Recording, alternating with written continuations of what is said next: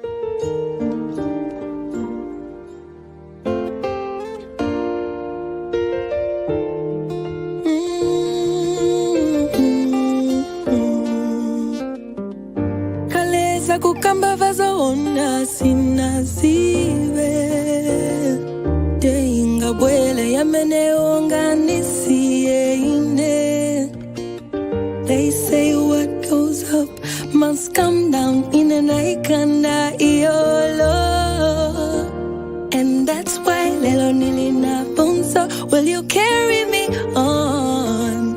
Cause you carry my joy You carry my reason to live and to breathe every day in an akana suyenda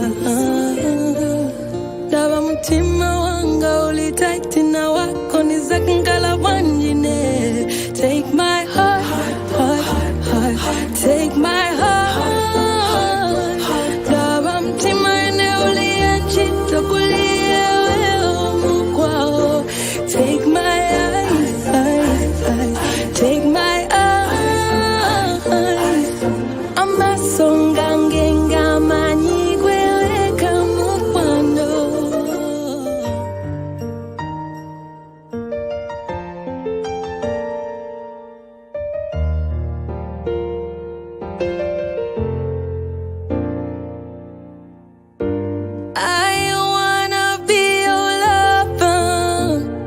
Your shoulder when you cry,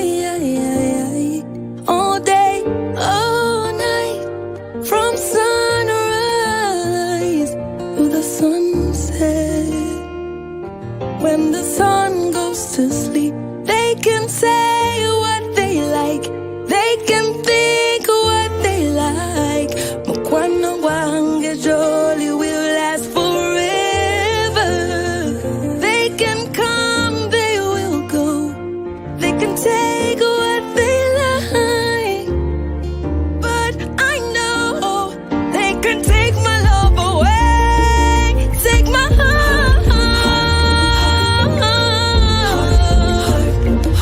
Ndabamti mine ulianchita kulia weho mukwao. Take my eyes, take my eyes.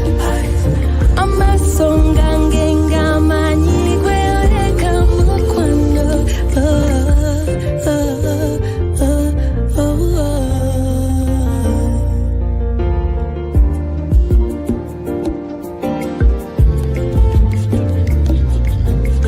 Take my heart, you can love me forever. Take my own if we can't be together. Forever, you said we'll be together. And right now, you won't change like the weather.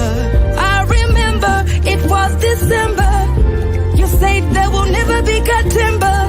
Like birds, we'll be flying together. My boy, my heart, my desire. I remember it was December. You said there will never be cut timber. Like birds, we'll be flying together. My boy, my heart, my desire.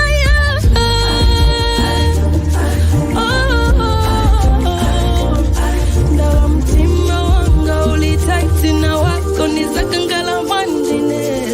Take my heart, take my heart. Now I'm timma ine uli anchita kulia we.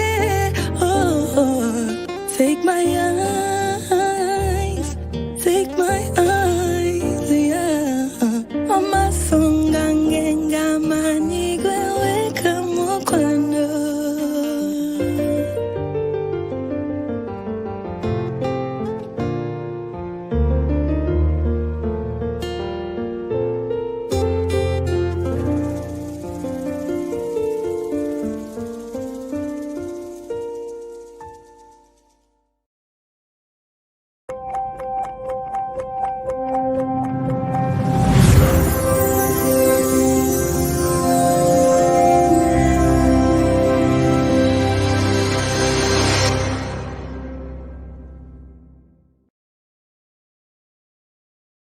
I would like to commend you, Justina, for convening the World Summit for Women and Girls to celebrate the United Nations Day of the Girl for the second time running.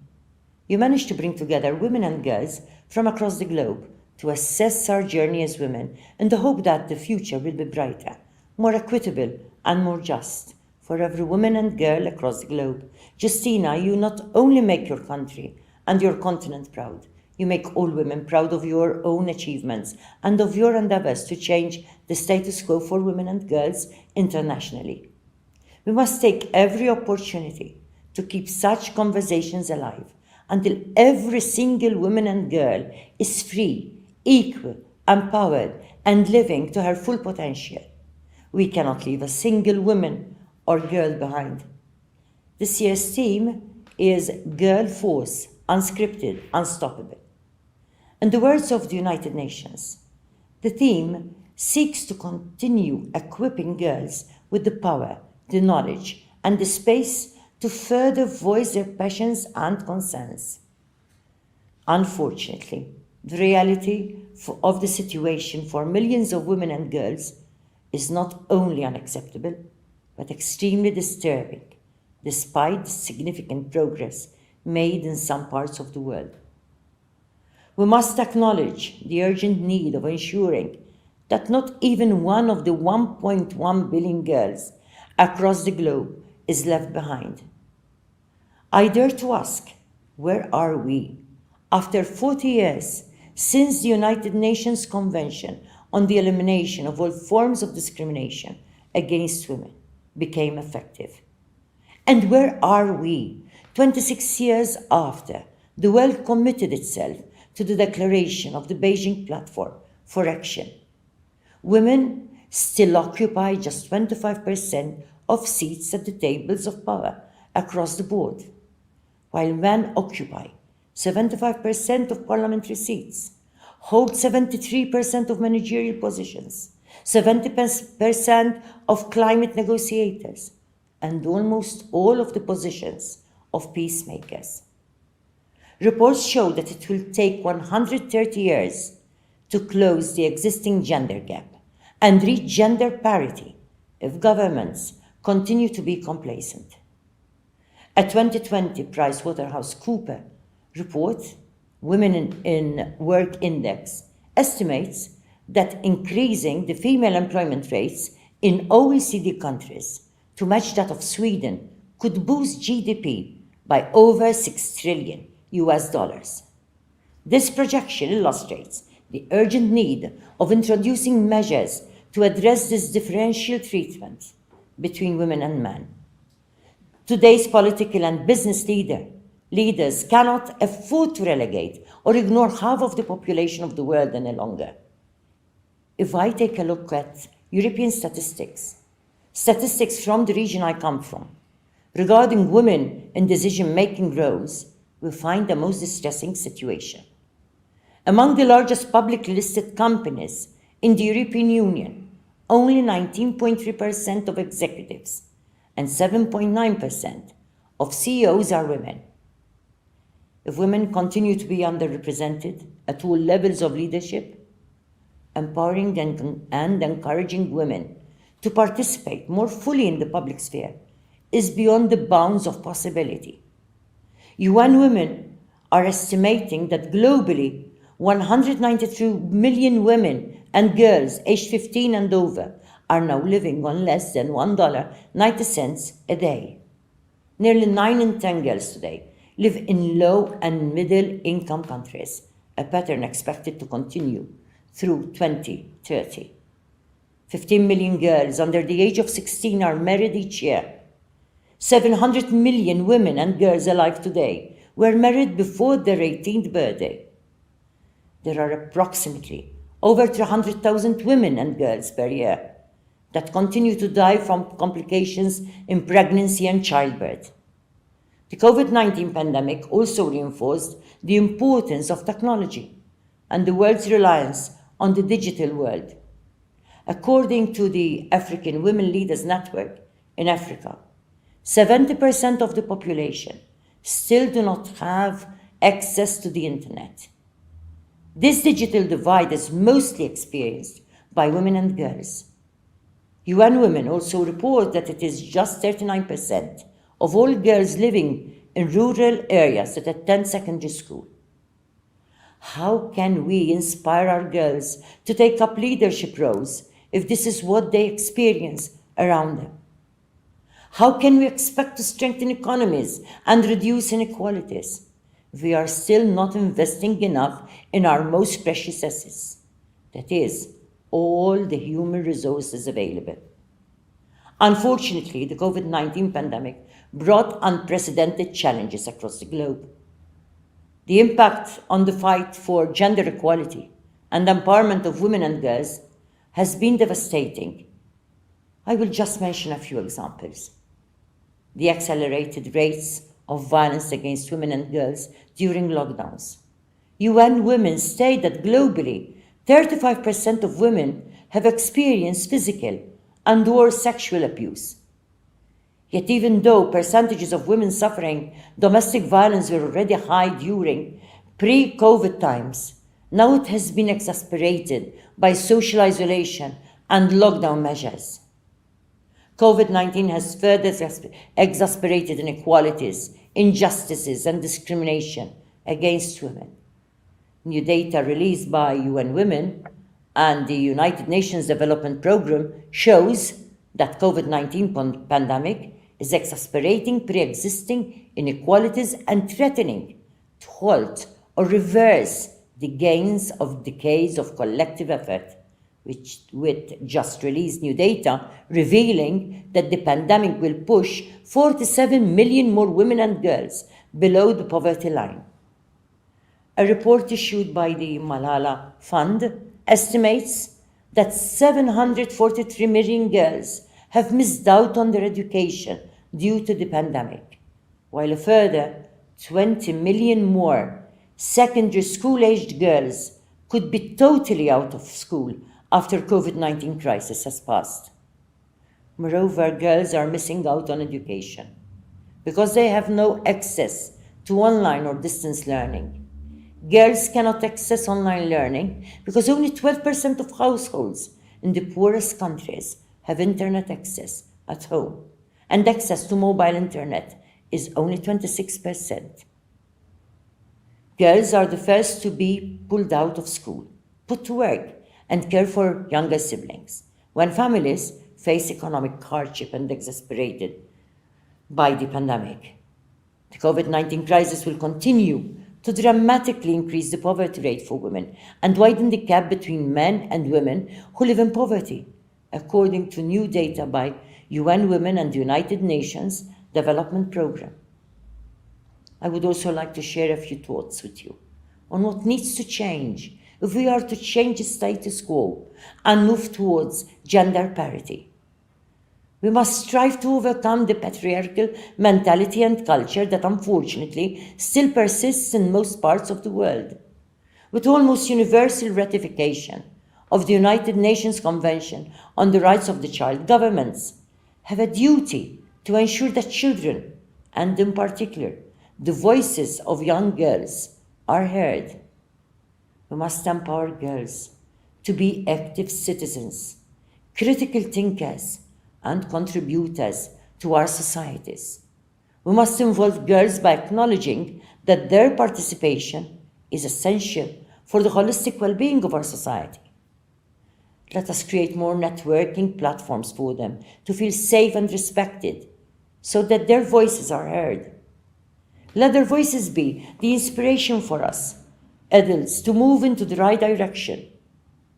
We must support especially young girls in areas affected by conflict and crisis. It is imperative that we continue to strive for equality, for equity, for respect, and for dignity. We must ensure that all people have the opportunity to live their lives free from gender discrimination, free from fear, and free from the threat of violence. No woman or girl should be left alone to suffer in silence. Women and girls have the power to change the world. In many regions of the world, girls are expected to adhere to socially constructed and stereotypical norms by families, peers, and communities. These norms are disproportionately affecting girls, particularly when they reach adolescence, influencing their educational opportunities and equal access to take part in the labor market. Let us join forces to ensure that despite opposing factors, girls show resilience, force, and determination to achieve better futures for themselves by challenging the norms and indeed live unscripted lives to make women and girls truly unstoppable. I will end my contribution by quoting a young girl holding a placard cited on the UNICEF website, which says, "I matter because when girls have the same rights as boys, nothing can stop us achieving our dreams."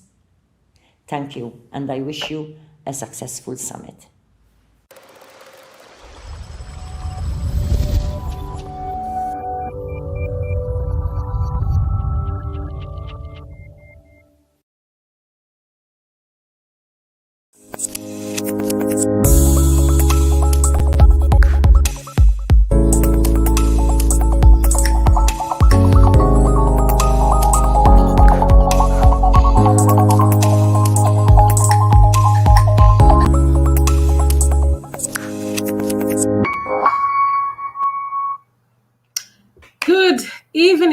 Good morning, good afternoon, Your Excellencies, ladies and gentlemen, bonsoir.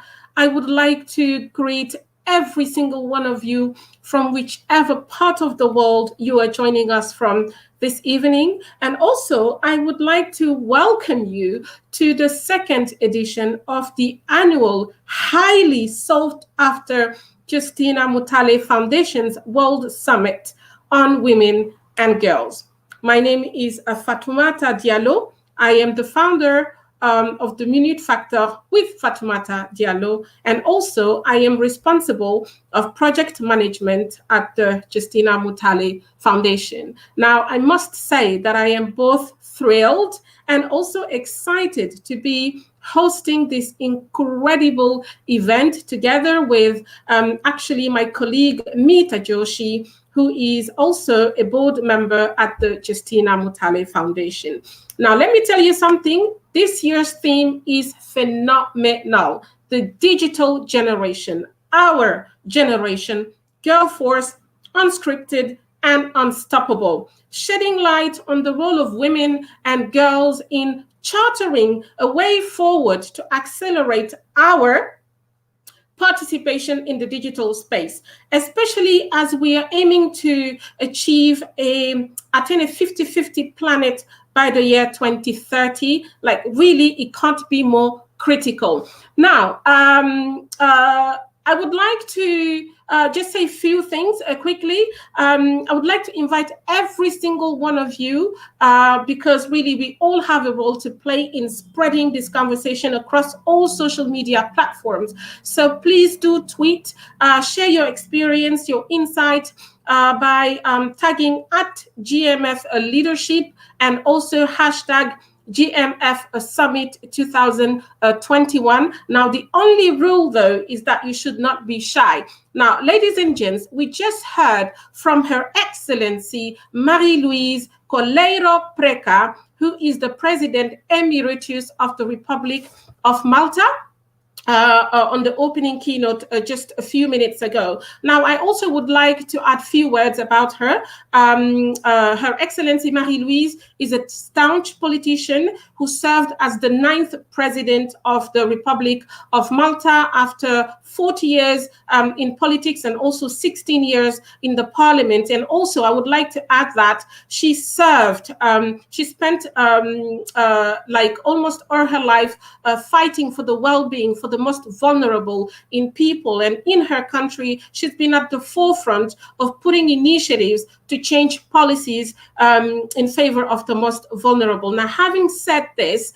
I would like to welcome on stage Her Excellency Dr. Justina Mutale, who is the founder and president of the Justina Mutale Foundation and also the convener for this incredible summit this evening for the opening and welcome remarks.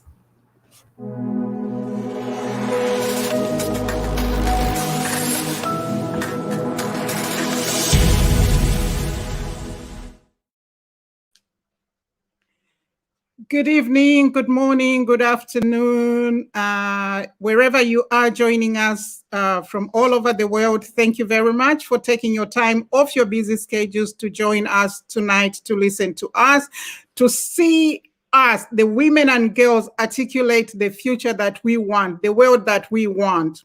I convened this summit because it puzzles me that after 200 years since the women's suffrage movement, since women voted for the right, since women fought for the right to vote, we are still struggling to fight for our rights as women and girls. We heard those appalling statistics from Her Excellency, the President Emeritus of the Republic of Malta. Why is it that we still have 130 years more to go before the world can achieve gender equality? Who is setting the rules? And this is why we convened the World Summit on Women and Girls to commemorate the United Nations International Day of the Girl, so that the girls themselves, the women themselves, can articulate the future they want, and they can set the pace at which they want to achieve this gender equality. So we are here now today to talk about that, to hear the girls' voices, to hear from the girls themselves and the women themselves what future they want and why we do not want to wait for another 130 years.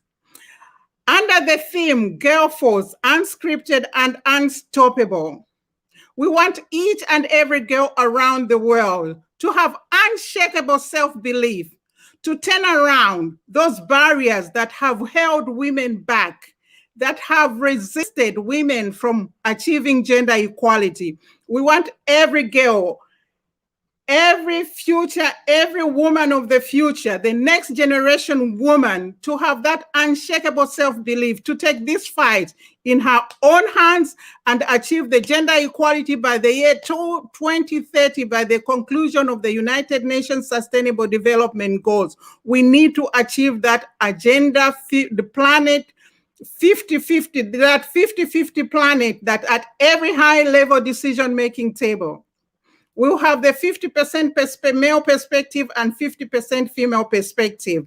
That at the G20, we can have an equal number of women leaders and equal number of men leaders. That at the G7, we should have equal number of women and equal number of male leaders. We don't want to see men in suits at the G7 when they take that photo.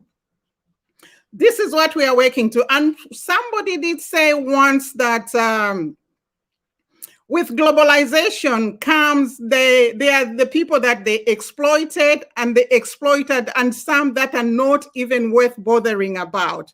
And we are now seeing this even in the digital space. Under our next theme, which is the digital generation, our generation, we are talking again about equality and safety for women and girls in the digital space.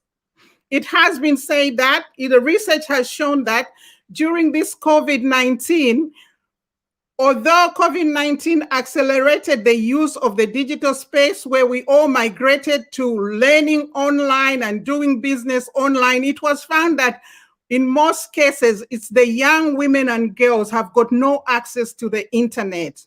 Why is it that? Who is setting the pace? Who is putting these things in place? Where are the women? Why don't we fight for ourselves? Why don't we articulate the future that we want? Why don't we go forth and say that we want to be 50-50 in that digital space?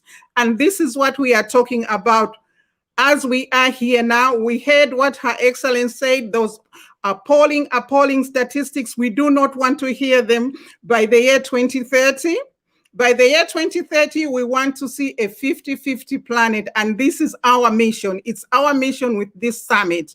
Women and girls will stand here to articulate the future that they want. And of course, it's not just articulating by mouth, but to take action to make sure and ensure that in the digital space, we've got 50-50 participation. In leadership roles, we've got 50-50 participation. In STEM, that's science, technology, engineering, mathematics, and even arts, we also have 50-50 participation. That in the United Nations member countries, totaling up to almost 193 countries, we'll have half number of those countries women presidents and the other half men presidents. We are not satisfied with just seeing a woman as a vice president. We want to see women as presidents and having a male vice president. That is what we are aiming for, and that is what we are here to do today. Thank you very much. I thank all the speakers. I thank Her Excellency and all the excellencies that are here, all the world leaders, all the young women and girls, and of course, my little ones, the young voices. Our youngest one is about 9 years old, and you'll be seeing them soon to articulate the future that they want. Thank you very much.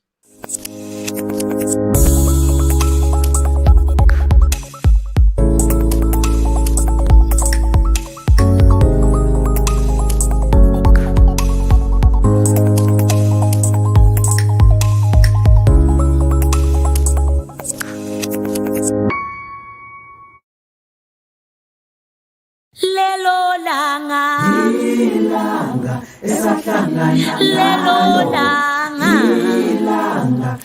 ngingalukhohlwa kanjani ngeke ngilukhohlwe ngingalukhohlwa kanjani ilanga elikhulu kangaka lolo suku lolo suku ngingalukhohlwa kanjani ngeke ngilukhohlwe ngingalukhohlwa kanjani ngeke ngilukhohlwe lelo langa lolo suku ngingalukhohlwa kanjani ngeke ngilukhohlwe ngingalukhohlwa kanjani usuku olukhulu kangaka ngoba yilo lelo langa impilo yami nginjena nje ngoba yilo lelo langa yilo lelo langa ngoba yilo lelo langa yilo lelo langa I am a better person today because of you ngiyazibongela I am a better person today because of you ngiyabonga baba ngoba yilo lelo langa ngoba yilo lelo langa ngoba yilo lelo langa yilo lelo langa I am a better person today because of you ngiyazibongela yilo lelo langa yilo lelo langa yilo lelo langa I am a better person today because of you ngiyazibongela yilo lelo langa yilo lelo langa yilo lelo langa ngenxa yakho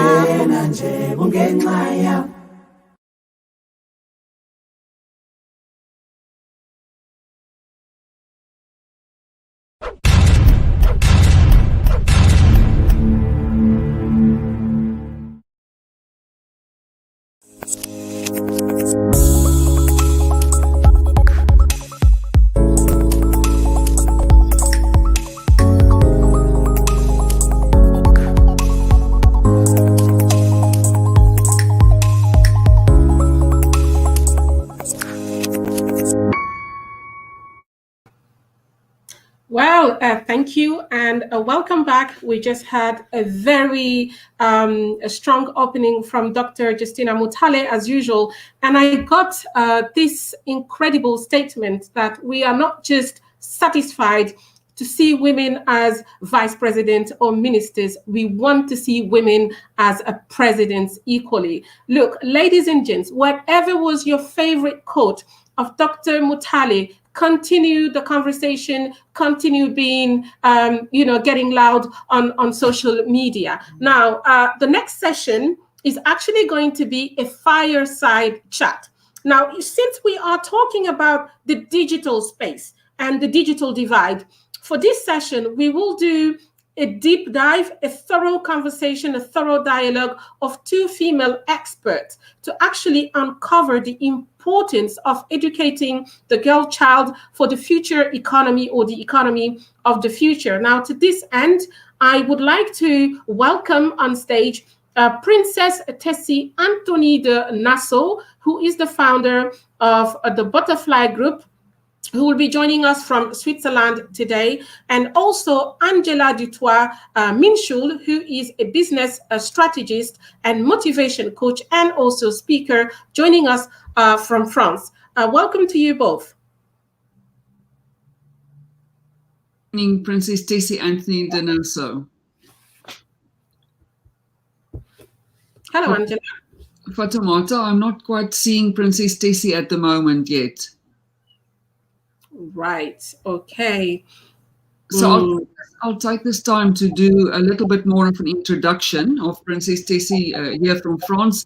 Good evening and welcome to Girl Force Unscripted and Unstoppable from Saint-Domingue de Provence in France. Princess Tessie Anthony de Nassau is a social entrepreneur, a businesswoman, philanthropist, and United Nations AIDS ambassador and patron to United Nations UK. She's the founder of the global consultancy Finding Butterflies Limited. She's also an associate of the London School of Economics, and her charity, Professors Without Borders, brings top-level educators and global experts to the doorsteps of students worldwide. Princess Tessie has received many honors and awards for her work on the global stage, including the Dame Grand Cross Order of Adolphe of Nassau from His Royal Highness Grand Duke of Luxembourg, as well as the Freedom of the City of London. Have we got Princess Tessie now?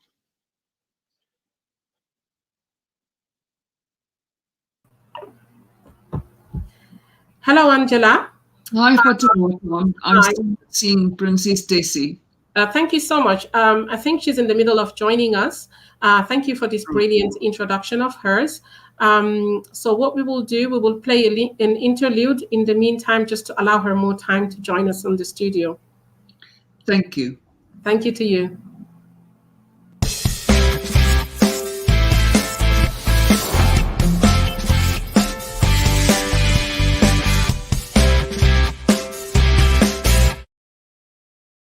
Hello everybody and welcome to the 2021 World Summit on Women and Girls. My name is Tandy Cherwa and I'm a 16-year-old junior journalist with Channel A TV. In the future, I'm looking forward to many problems being addressed, number one being climate change. Climate change is a really big problem that everybody needs to focus on because it's something that will heavily impact us in the future. I also want to focus on education and fair education for women and girls, especially in other countries that are less fortunate. And lastly, I'd like to advocate for equal opportunities for women and girls in the workforce. Women deserve to be given the equal opportunity as men because we're just as powerful, strong, and capable. We can do anything that we put our minds to, and it's something that every woman needs to believe in. My name is Tandy Cherwa with Channel A TV. Thank you so much for watching.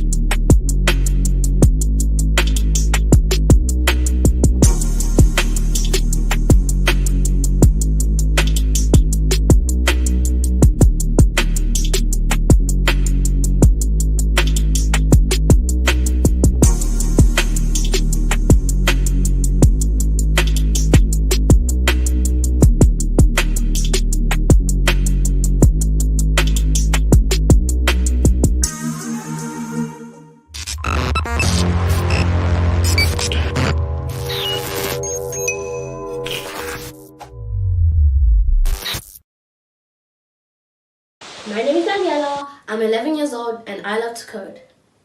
I believe that girls and their male counterpart should be treated equally. And just because we're different genders, doesn't mean we don't have the same opportunities as men can have. Girls should be allowed to do the things that they want to learn or love. Generally, I feel lucky because I can do the things that I love, but some girls in different places and countries can't do the things that they love. My dream is to see more women and girls in the boardroom and also be presidents, members of parliament, doctors, scientists, and leaders in general.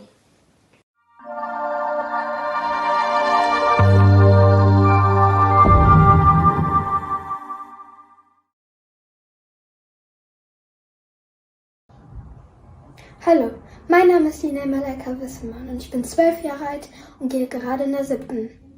Mein Lieblingsfach ist Biologie, denn ich möchte gerne Biologie studieren und Umweltschützerin werden. Warum möchte ich denn gerne Umweltschützerin werden? Wir haben nur eine Erde und stellen wir mal vor, wir würden ein Tier quälen, wir Mitmenschen, wir wissen es, interessieren uns aber nicht dafür. Und die es wissen, sagen diejenigen, man ist Tierquäler, aber machen selber nichts. Genauso ist es mit der Erde. Wir quälen die Erde, wir wissen es, interessieren uns aber nicht. Und die sich interessieren, sagen, dass wir die Erde quälen, aber machen selber nicht. Und ich finde, wir Kinder und Jugendliche können daran was ändern. Wenn unsere Vorfahren das nicht konnten, dann können wir es. Und ich finde, wir Mädchen und Frauen, wir haben den Kopf. Wir können wirklich mal was machen. Wir reden nicht nur, wir machen es auch. Leider bekommen wir zu wenig Aufmerksamkeit und das soll geändert werden. Danke Justina Mutale, dass Sie mich eingeladen haben. Women for Future.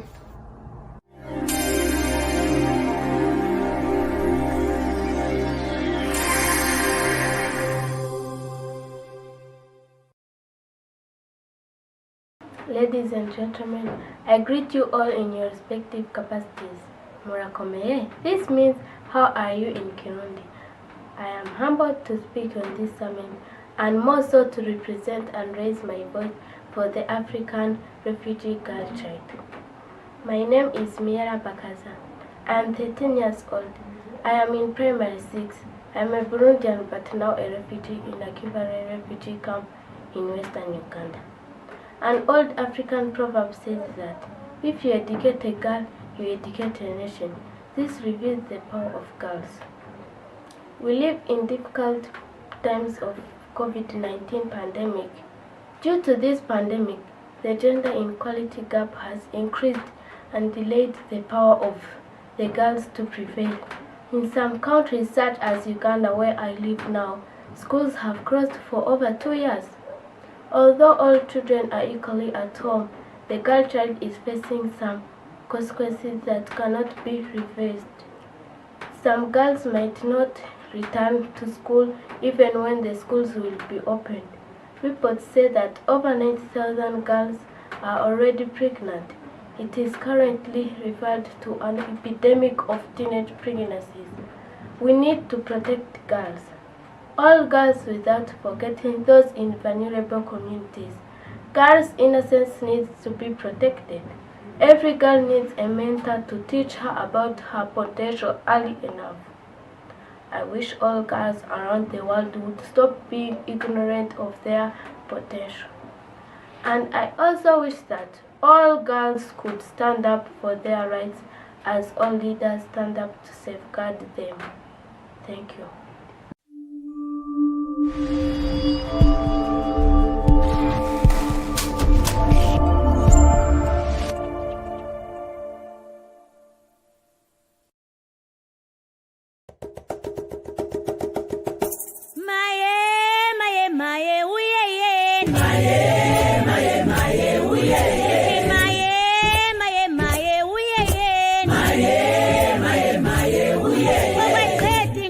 Zamulwabisha kunglobo Waqethi inkukhu zamulwabisha kunglobo Waqethi inkukhu zamulwabisha kunglobo Waqethi inkukhu zamulwabisha kunglobo Ubona lwabisha ngizokuphekela masamba Ubona lwabisha ngizokuphekela masamba Awuye yeni wema Awuye yeni wema Awuye yeni wema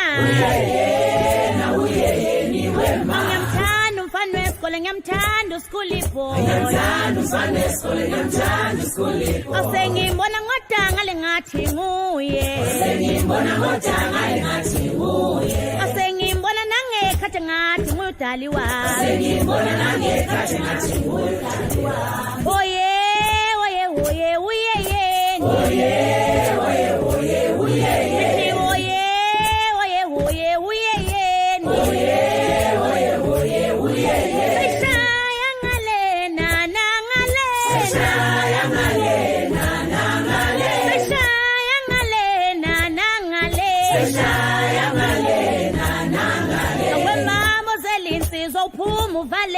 Wemamo zelinsizo phuma uvale mnyango Wemamo zelintomba phuma ulilizeni Wemamo zelintomba phuma ulilizeni Singene malumu bongilekele Singene malumu bongilekele Ngiyamthanda umfana wesikole ngiyamthanda uSchoolie boy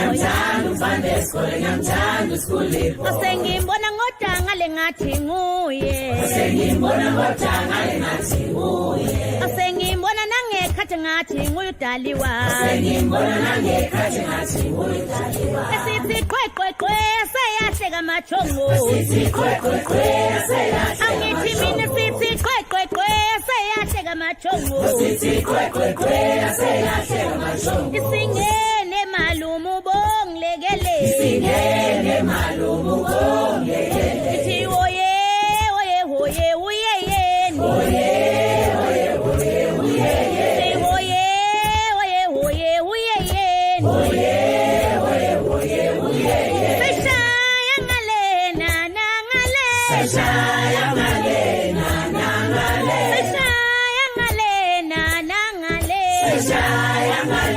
nangale wemamo zelinsizwa uphumulilize wemamo zelintomba uphumuvale emnyama oweqeda inkukhu zami ulwabisha kungilobo angithi mina oweqeda inkukhu zami ulwabisha kungilobo uzobona lwabishi ngizokuphekela masamba angithi mina uzobona lwabishi ngizokuphekela masamba ngithi oye oye oye uye yeni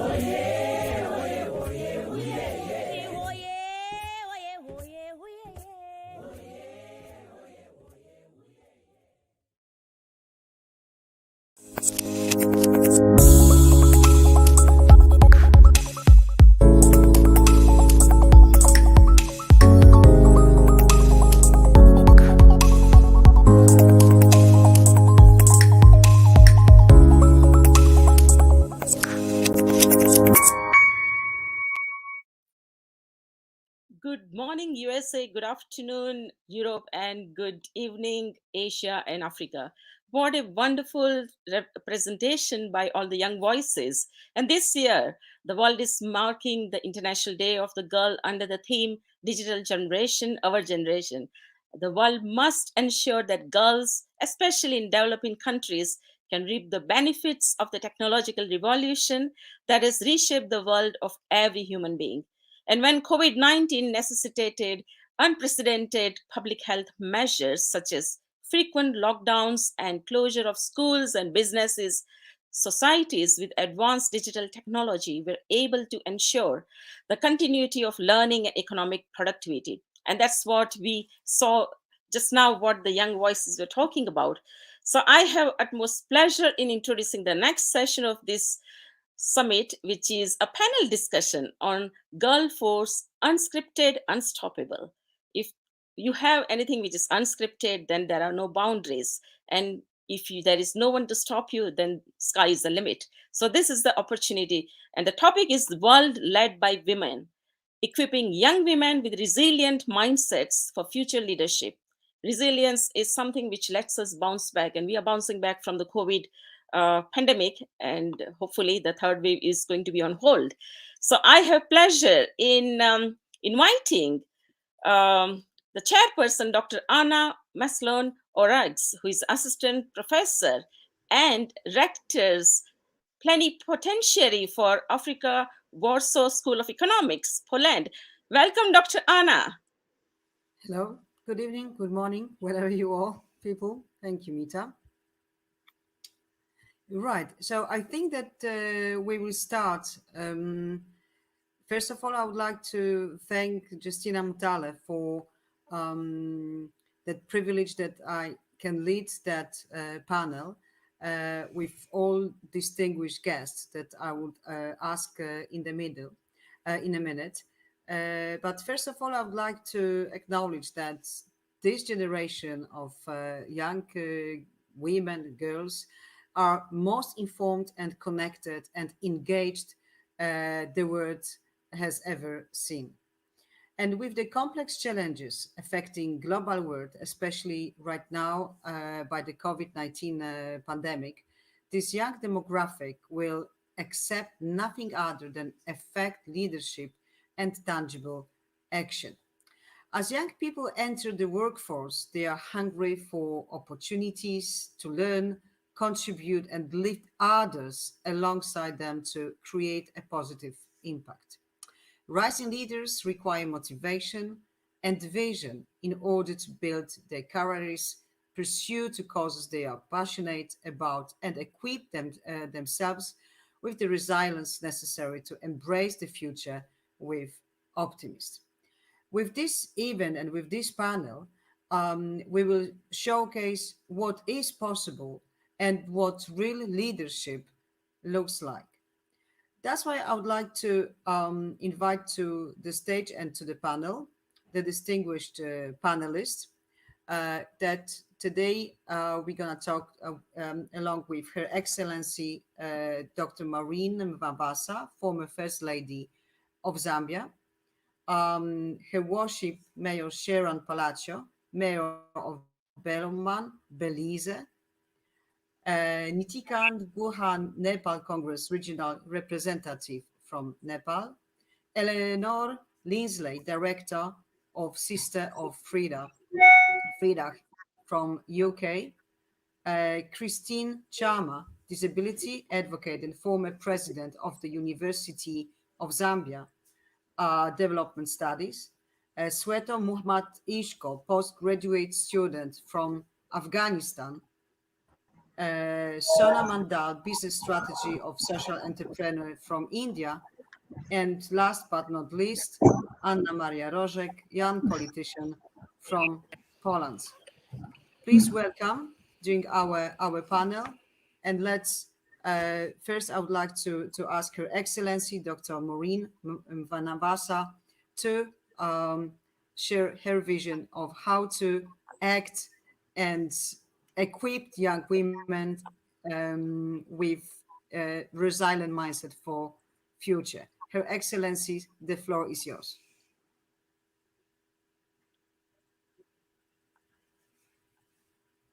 Yes, Dr. Maureen.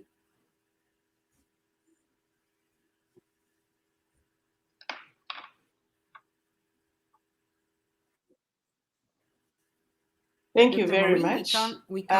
I'm honored to make okay. my opening remarks to the. Can you hear me? Yes, everything is clear. Sounded I'm clear. honored to make my opening remarks to the World Summit. Can you hear me? Yes, we can hear you, Dr. Maureen. Please continue. Thank you. I'm honored to make my opening remarks to the World Summit on Women.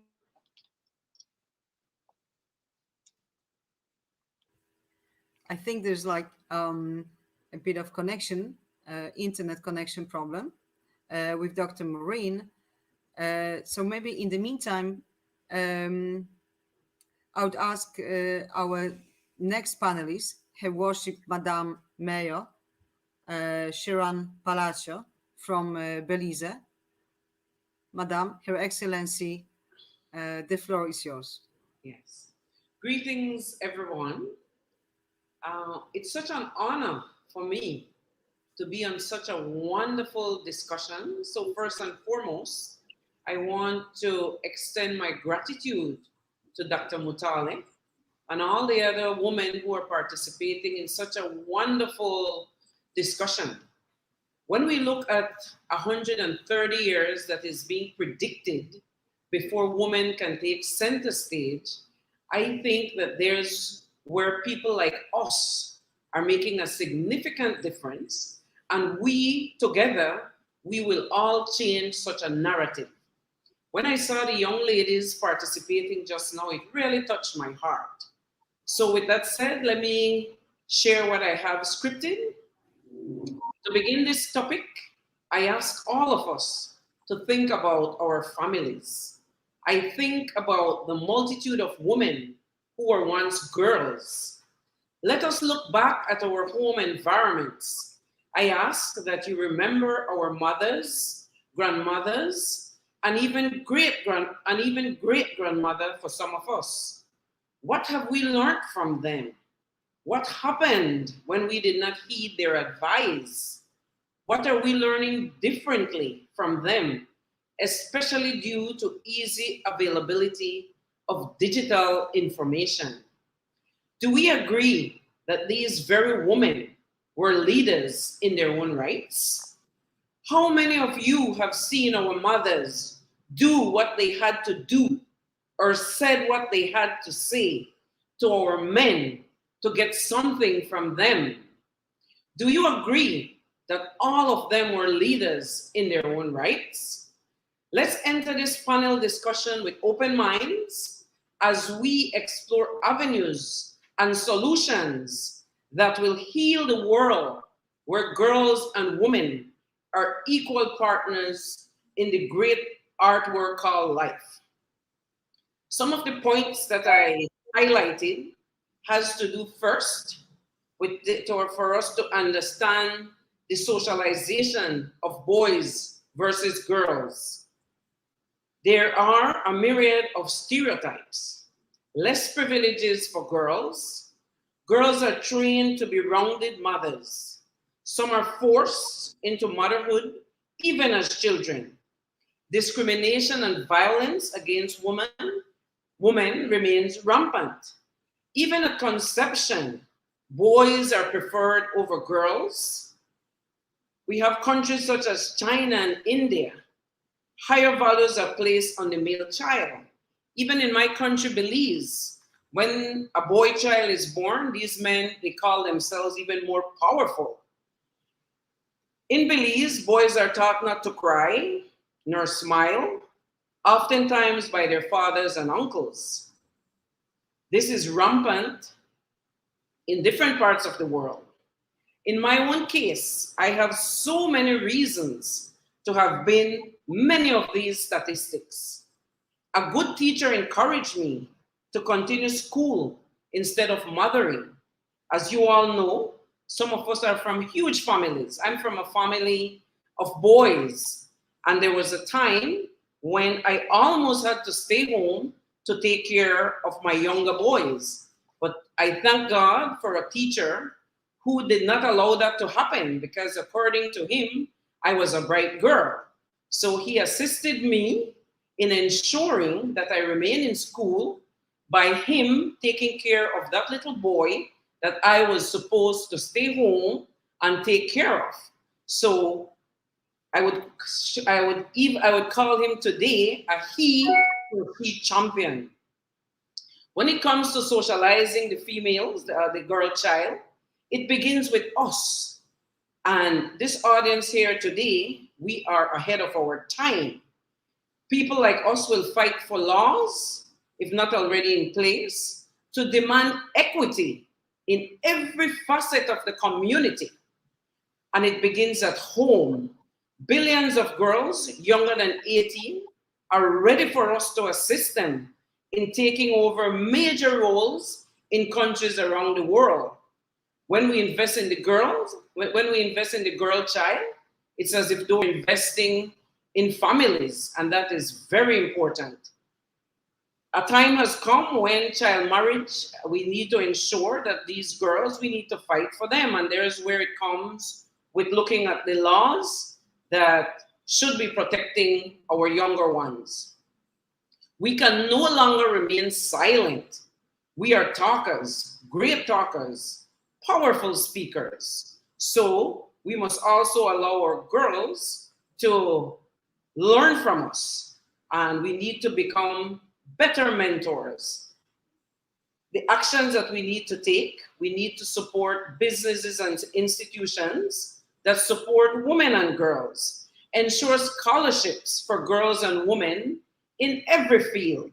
And we need to be deliberate and timely, especially when statistics is showing that we need to wait 130 years. That will not happen. Fortunately, young women in Belize are the majority, especially in the centers of higher learning. The boys and young men, especially young black males, are disproportionately represented in our prisons. Gang violence continues to claim lives almost daily. My personal experiences inform me that travel is one of the best forms of learning. Belize is a uniquely diverse, multicultural nation. As women leaders, we cannot afford to stop talking. We need to share our knowledge and continue to highlight women as power and agents of change within our communities. We need to write our own stories of unstoppable women for the young girls to emulate.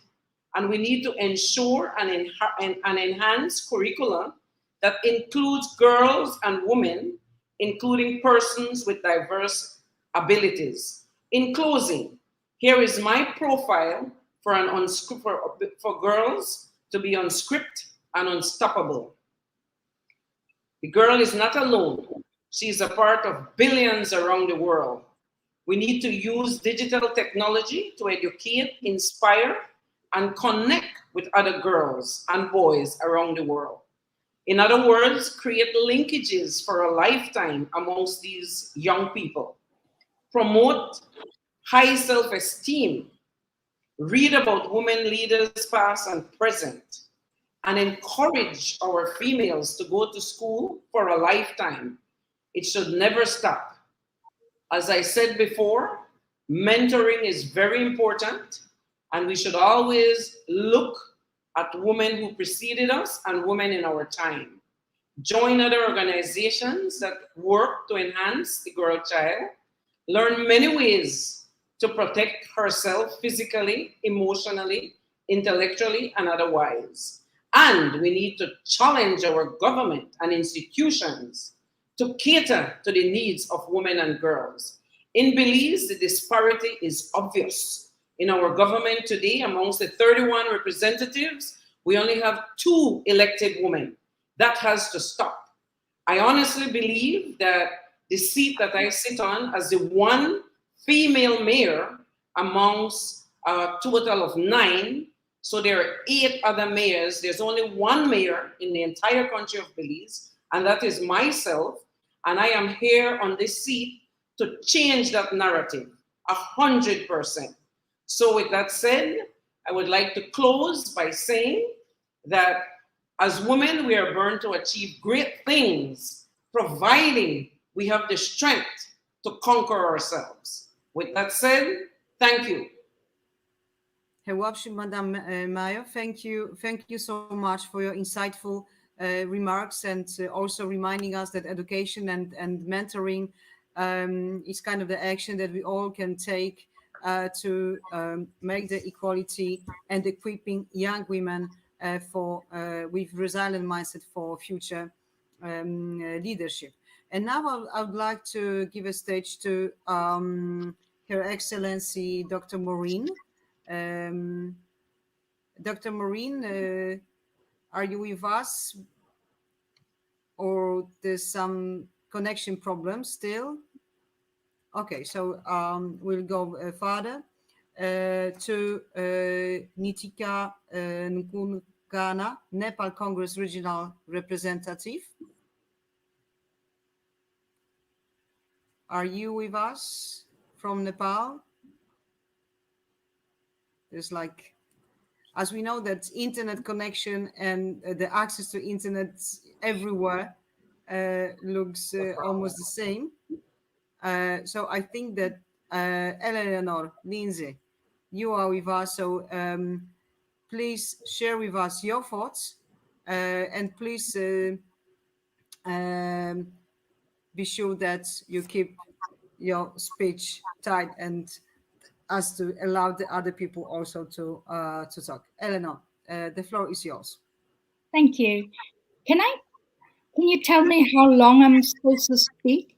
Because I was given 2 minutes. Am I right? 2 minutes, yes or no? 3 minutes, no more, please. Thank you. I'm very honored, and I'm very honored to be here with all these wonderful women. So thank you, Justina, for inviting me. I work for an organization for disabled women.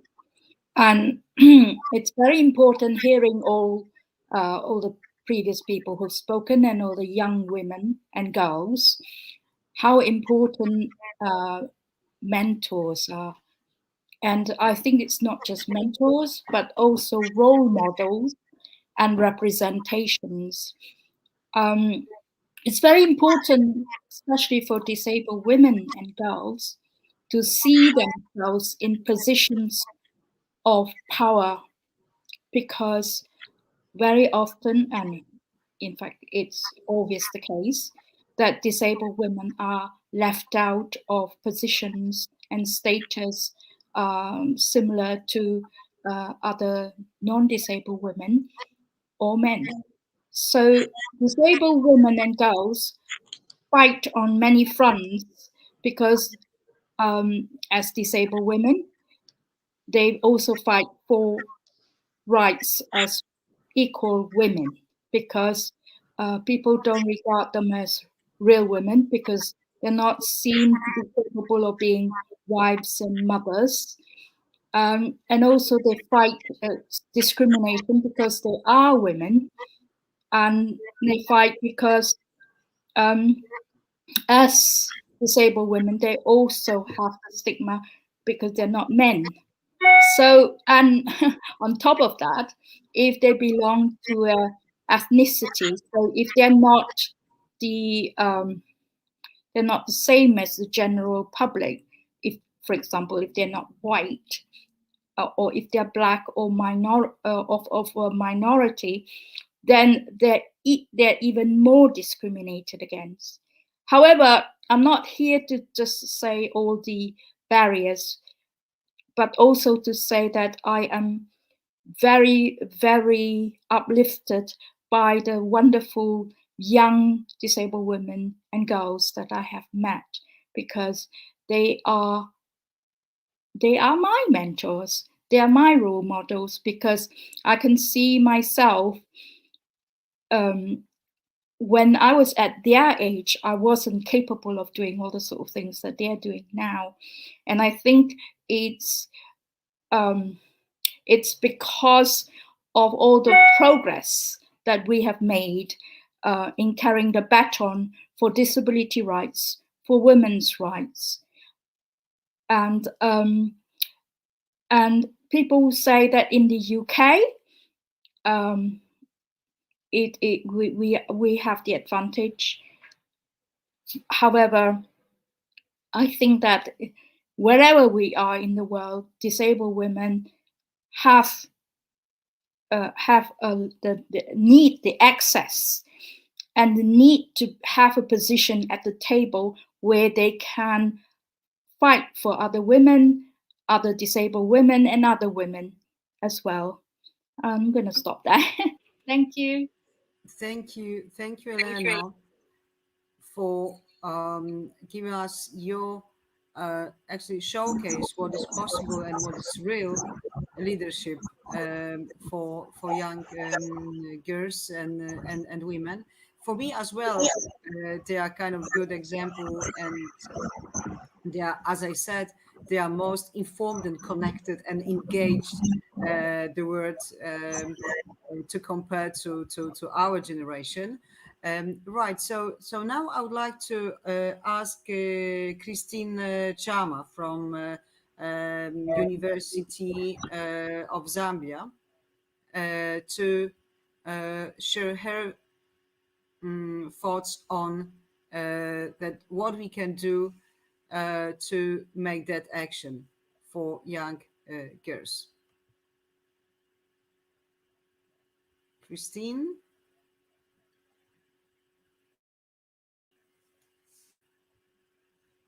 I'm seeing that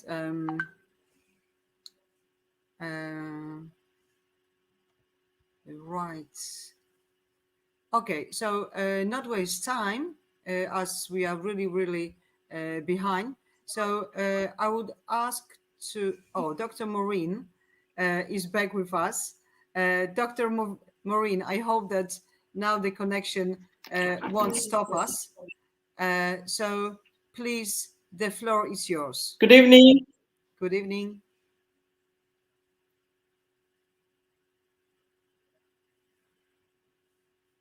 Dr. Maureen?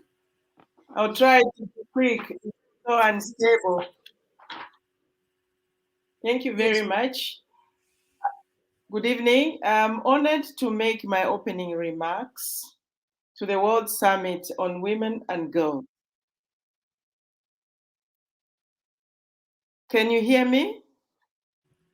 Yes, we can hear you, Dr. Maureen. Yes. I'm making my contributions specifically on the girl child in the rural setup. Can you get me? Yes, we can get, yeah, Dr. Maureen, please continue. Thank you, thank you. These conversations are very important, which will help to contribute to the empowerment of the girl child, who requires concerted efforts for us to be able to help the girl child. The girl child is challenged from the day she's born.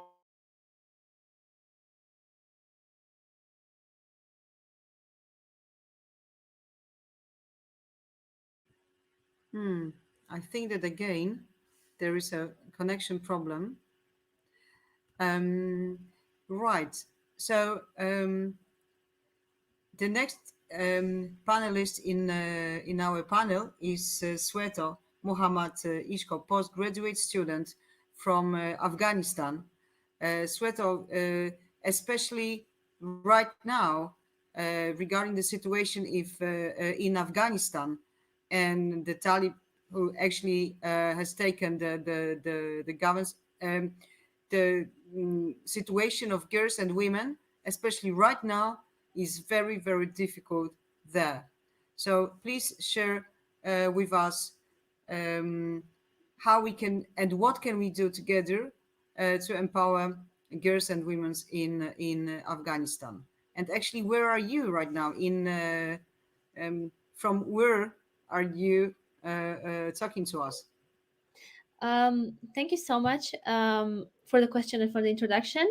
Currently, I'm in London, so I'm doing my second master's degree at MSc Gender Development and Globalization at LSE. Yeah, so it's been a month that I'm here. Thank you very much. I want to start by offering my warm greetings. Hello, everyone. I'm very, very humbled and I'm very proud to be among you all today and here at the World Virtual Summit on Women and Girls. And yes, so today, more than ever, it is a very important time. It is very important time for me as an Afghan woman to be here to talk about the women's rights issues in Afghanistan, to talk about the female leadership. Yes, the situation in Afghanistan is concerning, especially when the topic is about women and the topic is about like girls and women. As you may all already know, all primary and secondary schools for boys is open right now in Afghanistan, but all secondary schools for girls remain closed since the Taliban took over Afghanistan on August 15th. And as we all know, education is key to ensure that girls will live a happier and healthier and brighter lives. And of course, lack of access to education will lead to many other problems, such as like early marriage, will impact negatively their health and their well-being and future opportunities.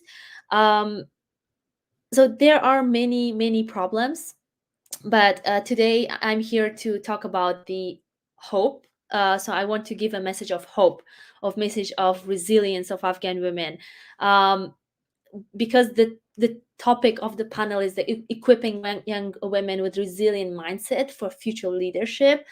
I think that the best example is Afghan women and girls themselves, because they have learned resilience for the past 50 years.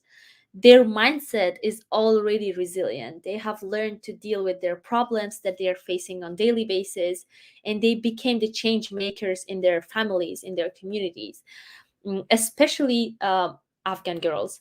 And I truly believe that Afghan women and girls are unstoppable, they're unscriptable, and they, if given opportunity, and I'm really excited today to speak about this in this panel. Yes, the situation about the education is concerning, but there is always hope. There is always a light at the end of tunnel, even though we are still waiting for the de facto authorities to open reopen schools for girls. But then there are young activists and young leaders in Afghanistan who are doing something for the girls already. So Pashtana Durrani, my friend, who is also an education activist, on the day of the on the International Day of the Girl, she actually launched a STEM and art school for girls aged 13 to 18, and she could enroll 100 girls in just one day. And she lives in Kandahar, in the rural area, and she is working on digital literacy in remote areas of Afghanistan. She used to work there even before the Taliban came. So examples like Pashtana Durrani, and another example I can give to you is another young woman who is a tech CEO.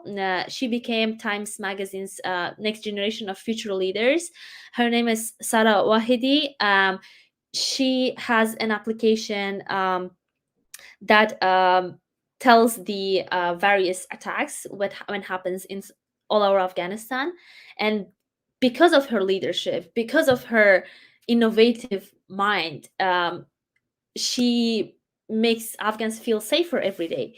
So these are just a few of the examples that the world, I think, needs to hear. And we need to share these stories more. So through my own organization, Chadari, we are working to share the stories. So what we are doing, we are sharing the stories of Afghan women with the world, and as a result, we want to break the stereotypes about Afghan women, because there's so many misconceptions and misunderstandings, and the best way to eliminate them is to hear directly from the Afghan women themselves. And we have shared a lot of stories about Afghan women. And yes, so I'm really so here I am today to just talk to the international community, to share the stories, to read the stories, to talk about these issues. I think talking about these issues is very important, because while with dialogue and talk, right now we can do something to like put pressure on the international community, to put pressure on the Afghan government, to make sure that the girls' rights are secured, that they are going to their schools will reopen, and the women who cannot work anymore, they can go back to work. And yes, but most of all, I would say, even before these issues, I think the current humanitarian crisis that we have in Afghanistan is the priority right now for the world. Because right now there was a news that a man sold his daughter because of food. Like, he sold his daughter and then he got the money and he bought food. The situation is really concerning right now in Afghanistan. And through speaking right now, I really hope that it will reach some of the leaders, some of the leadership, to take some action. First of all, to eliminate, to help in the humanitarian crisis that we are currently having, and then focus on other things like women's educations. Because if women cannot feed themselves, how can they study, right? This is a priority. True. Thank you, Sveta. Even yesterday here in Warsaw, we had a meeting with two Afghan women who escaped, last month from Afghanistan. And as you said, we are facing humanitarian crisis, which is, right now the most priority to solve by the world leaders. But at the same time, look what Salim's just did. They knew that, in us, we are the power as women, and they just closed the school because they knew and they know that education is the key for everything, to give the power, to give the voice. And as her worship Madame says, When you educate the girl, you educate the whole family, and when you invest in girls, you invest in a whole families as well. I hope that we're gonna have more time later to talk, as this is a very, very important issue right now. And now I would ask my colleague Ania Rożek from Poland to share with us her thoughts on how to equip young women with resilient mindset for future leadership. Ania, the floor is yours. Good evening, everyone. I'm Anna Maria Rożek from Warsaw, and I'm a young politician here. I will start with the quote from Her Excellency Jewel Howard Taylor, Vice President of Liberia, who I met recently in Poland. Anyone with a dream and a passion to succeed can be an agent of change. All you need is the ability to dream. And I think it's like very important actually that everything what we want to achieve is hard work, opportunities, but actually the ability to dream. So the places where we are right now are actually the places where we dream about it, and then it's like despite of the opportunities and problems we have during our way, we achieve it. All the changes are beginning from ourselves, and that how we're looking on the world. So education is very important because young women should be educated that they have an opportunity to choose their life and to change their society and the change in the world, because we are shaping the world by our decisions and our activity. So for me, it's very important to see women in the politics, but actually also at the non-government organization, like who are really choosing their life they want. And education is a key for it. During the COVID times, actually, we see that those opportunities are actually, we're creating the opportunities, and the women can be educated worldwide. And they have the access to the education by internet, which is very important. And the way we are speaking right now during the panel is also showing that during like COVID changed a lot, but because of that we can actually be here and discuss those important matters. And so actually, like I'm very happy, like I can hear those changes, like actually what is happening worldwide, and like the women are fighting for their position and the access to the education. And I think that's all right now. Okay, thank you, Anna, for welcoming and opening remarks. And now the second question, or maybe like as you know, we are running out of the time. I would ask each of my guests during that panel for 30 or 1 minute remarks on what we were talking. So how can we actually take into action what all these showcases that actually we were talking about, and what's possible, and what real leadership looks like? I would ask Her Worship, Madam Mayor, 1 minute for your comments. Okay, 1 minute. I think that we need to organize more forums like this, whereby we have women from all over the world discuss, and the issues affecting us is very similar. So together, as human beings, using the consultative approach, we can find a solution to the issue that we're discussing. As we all said, education is the key, and once we understand what we're saying when it comes to education, then we must be intentional about it. There must be more scholarships for our young ladies. And earlier, when somebody spoke about STEM, very important. We need to put them in areas of mathematics and more in the area of engineering, less of the English language as such. And I will just close, because I can speak forever, that when the young lady from South Africa, 2019, when she won Miss Universe, Zozibini Tunzi, she was a very good example of a young lady who embraced her natural beauty and her intelligence. So we need more like her when it comes to making that difference, and have somebody like her who our young women can look up to as a mentor. And education, education, education. Thank you, Her Worship, Madam.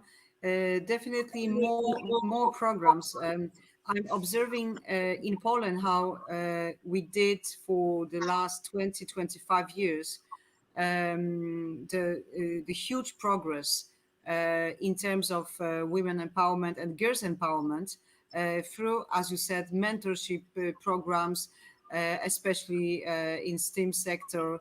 And right now, I can see that more and more women, especially girls, are more active in public life. So it really works. Thank you so much, Eleanor. Please, 1 minute, especially from your perspective, the action that could be taken to achieve the goals that we are talking about today. Please unmute yourself. Okay. All right, it's okay now. I can't. Right. I think it's very important we talk about mentorships and we talk mentors and we talk about role models. I think it's equally important to listen to these young people and see where they want to go and give them space to be able to be leaders, because it's only when you take up the mantle of leadership can you lead, because I don't think that leadership can just be learned. Skills can be learned, but the how you can be a leader it's only achieved by lived experience, by people giving you the power to be able to do it. I think that's one thing. I think it's very important that needs to be said wherever we are in the world. So true. We need to give the voice and the platform and the space for young women to talk and to share their views and their experience. As we are all, we say we are all equal, and everywhere we as women we have the same problems. So the platform like this that Justina Mutale is giving us to share our views, for me, is extremely important, that we can sit together using this internet platform, this TV studio, and to share our views, and actually we can take the action. We are here the representative of the whole world, so that's absolutely great. And now I would ask Sveto, especially, as we said, especially right now with this humanitarian crisis in Afghan, we should support all the girls and women who are there, as we know that all the women rights activists are now in danger in Afghanistan. So, Sveto, one minute for you before we finish.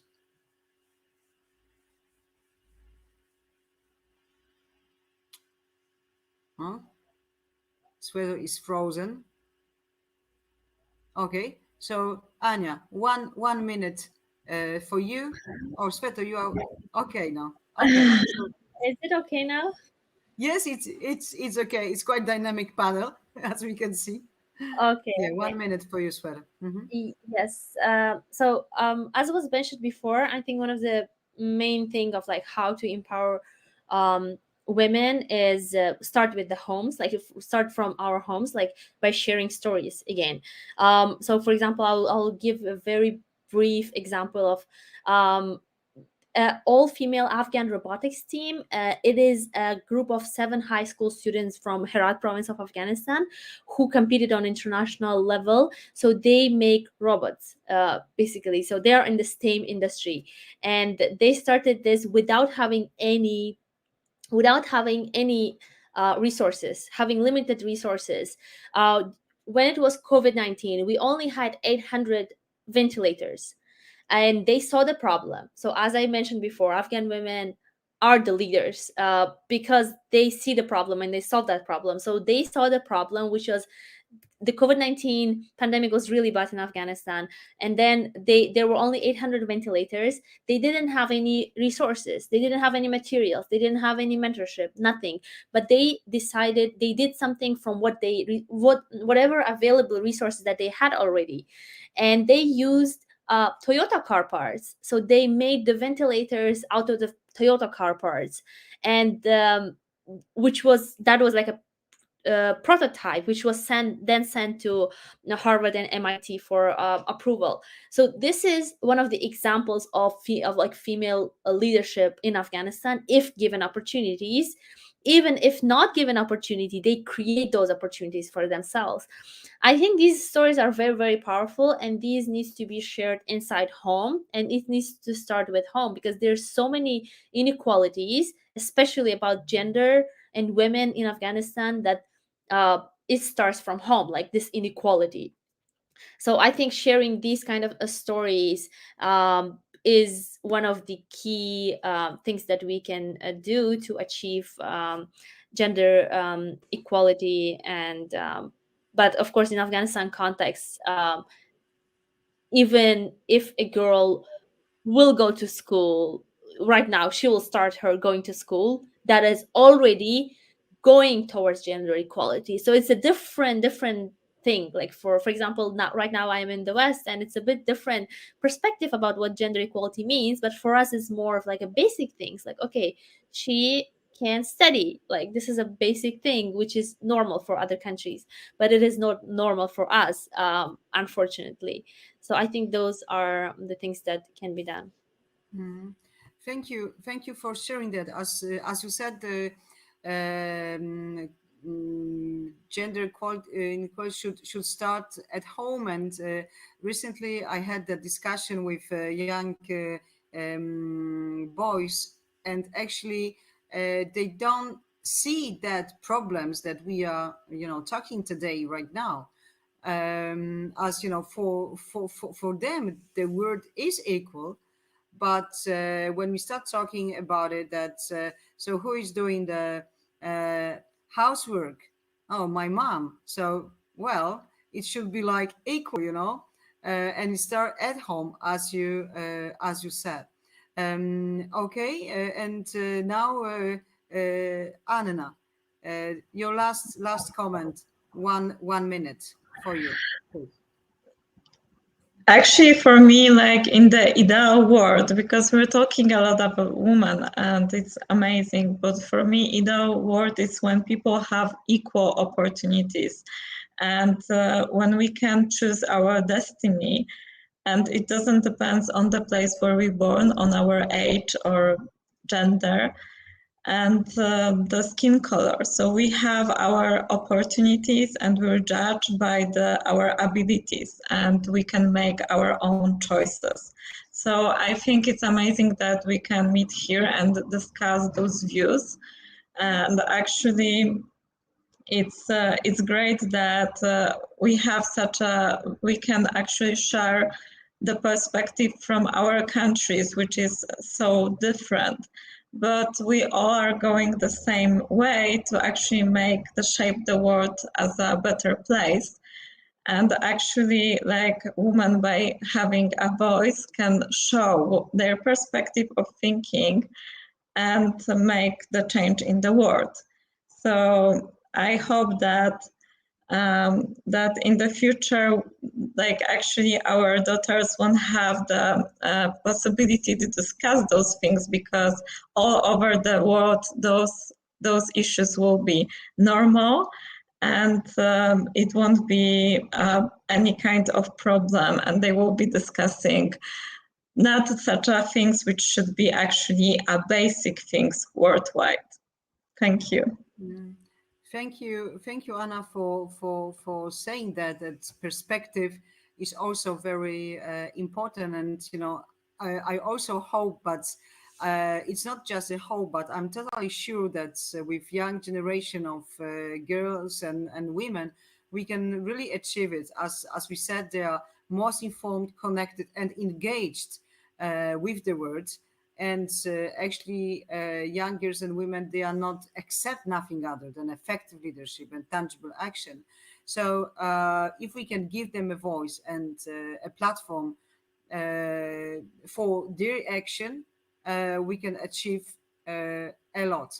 It's really sorry that because of this internet connection, we didn't have a chance to listen to comments of Her Excellency, Dr. Marine, but I hope that next time we will, and we'd love to listen her comments and some other panelists. So let me thank you to all of you for your insightful remarks. We all agree that we need to work together for the better future, and that we have to build, the platform together, as all the girls and women are equal, whenever we are, and we have to give us, and share our experience and give, the young girls example, and be the mentor to build up better future. Thank you so much. Take care, and I hope we stay in touch for better future for girls and women. Thank you so much. Thank you so much.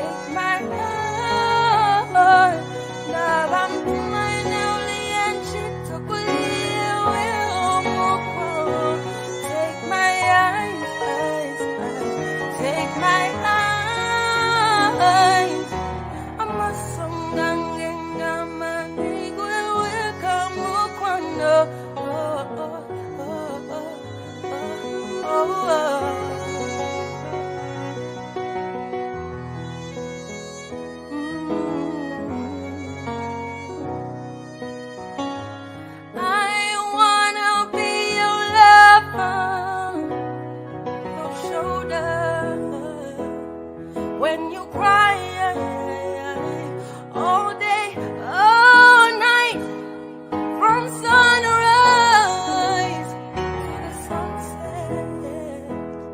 When the sun goes to sleep, they can say what they like, they can think what they like. Cuando guangue jolly will last forever. They can come, they will go, they can take what they like, but I know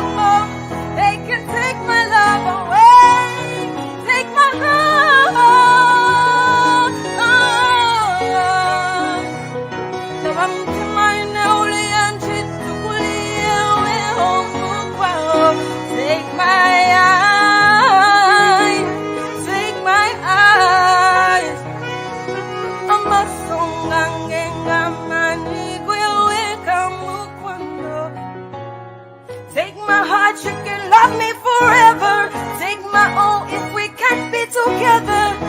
Forever you said we'll be together, and right now you won't change like the weather. I remember it was December.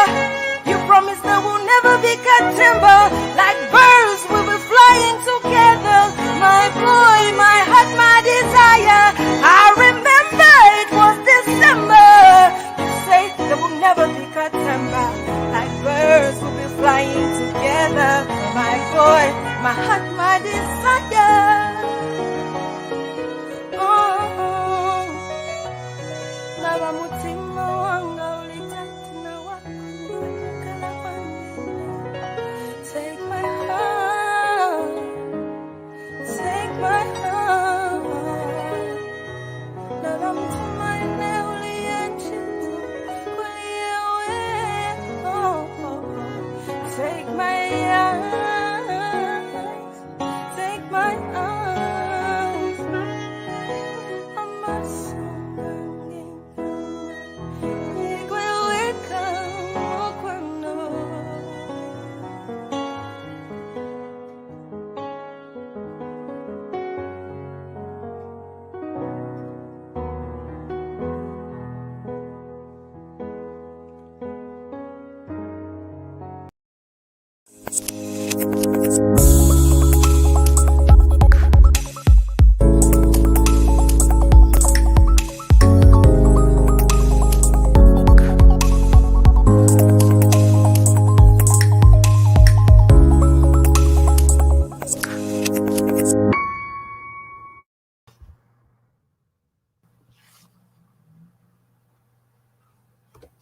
All right, it looks like we are back now. And this next session is actually going to be super exciting because we're going to have a very important dialogue on the art of iconic leadership, the power secret of female world leaders. And to this end, I would like to invite Dr. Justina Mutale to join me on the stage. Hello, Fatoumata. Hello, Dr. Mutale. How are you doing? I'm well, thank you, Dia. And I'd just like to thank all the speakers that have spoken before this. They've been absolutely phenomenal. We are getting the message out there. Absolutely. I 100% agree with you. I think phenomenal is actually the best word to describe what we've been witnessing so far. And to be honest, I'm very honored to be having this, this dialogue with you on the art of iconic leadership, power secrets of female world leaders, for which you are the incredible author. Now, Dr. Mutale, in this remarkable, groundbreaking book on female leadership. You intellectually, I quite like to place that word there, celebrate the emerging power of female world leaders on the global stage, but also on the political landscape. And you are firmly driven by that belief that women are not only the backbone of society, but also the world's most compelling or potent force. Now, personally, I believe that the book is actually timeless. If we go to 2,000 years in the future, it will still be relevant. I also believe that it's cross-generational. So whether we're young, mid-aged, or a bit more senior, it is for everybody. And most importantly, I believe that it should be the #1 leadership guide for every young girl, young woman. And of course, we have to be gender balanced for young men as well. Now, I've got a couple of questions here for you, Dr. Mutale. And the first one is, I'm quite curious to know what prompted you to write the book. Why this topic? And I'm sure a lot of people watching us today are probably asking themselves that question. So, what was the main drive? Thank you very much, Fatoumata. Everybody else, this is the book. You can find it on Amazon and all the major bookstores around the across the globe or around the world. In your city, just go to your major bookstore and you will find this book. So what prompted me to write this book, Fatoumata? As I said in my opening remarks, I am just so totally fed up. So fed up of only seeing one woman on the G7 lineup.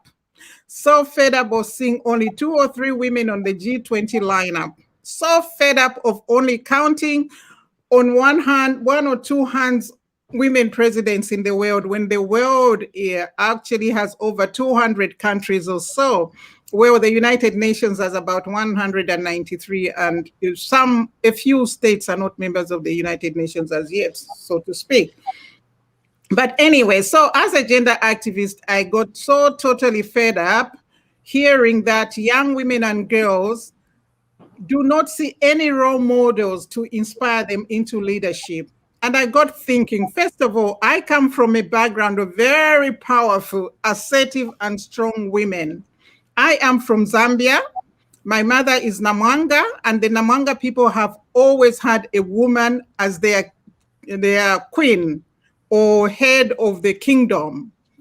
And I'm also Bemba, and on the Bemba side, those from Zambia will know that, even though the Bemba are like patriarchal, but this did not stop one strong, powerful woman to stand up and start a strong movement that shook the political foundations of my country at that time that she stood up. So I grew up with all these role models from my own family background. My mother was a very strong, powerful woman too.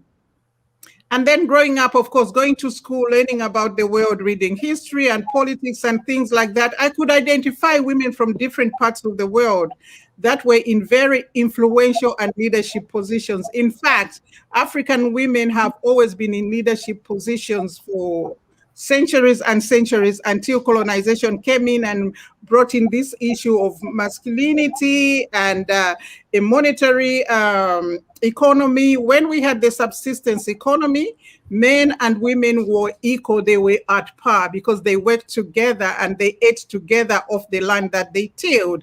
But this idea of going to work to earn money in your hand in order to eat or feed your family placed the women at the back burner.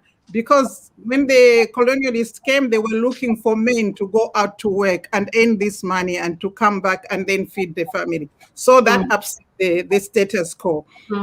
So I also knew a lot of women that were in leadership positions in the time that I was growing up, women like Margaret Thatcher, Indira Gandhi, Golda Meir. I know that most of the millennials or the Generation Z or X or whatever you call them don't even know these names. But these women have always been there. So thank you so much for sharing this, Dr. Mutale. I mean, listening to you, what I'm hearing is that you got fed up with consistent and systemic barriers for women to get into leadership positions, and also like some role models missing for this new generation of young girls like myself. Now, we had some alarming statistics from our opening keynote earlier on from the former president of Malta, Her Excellency Marie-Louise, such as some of the statistics she shared was, women constituting only 25% of the board, 192 million women and girls globally living on less than $1.90 a day, or there was another one, 743 million girls missing out on their education due to the COVID pandemic. So what are your comments after hearing those terrific statistics? I am aware of those statistics. Those are statistics that I dealt with when I launched the 2014 Because I'm a Girl report. The Because I'm a Girl report is prepared by Plan International, and it looks at the state of girls worldwide, not just in Africa, because most of the time you find that there are these statistics coming up out of Africa lagging behind. But what Plan International does is take the whole world, all the girls around the world, and look at their states. So in fact, that is one of the things that led me to write this book, because when I launched that report, I was utterly, totally taken aback to think that in the 21st century, young women and girls are still lagging behind their male counterparts in education and in so many other areas, and that that of the top 500 big companies, there were only 25% women CEOs. This hasn't changed that much from the time I launched that report in 2014 to today, when Her Excellency talked about it. So this is one of the reasons that prompted me to write this book. Another reason was in 2015, at the close of the Millennium Development Goals, I found myself marching in what was called, yet again, Historical March for Gender Equality. And I'm thinking, for how long are we going to be marching? We marched 200 years ago for the women's suffrage movement. Our mothers marched in 1995, in 1979 for the convention, United Nations Convention on the Eliminations of All Forms of Discrimination Against Women. In 1995, we had the Beijing Platform for Action. We had the Millennium Development Goals that put gender equality and the empowerment of women and girls as a priority. And now we are ending the Millennium Development Goals and we are marching for gender equality. And as we go into the Sustainable Development Goals, these are some of the things that prompted me. Those statistics are what prompted me to write this book. Well, thank you so much, Dr. Mutale. Again, I mean, you're really recalling to, the over 200 years of struggle to achieve some kind of gender equality in the world. Thank you so much. Now, as you know, we are being watched by, many people, probably thousands of people across the world. So I'm curious to know, what impact are you hoping to achieve with the book? And also, what is your message to the young girl watching you from, and address it to that young girl, in a remote village of Afghanistan or Sierra Leone or Uganda or Chile? What is your message to that young girl watching you, or that one day will come across this message? In this book, I'm telling every girl that it is possible for her to lead, because I have brought iconic women that stood out for me across the ages and across the globes, starting with women like Cleopatra VII and Catherine the Great from Russia, coming through the ages to Margaret Thatcher, as I said. In fact, like for Muslim women like yourself, you should know that a Muslim country, Pakistan, has already had a female president. With all the talk about the Muslim community putting women on the back and all that, they've already had a female president way before the United States have had theirs. The UK has had 2 women prime ministers already. In Africa, so far, we've had 40 women who've been presidents and vice presidents and prime ministers. So these young people need to know that it can be done. In this book, they'll read about those women who have been in power, led their countries, led their communities, how they did it, how they behaved in, how they handled their power, their time in power, and how they handled their communities, and of course, how they bettered the lives of those communities. In fact, now, when you look around in the leadership arena, you find everybody praising these soft skills, which had before traditionally been attributed to women as soft skills. Powers like the power of the natural wisdom, compassion, emotional intelligence, humility, and things like that, where you can actually feel the feeling and identify what your community needs and do what is required for you to do that in order for your community to be okay. These are the powers that actually women, in fact, used. If you read the news last year, 2020 was a time that brought to the fore the power of women in leadership. Of all the top countries that led their countries safely and in a better way during the COVID-19 are all countries that were led by women. So when you look at that, so that is what I'm trying to tell the young woman there, that you have the power to lead. You can be a leader. Don't stand there and be thinking that it will take you another 130 years before you can go into leadership. You can do it now, today, yesterday, tomorrow.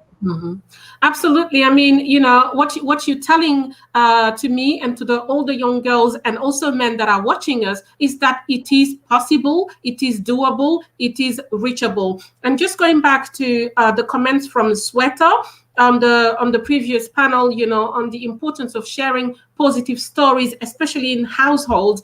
I mean, as a young mother and also a Muslim woman myself, when I know that a country like Afghanistan has already had a female president, Pakistan, wow. Pakistan. Oh, sorry, I meant Pakistan, of course. I'm like, wow, this becomes so real to me, and it becomes something that I can aspire to. So this is much more positive and impactful in my personal development than just consuming the traditional stereotypes that we can just hold against nations or cultures. So ladies and gents, I know you are enjoying this conversation, and please do continue to be very loud on social media, tweet about this conversation so we can just spread it and touch as many people as possible. Now, probably this is not quite spread yet, but I would like to say that a percentage proceeds from the book, from people who buy the book, your book, The Art of Iconic Leadership, Female Power Secrets of Female World Leaders. It will go towards the Justina Mutale Foundation's scholarship fund, which you, Dr. Mutale, have put in place to support young women and girls from disadvantaged communities in Africa and also around the world to actually have the opportunity to access tertiary education around the world. So really, what is your call to action to our audience, Dr. Mutale? And we know that, secondary education and primary education alone is not enough. We live in a world where there's global competition. So tertiary education is actually the minimum, and through this fund we're giving opportunities to people that would not have access to that. So what is your call to action today, Dr. Mutale? First of all, this book is not just a book, it is a mission. It is a mission to get women to achieve the 50-50 planet that we are so much craving for. That is what this book does. It tells the young woman that it is possible for you to lead, for you to become president of your country, president of the IMF, of the World Trade Organization, or any top organization in the world, that you too can do it, because these women in this book did do that. So this is a mission. And the call to action is that each and every woman, each and every child, each and every parent, male or female, should instill in their young women that unshakable self-belief that they are capable of doing anything that they set their minds to, and that, of course, I'm going back to being leaders, that they can lead the world in that direction that the world needs to go. After all, a world led by women will lead to a prosperous world, because research has shown that children born of an affluent woman will naturally lead an affluent life, because most of the time children go with their mothers. Children born of women who are educated will have an education as high as they want to go because their mother is educated. And this does not happen all the time with our male friends, our male counterparts. There can be a very rich male who finds a woman perhaps on the street or out of the bar, and things happen and she has a child. He doesn't even look back, and that child has to live the life that the mother does. So if women led the world, we will lead the world to human prosperity and progress for all, as we are aspiring to do. Thank you.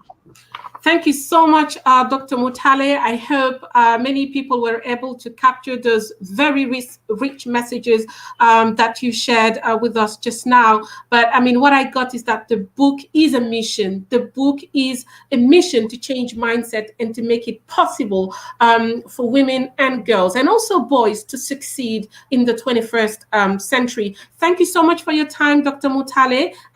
Thank you to you, dear audience. And I would like to say now, for the next maybe couple of minutes, you can relax with some entertainment by Vivian Timothy, who is a multi-award winning artist who's a Nigerian based in Germany, and her artwork is deeply embedded in the African roots, culture, and also women. So you may enjoy that just now. Thank you. Thank you, Fatoumata.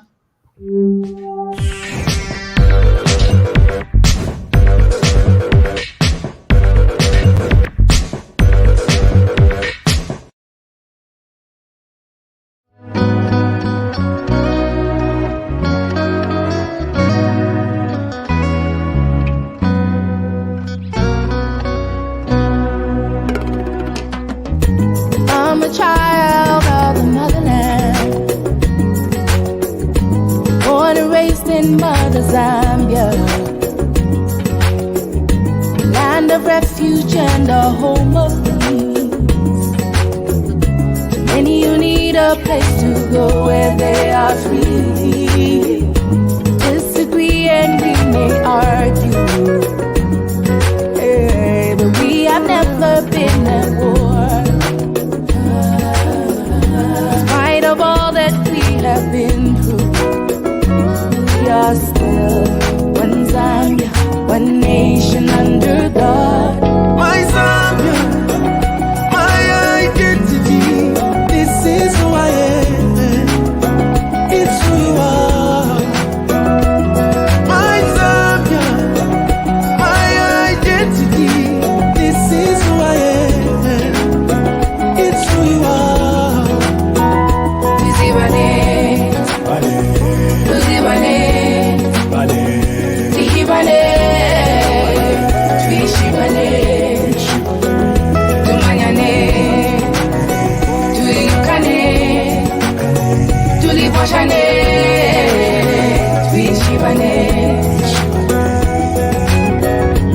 God has blessed us for a reason.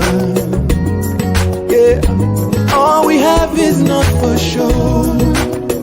No, no, we must never take for granted all this peace we know. It's all by the grace of God, yeah. Take a look at other places. Oh, all they know is fighting, war and destruction. In spite of all that we are going through, we are still one Zambia, one nation under God. My Zambia, my identity, this is who I am, it's who you are. My Zambia, my identity, this is who I am, it's who you are. Tizibane, Tuzibane, Kihibane, Twishibane, Tumanyane, Tuyukane, Tuliboshane, Twishibane. A beacon of light among many nations. We are blessed to be a blessing to all. This is our home, a city of refuge. Let's be proud of who we are and of our land. My Zambia, arise and shine, for your light has come, and the glory of Jehovah is upon you. My Zambia, arise and shine, for your light has come, for the glory of Almighty is upon you. My Zambia, my identity, this is who I am.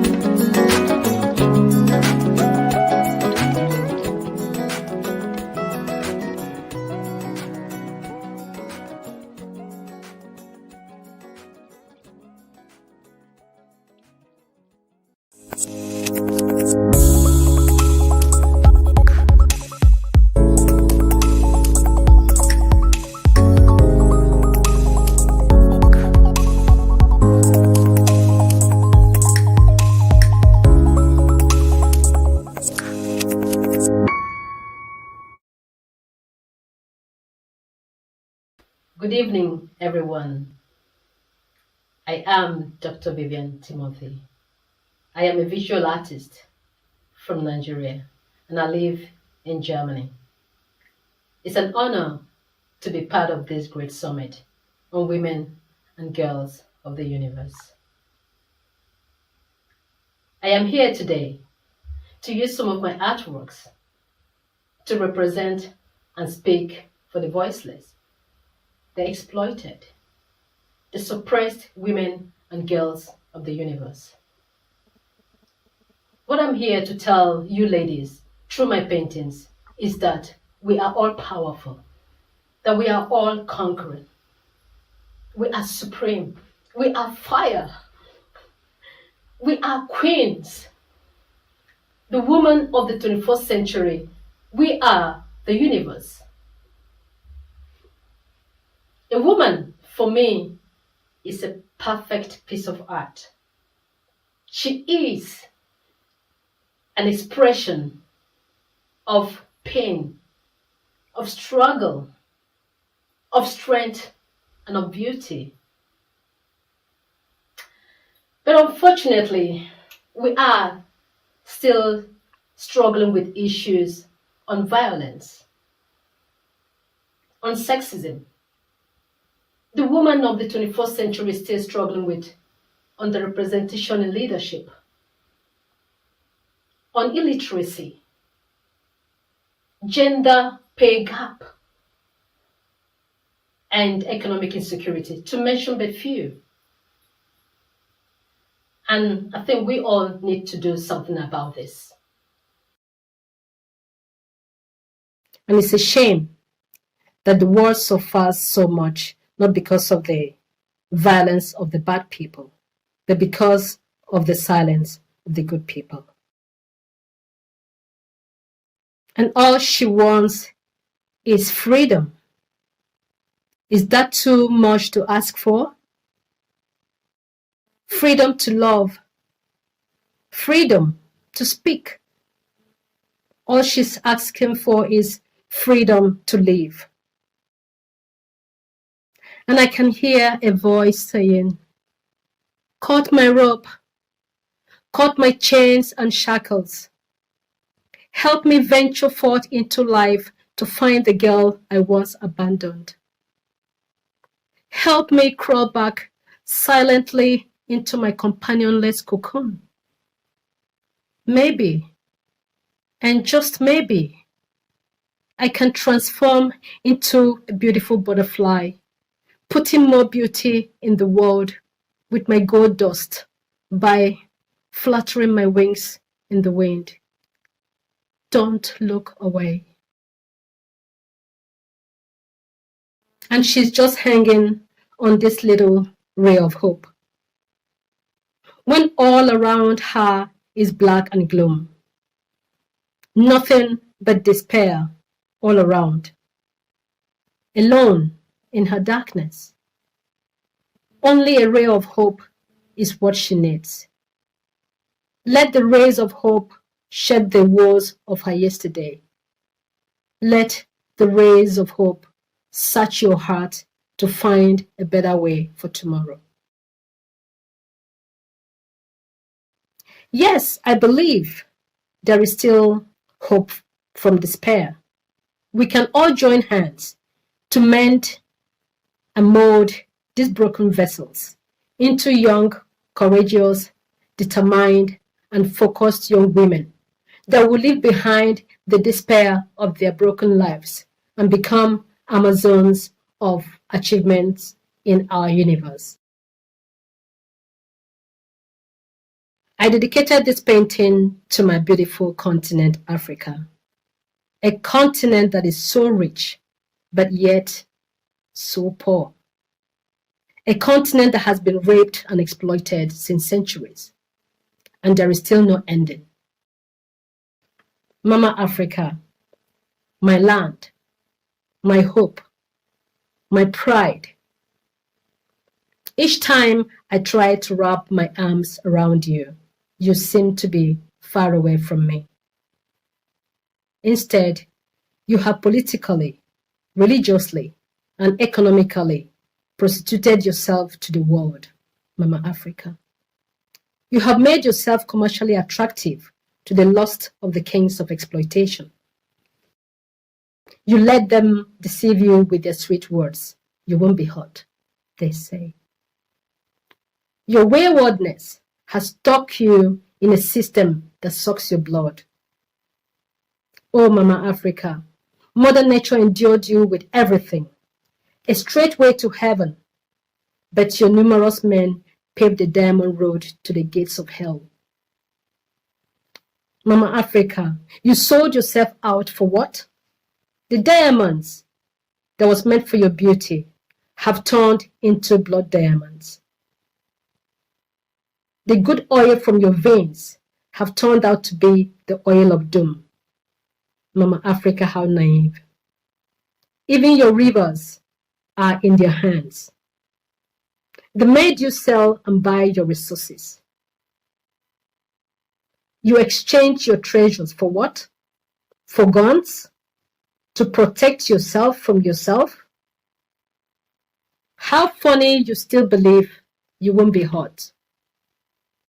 Oh, Mama Africa, your soil that was once warm and certain has turned into a volcanic landscape.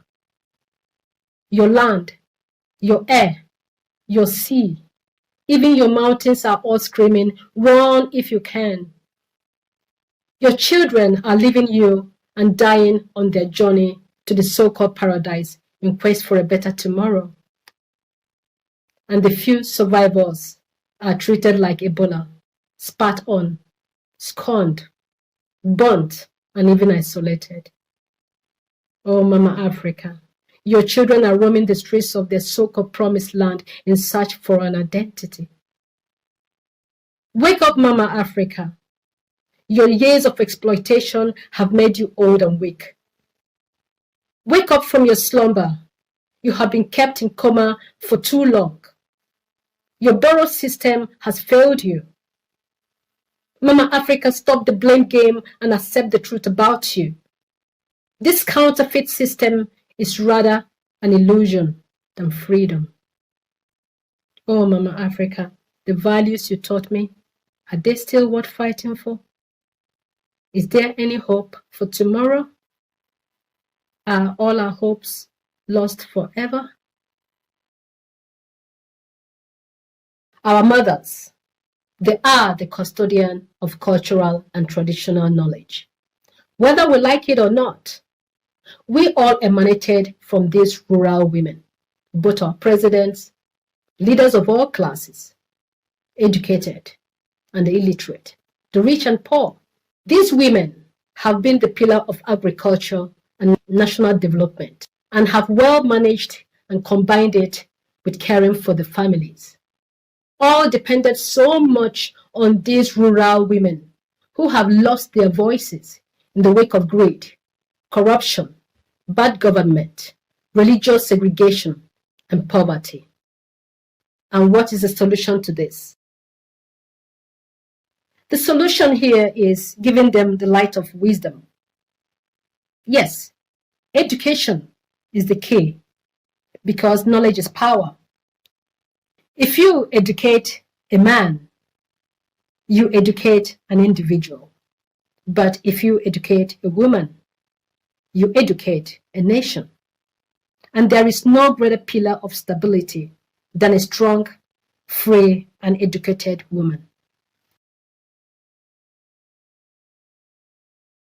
I must commend the women of the 21st century.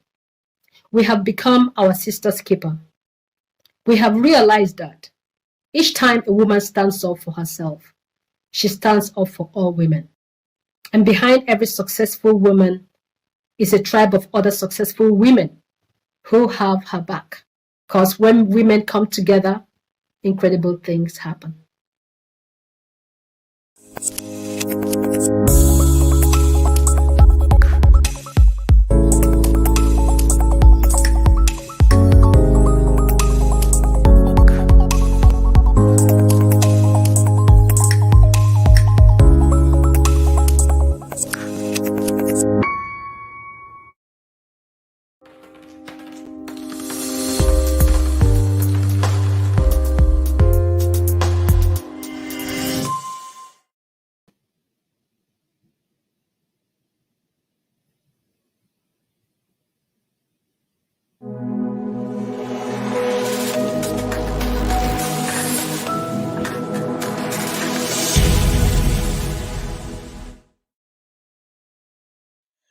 Wow, what a wonderful exhibition by Vivian, and what profound statements about when a woman is, a girl child is educated, you educate the whole nation, because she's mother of the nation, she's bringing up the civilization. And even more exciting now, the news is that we are having a photojournalist, American photojournalist, who doesn't know Stephanie Sinclair. She's an award-winning photojournalist for her explorations of human rights and gender. And I'm a fan of hers, and I'm a photographer myself. I also encourage gender balance and human rights. So what a privilege to introduce. She's a regular contributor to the publications such as National Geographic, one of my favorites, the New York Times Magazine, and Time.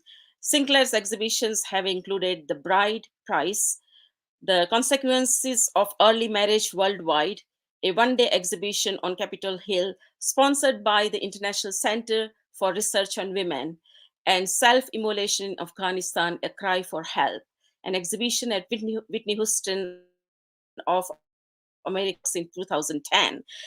But today, Stephanie is going to talk to us about safety and security for women and girls. We recently had a very bad incident in London as well about safety and security of women in central London. And this is the case of Afghanistan, which Stephanie is going to be bringing us with reference to the safety and security for women and girls. So over to you, Stephanie.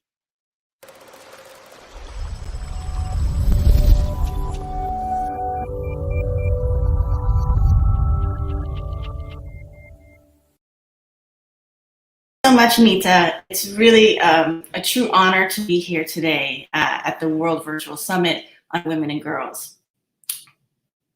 Can you hear me? Yes. Yes, we can hear you. Yes. Okay, good. I just wanted to make sure. So it's truly an honor to be here. It has been my life's work to follow the journey of women and girls around the world, and particularly those in crisis. And I'm such a fan of all of those presenters we've seen today. I mean, just beautiful artwork and testimonies. And it's just really a wonderful opportunity to be able to share my experience with you all as well. I began working in Afghanistan in about 2003. And I was over almost 20 years now. I've had the most wonderful journey of being able to watch the progress that's been made over the last 20 years. We've seen women go from, even when I first started, there were very few female translators we could work with. There were, we would try to go to different events, and we still see many women in burqas, but then over the years I covered parliamentarians, and now in 2019 we had there were more female parliamentarians than there were women in Congress. And so there's been so much progress over the years. We've seen girls go to school and just pursue jobs in every field, and during, and especially I've gotten to see so many of the different professions that have been, that they've pursued over the years, in my reporting, but then unfortunately during the evacuations that we've been witnessing over the last 2 months. I started an organization during the progress, as my photojournalism project continued, and I wanted to see more work, more specifically field programming in hard to reach areas. So I started a nonprofit called Too Young to Wed. And that our goal is and our mission is to empower girls and end child marriage globally. And so the story, the nonprofit started really in Afghanistan. It was in 2003, I was given an assignment to photograph a very difficult topic of self-immolation, where women and girls were setting themselves on fire in Herat. And during that time period when I was photographing them, these women and their families were sharing their stories, and these women were sharing their stories.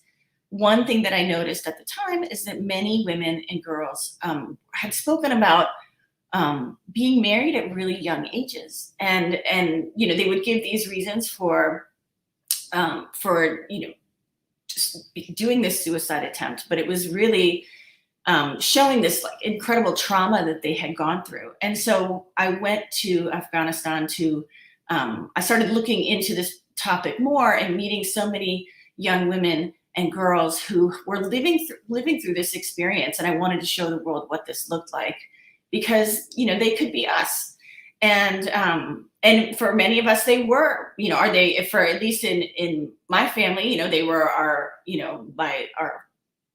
my great grandparents and things like that, but in different parts of the world, that's still happening today.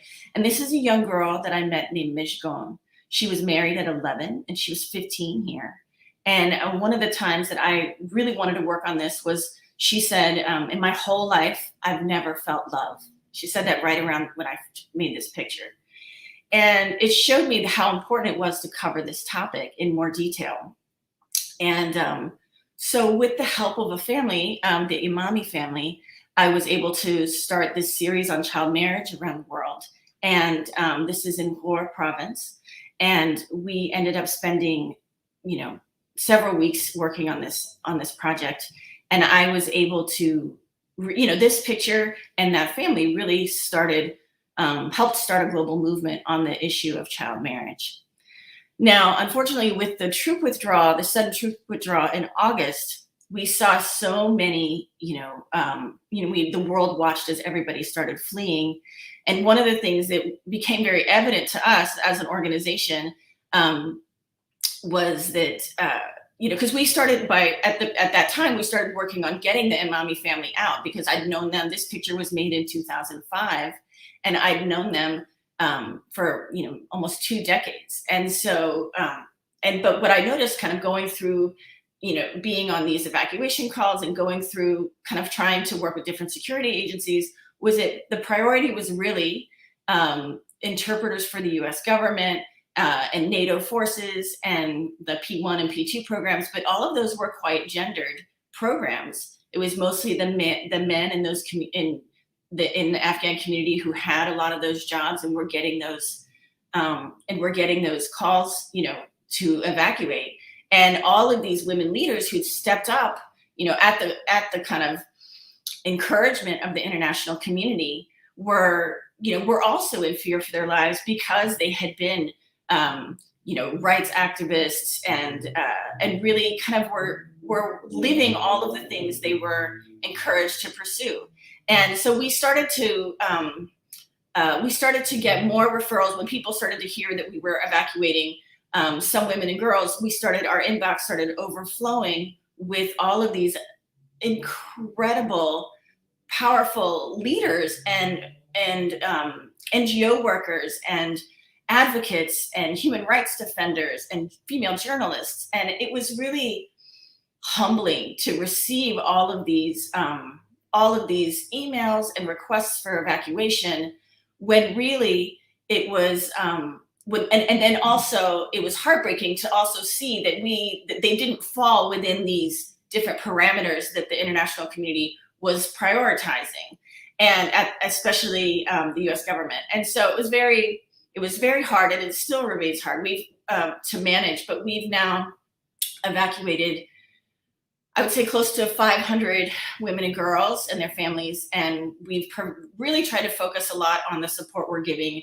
in the country. So because, girls are now not allowed to go to school, well, at least secondary school. We've seen now they're starting in a couple of provinces, but girls and secondary school girls are not in school throughout most of the country. And, in working on the issue of child marriage for 20 years, I've really seen that out of school teenage girls means that they're soon to be married. And we've also seen on this, as these emails have come in, more and more women and girls talking about forced marriage to Taliban fighters, to, that they have relatives. People would write and say, oh, well, I've had relatives who have joined the Taliban, and now they know that I'm a single woman or a single girl. And so we've had girls as young as 11 families of girls who that young and 13 and 15, 14, being, coming to us and saying that these girls are being requested to be in marriages now. So it's been a very difficult experience. And I'm really, it's been important to have, we've been doing our best, but we've been really tried to continue to focus on providing safe places for people to stay, provide food, because we know that there's the humanitarian crisis of epic proportions underway with, the drought that's been going on for some, and, the lack of food and the lack of, the banks being frozen and all these things. And we also see that, like, with the women's, the women's ministry was converted to be the ministry promoting vice and virtue. I mean, it's been a really heartbreaking thing to watch, and then yet see just day after day be introduced by email to all these incredible powerhouse women. And so I'm gonna hand this over. I have a little video by one of the families that we worked with, the Imami family who helped me with this photograph. But what I wanted to say was, I'm gonna share another video short video after that. But one of the things I want to say is that, women and girls who are really at risk still need to be provided a way of safe passage if they need it, if they truly are in fear for their lives. And then we also need to make sure that the humanitarian response is also including women and girls in this. We can't have all male aid workers and things like that, because we need to have women involved so they can go into the homes of people who need this support. I mean, 80% of the IDPs recently have been women and children. So there still needs to be so much work for women and girls. But I'm gonna now share with you a small video by Jamila, who's from the Imami family, who helped with this photograph.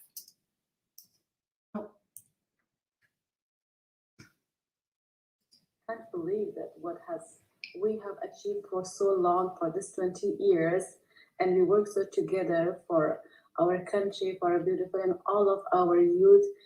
How they have hard worked and studied with education and all the challenges that we have gone through, and risks and threats at the same time. We had the hope to go forward and to do something for humanity, for our country, and especially for women and children. When we see how this happens and the country is taken over again on 2021 that we were not imagining, and suddenly everything collapsed and everything is finished like there was nothing. We are back to zero. How easy it was to be back to zero, but how it was hard for all the sacrifices we have gone through and given. We were not expected to be left behind like that. I just imagine yourself in position of Afghanistan, that everything, doors will be closed, and suddenly these people comes and take overs, and you're at home and you're threatened and followed. Not easy. And especially, what about those families and people who are still stuck there, including my sister? There's no food, there's nothing. They are getting help, even. I'm sorry. It looks like a movie, but it's not a movie. It's happening. We are so grateful to have people that are remembering us too. We are so grateful to have people that are trying their best, even though with the challenges and threats that we are facing right now, that they are trying to get people out and save their lives. This is like kind of golden chance. Otherwise, on the other hand, we have no hope, and we are so lucky to have you all with us, really. And I pray and I request that let's hold these hands together. We have fought them, we have gone through so many threats and beaten and all these things, but we will fight. We will continue fight. It will be our honor, like one humanity, as we say. So we do also. We continue. Thank you so much.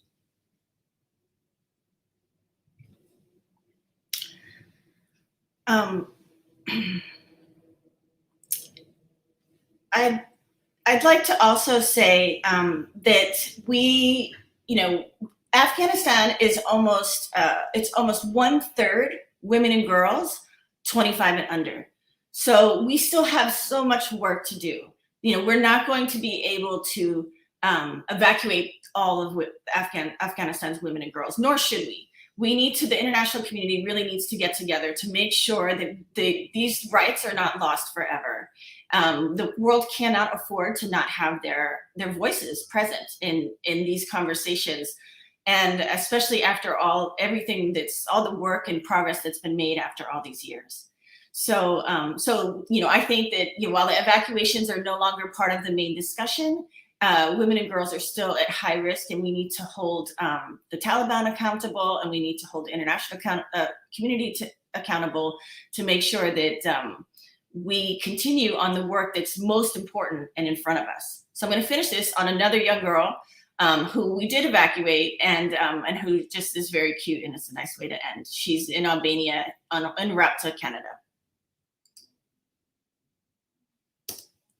Oh, crap.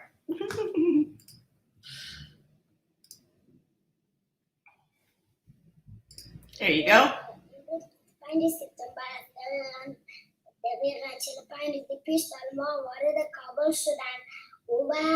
زندگی میلیون‌ها افغان را به خطر انداختند. خانواده فایز نیز زیر تهدید قرار داشتند. پیراهن از طرف سازمان TYTW و قوادهای هوایی آمریکا نجات داده شدند و حالا در کانادا زندگی خود را پیش میبرند. پریان فایز BBC ترکو.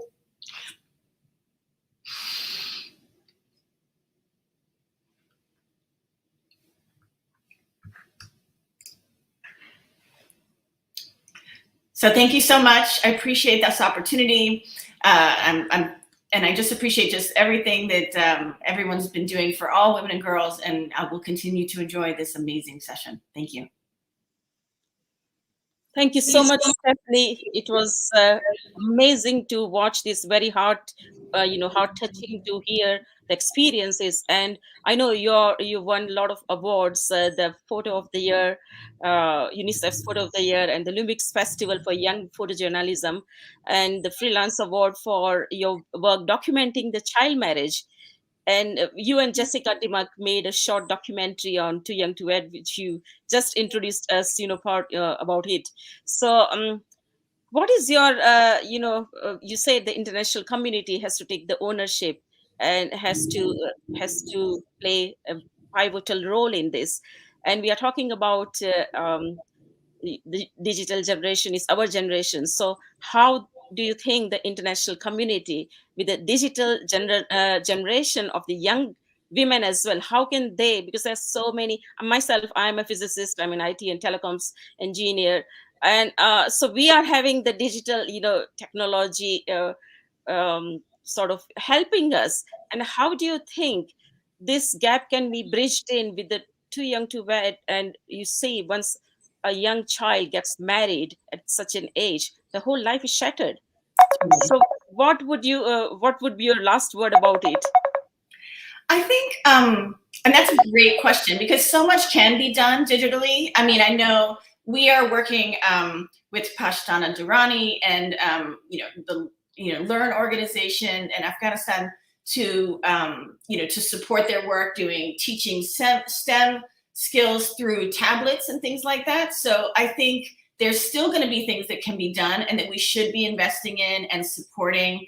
I think that sharing, keeping these issues in the media, in social media, and I think that that's critical, because we've actually seen, there's always crises in the world, and we're always kind of, and now we know about everything that's happening globally. But I mean, this is really one of the biggest rollbacks of women's rights and girls' rights in many, many decades. And so it's really, anyone really caring about these issues and these gender issues should, this should be prioritized and not be forgotten. And specifically after all these countries have invested so much, we cannot lose these voices. And, and I'm hoping that there will still be ways to support these women and girls, through different programs using online and tech initiatives. Thank you so much. Thank you so much for your kind presentation and your closing remark as well. Now we are going to our next session, and that's going to be much in theme with this year's International Day of Girl, and it is to do with digital. A book launch about the digital pink, and books play quite essential role in every student's life, and we are students all our life if we are learning. So because it leads us to the world of imagination, providing knowledge of the outside world and improving our boosting our memory and intelligence and giving us creativity to think beyond the box and go out of our comfort zone. So I have the privilege of introducing two remarkable ladies over here, and the book is called Digital Pink: Mastering the Art of Disruption. The tech and digital space is becoming less mysterious as more females are shattering the glass universe to pursue careers in STEM. We just now talk about aviation, AI, etc. And I work at the University of Surrey, and there's so many female students studying AI over there. And I myself have done flying, so aviation I strongly recommend. So here, without much ado, I would like to introduce Valerie Naidu, who is the author of Pink, founder of Fearless Female Network from South Africa. With her, we'll be joined by Gulrukh Khan, and she'll be having the conversation with her. And Gulrukh is international filmmaker, writer, and holistic specialist from the UK. So over to you, ladies, on the mastering, on Digital Pink, mastering the art of disruption, please.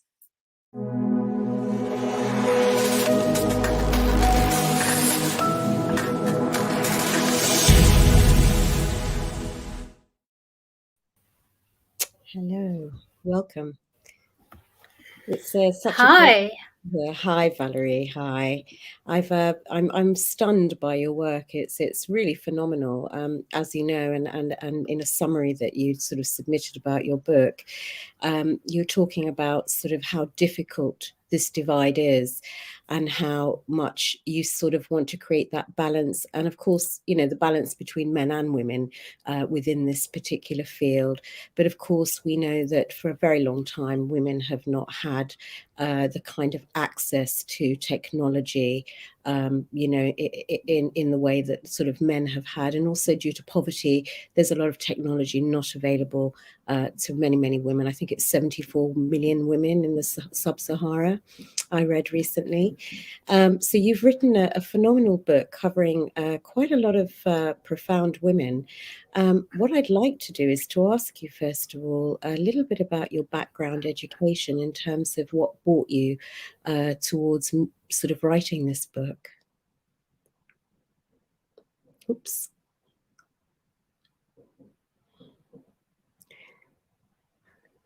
I think Valerie's got a little bit of a glitch there.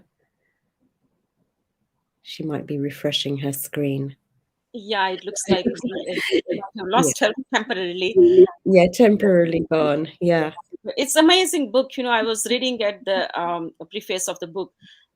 Since the COVID-19 pandemic has accelerated technology and digitalization of work, people of certain age who had no idea about Zoom have started using technology, have started sharing screens. So that is the change, positive change, which has been brought in by this the effect of the pandemic.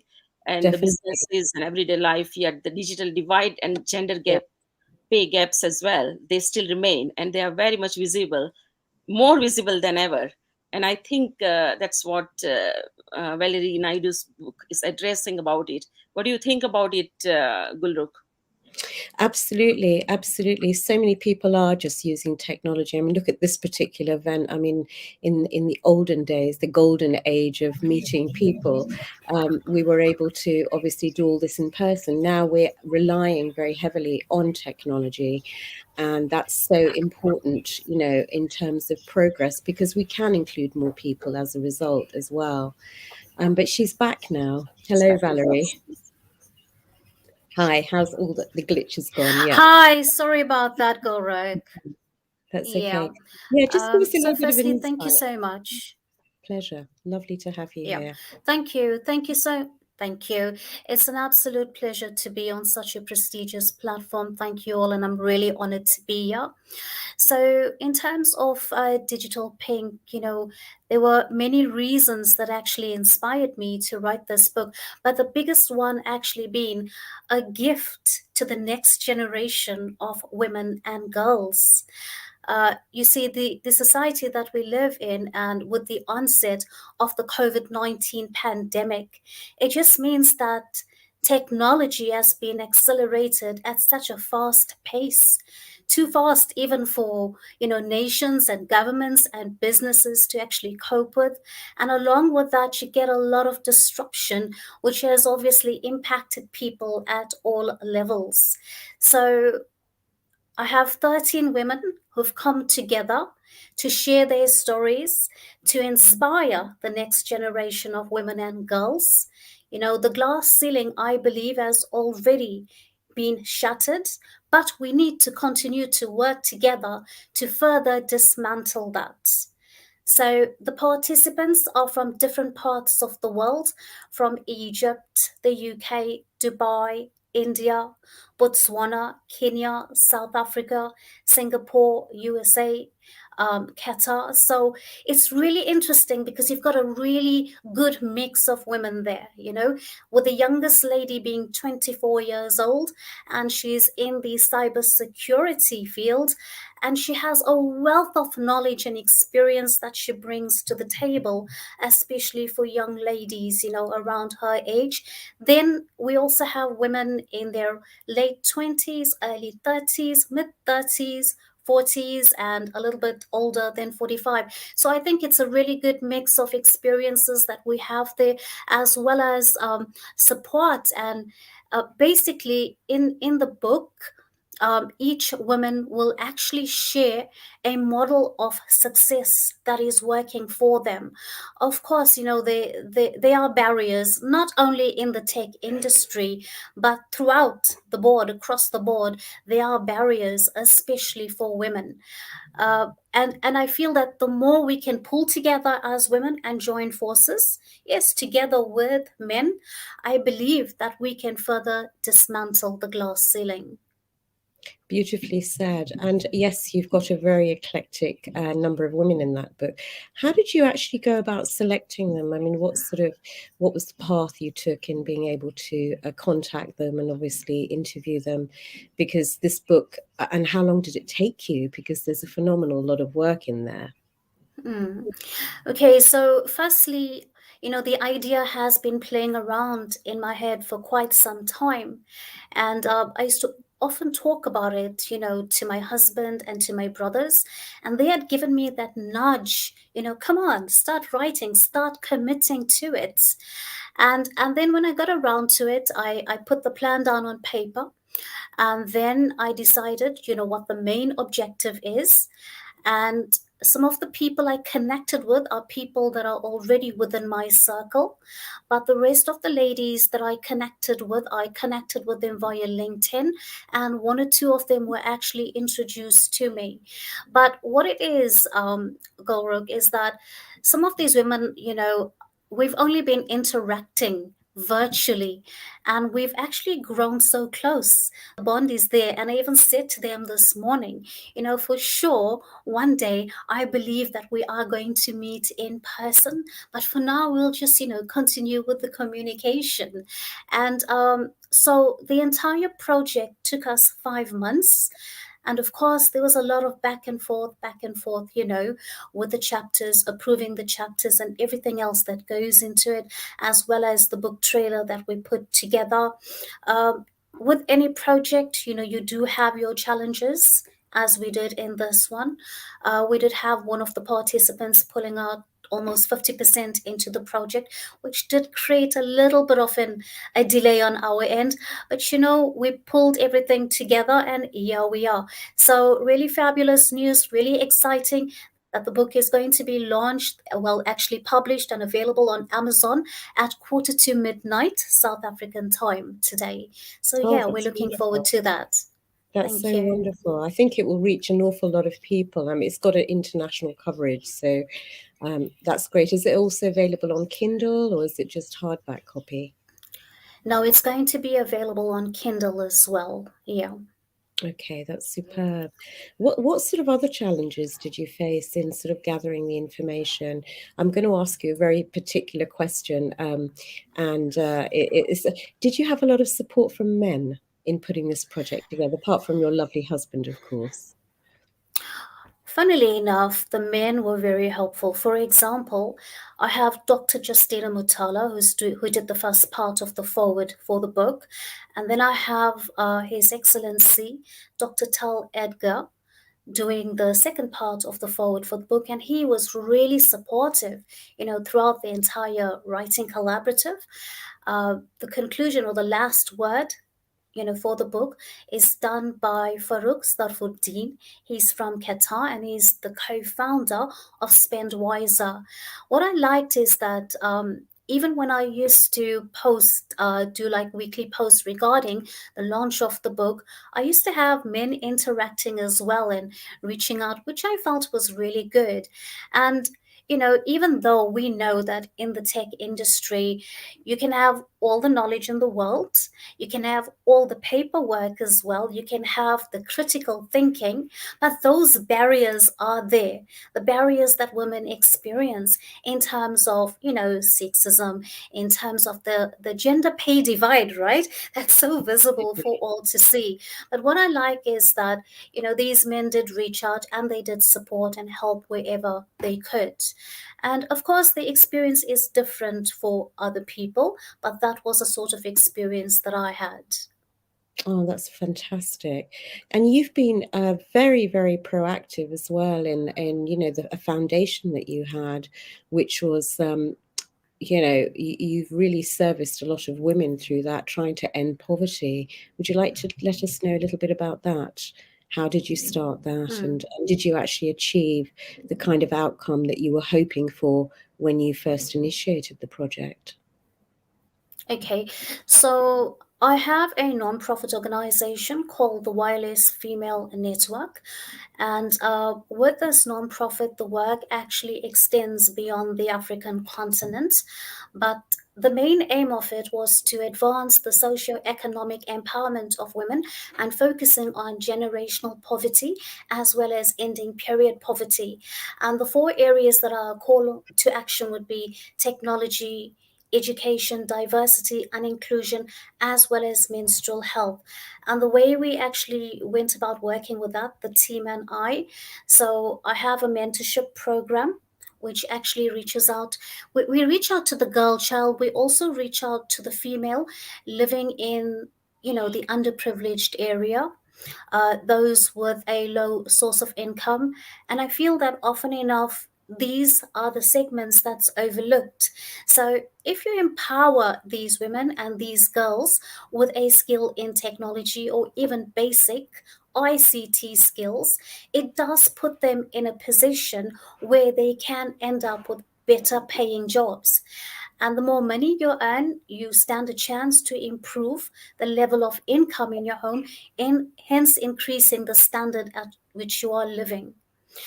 In terms of period poverty, funnily enough, it was during one of my very first sessions at a women's shelter in Durban where I went to go and deliver a ICT session, and I discovered another huge problem there where women lacked access to menstrual health products, things that you and I would take for granted. And Absolutely. at first I was really shocked. So I launched quite a few drives, but that's not enough just to go out there and start delivering, these sanitary items to these young girls and these women. So I put a program together. This program it's actually including both genders, because I feel that there's so many stigmas, there's so much of taboo surrounding the topic of menstrual health. It's so important that you need to educate both genders. Even we as women, it's not something we talk about on a daily basis. We just don't. And I feel that there isn't enough attention given to that topic. So with this program, which has been adopted by primary and secondary schools in KwaZulu-Natal in South Africa, as well as by 2 universities, which are now part of their curriculum that it's an induction process as well that they are following. So I'm really happy about that. And the goal is to obviously reach out to a wider audience next year. Get more schools on board, more universities on board, and even like reach out to like here in South Africa, we have locations. So maybe like reach out to more of the locations. So that's the direction we're actually heading in terms of menstrual health and to end period poverty. In terms of ending, generational poverty, I feel we just need to, keep at it, educating our girls, giving them the basic skills in computer literacy. You educate a girl, not only you investing in her future, right? It is true. You are impacting her family, you're impacting the village she lives in, and possibly the neighboring village as well. So I live by that, and it's something. I think you're frozen there. Yeah, she's back again. Yes. She's frozen. She's such a beautiful orator. I don't need to ask her too many questions. She's answering incredibly. Yeah, it's so interesting to hear about all the different, experiences she has incorporated within the book with the 13 people over there. Absolutely, absolutely. I don't know, do we have much time left? I don't know whether we've got a couple more minutes left. I wanted to ask a couple of questions about other projects that she's doing as well alongside this book. Yes, let's hope that she's able to come back.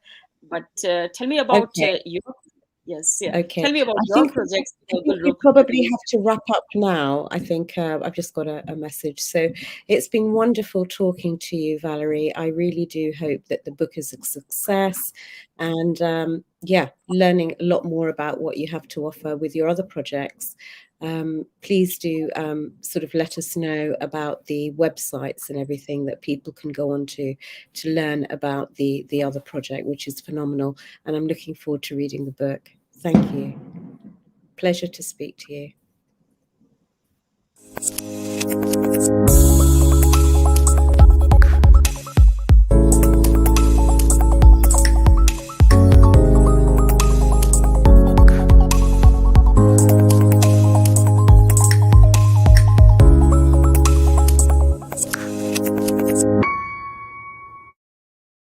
Esakhele siyenzeka izinto endaweni esakhele siyenzeka izinto endaweni esakhele ezintabeni mayelekehleni endaweni esakhele ezintabeni mayelekehleni utatewe uvukesen ayekotheza ubaba uvukesen athatha imbazo ayekogawula umama uvukesen athatha igeja ayekohlabula lapha kwaZulu abanye sebeze bayithola impucuko wothina sisadla ngoludala abanye sebeze bayithola impucuko wothina sisadla ngoludala abanye sebeze bayithola impucuko wothina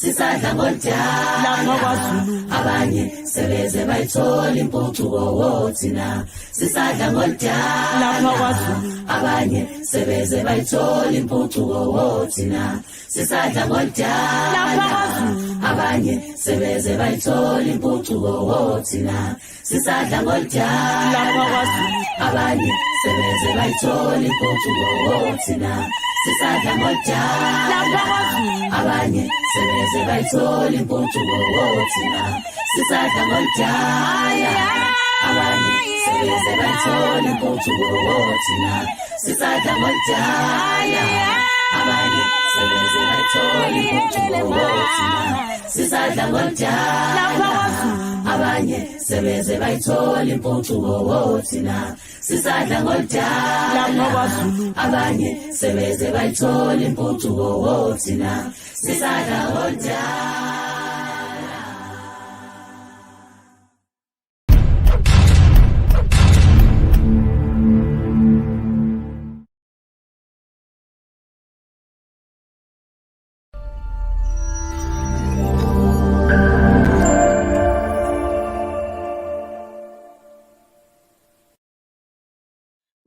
Wow, what a wonderful dialogue between Valerie Naidu and Gulrukh Khan, and how beautifully she has interwoven 13 women from different parts of the world, which have come, who came together to demonstrate how they have created their own models to push through the barriers and to sustain their careers, their businesses, and get promoted, etc. So, while driving this transformation, development, and positive societal change, what an inspirational story. Now, coming back to our program, I have pleasure in introducing the next panel, and the discussion is digital generation, our generation, digital gender gap, equality for women and girls in digital space.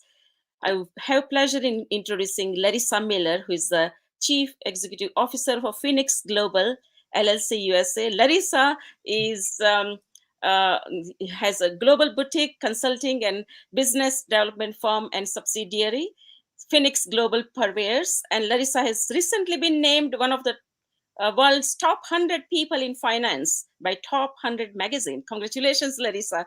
Thank you, Mita. It's so nice to be here. So nice to be here. So I'll give you the freedom to introduce all the panel speakers. I believe all of them. Perfect. Is everyone in the room? Are all my panel guests here with me? I assume so. I have a wonderful topic today, a very important topic, looking at the gender gap and gender equity in the digital space and in STEM. We all know that technology will be the epicenter of all industries and sectors moving forward, and technology touches all of our lives, as we all have one of these in our hands through most of the hours of the day. And we are very hyper connected in that we can reach out and connect with people around the globe in an instant. And yet so many times I think we've gone to sleep in 2021 and we wake up in 1950 where women are concerned. In doing research to prepare for this panel today, I see a great disparity even in the knowledge and understanding of the space of for women in technology. The Pew Research Center says that 50% of professions in technology are occupied by women, and the AAUW says that is only 28%. And out of that, only 11% are Black people and 17% are Hispanics. And those statistics are inclusive of both genders. So that tells you that it's even so much lower amongst our minorities. I'm thrilled to have a wonderful panel today, a very diverse panel in terms of age, in terms of experience, and in terms of professional affiliation across the industries and sectors. I'll start by introducing my panel guests, and then I would like to be able to have them each give a brief introduction of themselves, and then we'll step into a discussion about this very, very critical topic as we move forward. My first guest is the panelist is the Honorable Dr. Deneta Safari, the Deputy Minister of Health and Social Protection for Albania. She's an expert in the field of societal development. She has 25 years of experience running and leading complex public administration projects in the Republic of Albania, particularly around the social sciences and care, unemployment, social and economic integration, child and youth developments and rights, adoption, migration, civil society, and international institutional cooperation. She is the founder of several social service programs, the co-drafter of 56 decisions, the Council of Ministers for Social Protections for the Disabled and Vulnerable, and I'm very, very honored to have this vanguard of business, industry, and government with me today. Your Honor, it's a pleasure to have you.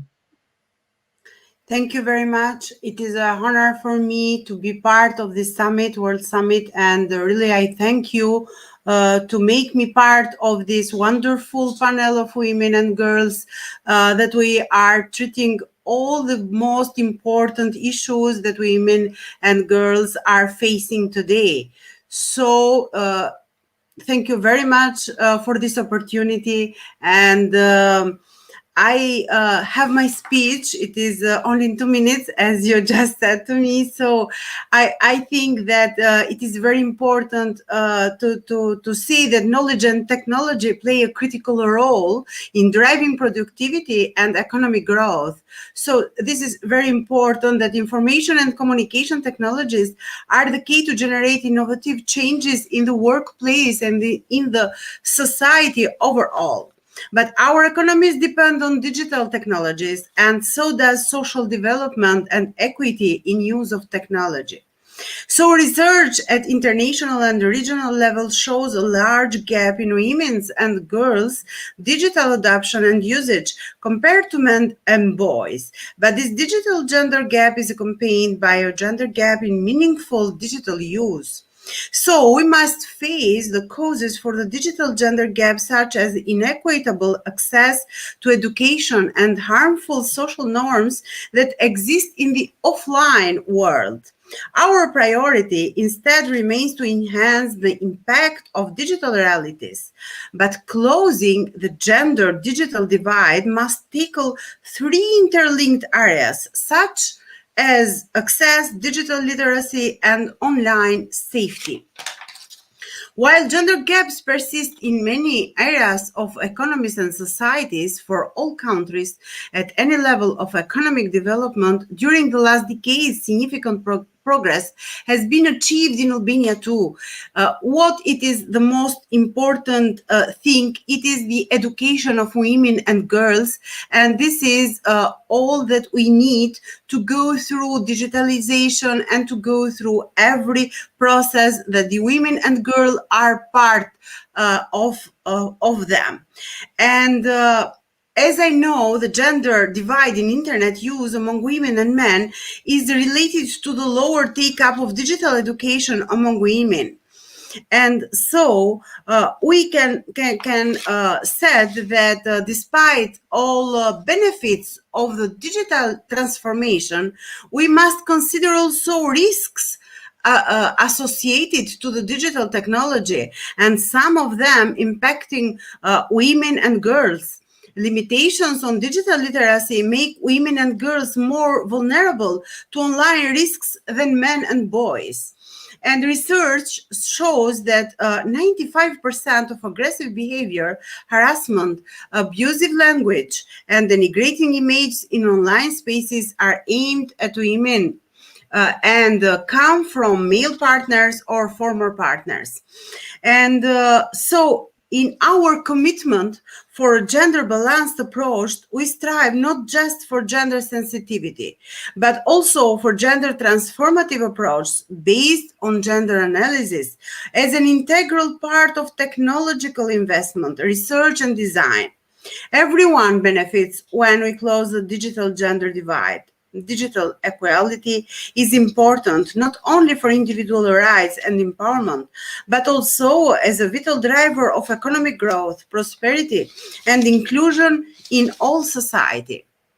But inclusive economies are stronger economies, and inclusive digital development is important now as our country or all the whole countries in the world look to recover from this pandemic of COVID-19 crisis. And so let's join our efforts for not leaving women and girls behind in the digitalizations area. Let's do everything we can for women and girls in this situation and in the whole world. Thank you very much. Thank you for those wonderful comments. And I agree, so much of that resonates with me. And I'm really looking forward to continuing this conversation after everyone has been introduced. So thank you. Thank you. Our next panelist is Vanessa Sam. She is a motivational speaker, a talk show host, a podcaster, and an actress at a very young age, as you will see, which is very commendable. Through her show, The Inspiring Vanessa Show, Vanessa talks with inspiring leaders to share their knowledge and experience with young people to give them the opportunity to learn valuable knowledge, giving them the tools to achieve their goals and their aspirations. Tackling critical global issues, Vanessa leads her peers by example through her courage, tenacity, and determination. So, Vanessa, I'd like to introduce you and ask you to share a few comments. Hello there. Hi, thank you so much for having me. This is all really interesting because I think a few people have done obviously the World Summit before, and this is kind of like my first time hearing about it, and let alone obviously being on it and a part of it. But I mean, I can't really follow up from the speech beforehand, but I guess from a younger perspective, I am 15 years old, so I guess it's always kind of been something that's there, but you don't really kind of address it, I'd say. I think specifically in like the online world or the digital world, obviously I've been on social media since I was 9 years old, so I guess it's kind of the way that maybe because you're a woman or because you're a girl, that some people get more opportunities over you, or some people may take a male influencer more seriously than a female influencer, for example. I really don't know what to say about it, to be honest, because it's such a wide kind of perspective and it's open to a range of interpretations. I'm excited to get into the questions so we can properly kind of dive into it. No, I agree with you. And you know, it is a very broad topic and can go in so many different directions, and equity and security around cyberspace, it touches many different aspects. And I'm eager to dive into this with all of you later, because there is a very, very glaring gender disparity when it comes to our online presence, encouraging girls in STEM. And you know, to really see the bright young women today that refuse to be placed in the cattle chutes that everyone thinks that women should be in is very commendable. And I'm looking forward to continuing the conversation. Our next panelist is Angela Malenga. She's a 23-year-old journalist currently holding the title of Miss Global Zambia. Zambia, anybody that knows me, is a country very near and dear to my heart. Feeling the effects of discrimination because of her dark skin and the archaic traditions that too often still label women as less. Angela entered the pageant world to be a voice and an advocate for women's rights, the eradication of discrimination facing women and girls, and the promotion of basic human rights. Currently, Angela works with the albinism community to ensure that they have access to basic resources to meet their needs and receive equitable treatment for all. Angela, welcome. Thank you so much, Larissa. So just to add on to what has already been said, I am a certified human rights defender in my country, and I focus mainly on young women and girls that are encompassed in minority groups, because growing up in a developing nation, I realized that those are the people that need the most attention. And in the world of today, where we're facing a pandemic and everyone is sort of speaking the same language of adjusting to the new normal and moving into digital spaces, I think it's quite sad to be faced with the harsh reality that we still have people that don't have access to just basic internet. And I think having the platform that I have of being a beauty queen and also being a journalist, I think it's important to use platforms like this to bring such issues into light, because a lot of spaces where people make decisions are infiltrated by men, which directly entails that things like the digital divide in my country are not being adequately tackled, because the people that need to be catered to are not part of the decision making. Henceforth, a lot of issues are still arising, and the people that make the decisions are not doing quite enough to ensure that this problem is eradicated. So I'm just looking forward to speaking more about this on this panel. Well, your perspective from Africa will be extremely valuable, and I can't wait to engage you in some conversation. For the sake of time, I'm going to ask you all to refer to the bios in the program that was provided, but I'll give a few lines on everybody just to acquaint you as you watch this panel. Nadine Katamin from Jordan is currently completing her studies to be a pilot of the Airbus A320 from the Pharma Flight Academy in Hungary. And she's also studying at the University of Debrecen. And she is somebody that is very close to me. I've known her for many, many years from her times in Jordan. We've worked on several things together. And Nadine, I'm so pleased to have you on the panel and to introduce you. Thank you, Larissa. Thank you for this beautiful introduction. I'm really honored to be here again with you and with all those inspiring ladies. It was amazing to listen to everyone who spoke before me, and I'm really looking forward to hear what everybody else has to say about this. Actually, would you like me to jump into the topic, or would you like us to introduce everybody else and then we can start talking? What do you I'm prefer? eager to start talking. If you have a statement that you'd like to make on the topic, you're welcome to do so. But I would love to, actually. But to be very honest with you, such a topic is very difficult to address directly. One has to read history in order to diagnose the situation and to read the cultural level in order to um, as accurately as possible present this topic. However, the questions I pose today are: does the modern Arab community culture believe in the pivotal role of women and girls in contributing to the development of the digital world side by side with men? And do the prevailing norms actually urge this? And if we accept the fact that the society is divided, let's say, into 50% male and 50% female, and if this 50% of the female contribution to the digital world is interrupted or disrupted, either partially or entirely, then will its path and entity be straightened? If we take the Jordanian society as an example, before the digital age, the percentage of women's contribution to the labor market in general was as low as 20%. The question is, what is that percentage today after the digital transformation, and what are actually the opportunities available for women in the digital world? Now, we cannot disagree that the COVID pandemic has exacerbated the mechanics of gender relations in the MENA region. And although both men and women suffered financial losses, but with the disruption of women's educational programs and with unemployment increasing, women have additionally suffered a loss of autonomy, safety, and economic independence.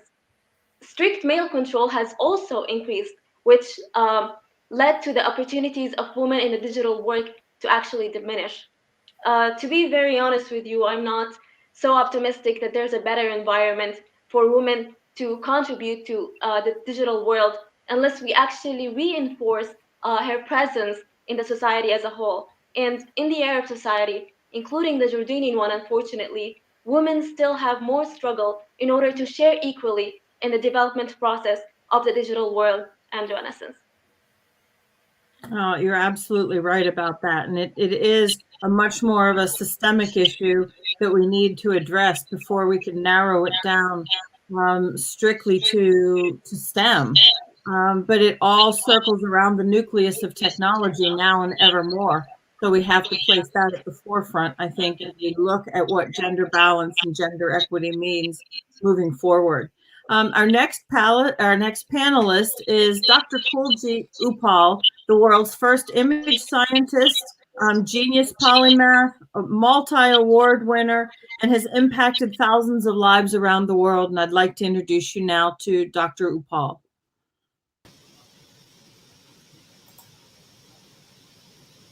Hello. Good evening and namaste from India. Thank you, Larissa, for those very kind words.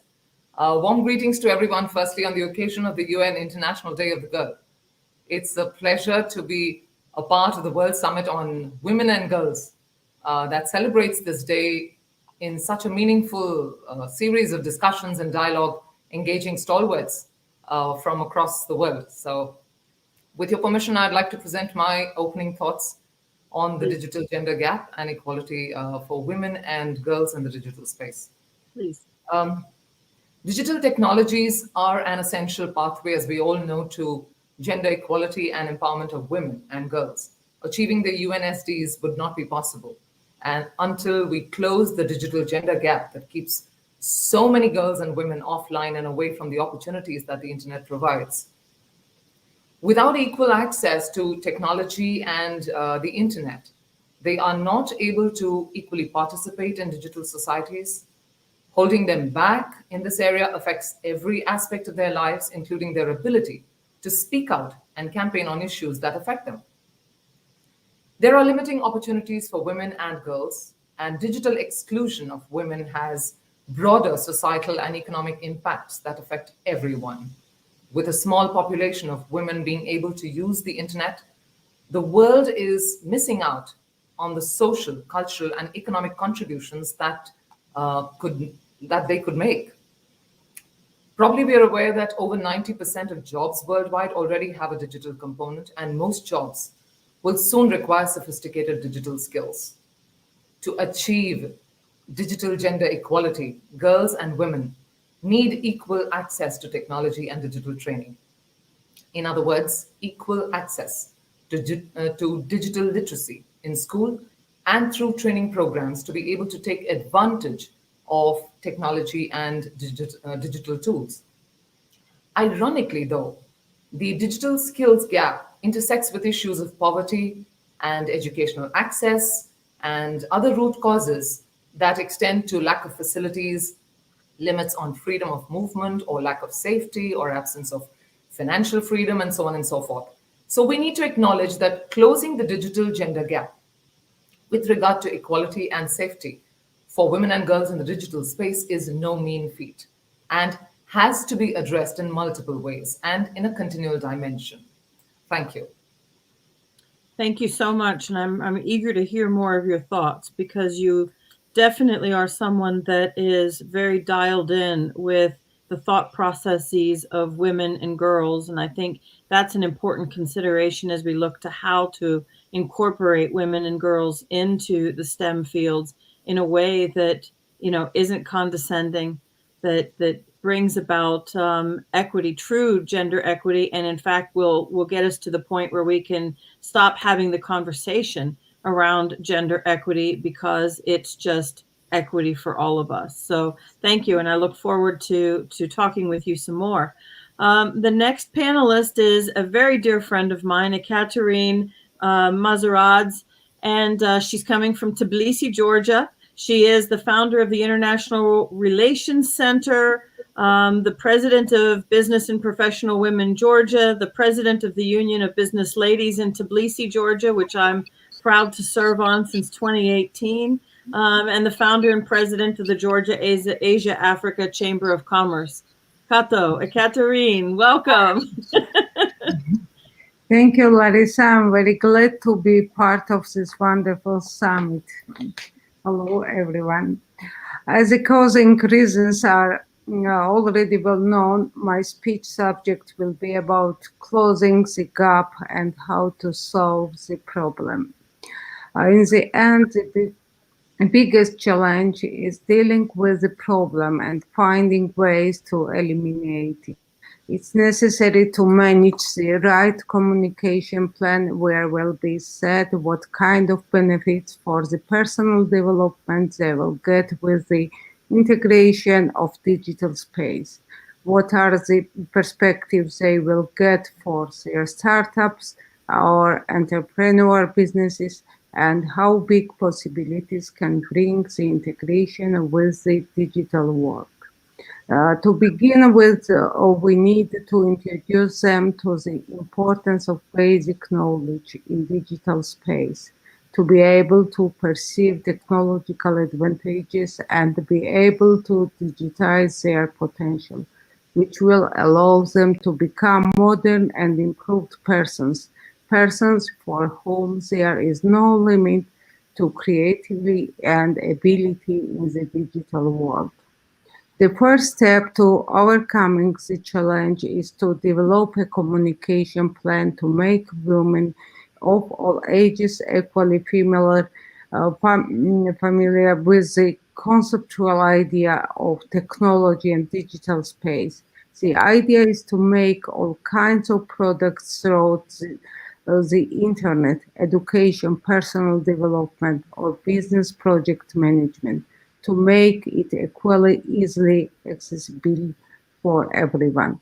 The given idea will give us a unified picture of women all over the world who are realized in the technological echelons where their creativity, dedication to work, and love of profession creates the perfect product, achieves success, realizes in business, and creates a better future.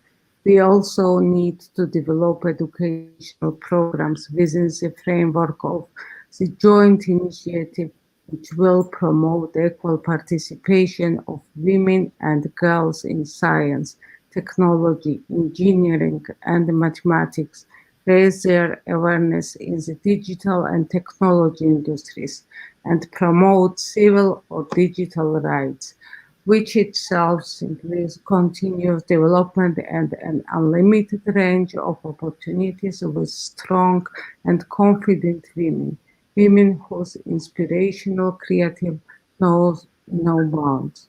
To make our voice heard by every woman anywhere in the world, we need to start at the right time, and the right time is now. Thank you. Thank you, my friend. I appreciate you being here today. Our next panelist is Evelyn Green, who is a young she's a visual artist and an entrepreneur who prioritizes urban preservation projects in Nashville and is truly an example to young women here in the United States. So Evelyn, it's your turn. Take it away. Hi, thank you so much for having me here. I'm very excited to be here.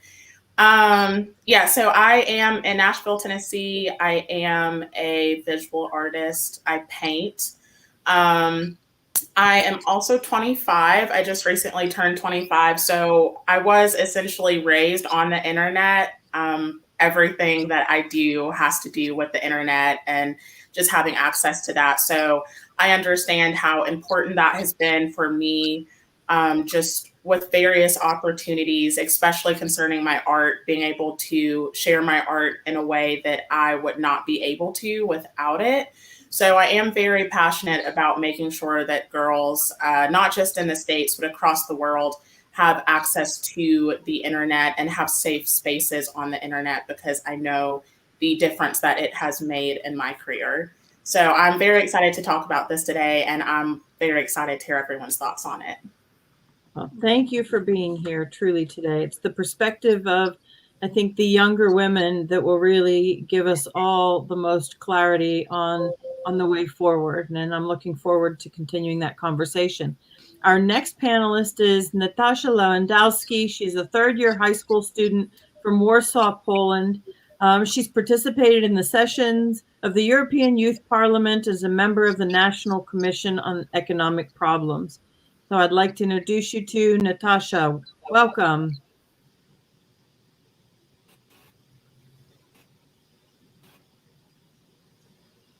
Oh, we might not have, oh, there she is. Hello, Natasha.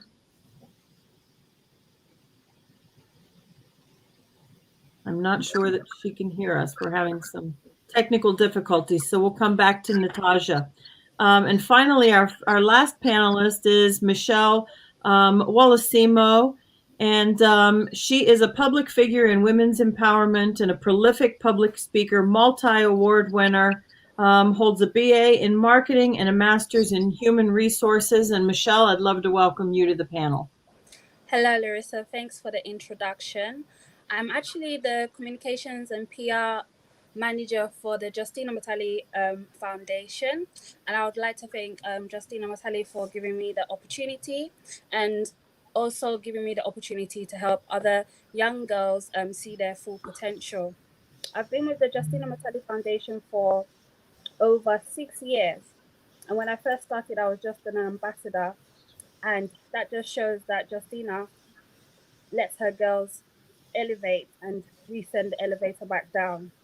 I also work for the civil service. I'm a manager and I have a team of 12, and I've been working through the whole pandemic, and I've had to incorporate IT and technology and upskill my team so that they can still do their job and still fulfill the needs of society. I work for the Department of Work and Pension, so you can imagine we were on the front line.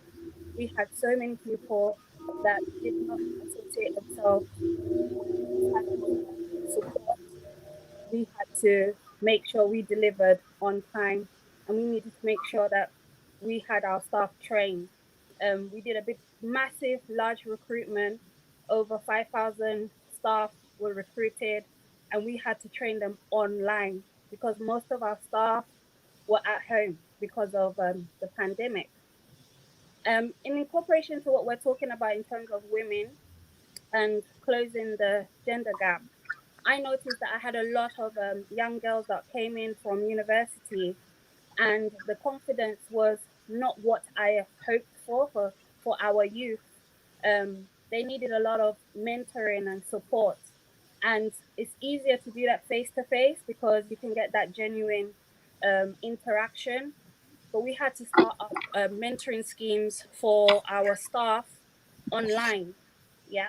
So I would say that it's very important to make sure that your child, especially the girl child, does do the STEM subjects, especially IT, because it's now 50-50. It's not just knowledge. It's not just getting a 2-1 or a first class. They need to know how to do an Excel spreadsheet. They need to know how to operate Microsoft Teams. They need to know how to use the technology that the global world is using. It's a competitive environment. We're sending emails at fast rate, and you're having meetings like ourselves, like we're on a virtual call. Literally, we would have a meeting, a national meeting with over 5,000 staff, and it's all incorporated online. So I would just like to give the perspective of encouraging our Western girls and our urban girls, our girls in Africa, to look at those courses and apply for them, and don't be scared. You know, there's ladies in front of you that are speaking today that are in those industries and they're thriving and they're doing well. And we just want you to also feel that that's your opportunity as well to embark on the world globally through digital spaces. Thank you. Thank you. You're so right, Michelle. And this is a very important discussion because rarely do you have such a diverse demographic of women coming together, from the very young to, I'm not going to say the very old, but those of us who began our careers before the technological revolution really took hold. And so the perspective is decidedly different. And before we can really dive into what it looks like to encourage young women to step into the STEM fields, we have to look at the basic security around making sure that girls feel comfortable and that young women feel comfortable in the digital space and protected. And yet, when I look at the topic of digital safety for men, it gets into very detailed processes. And when you look at digital safety for women, it says, don't share your password with others, change your password frequently. And it talks to us in a very different manner, almost as though we're not capable of understanding the complex processes that go into cybersecurity. And right there, that subconscious message tells a girl that she's not as capable or intelligent enough to be able to step into some of these STEM occupations just by merit of the fact that we treat women differently right from a very fundamental level. And Dr. Safari, I'd love to get your perspective on this because you touched on risk, and risk is a very important part of digital security for women and encouraging them to embrace technology. I'd love to hear your thoughts on this. Thank you very much, Laris. And as I said, firstly, research shows that 95% of aggressive behavior are aimed of women, and it comes from male partners or former partners. It is really perpetrators are also using digital technologies to control and track their victims. And cyber crimes are becoming increasingly common. This can result in devastating psychological effects on women, particularly young women, and who may turn to self-harm. At the same time, digital tools and technologies are playing an important role to supporting and empowering victims of violence, for example. So as by one side, we have problems and cyber crimes, and we have to be for young girls and women, we have to have safety.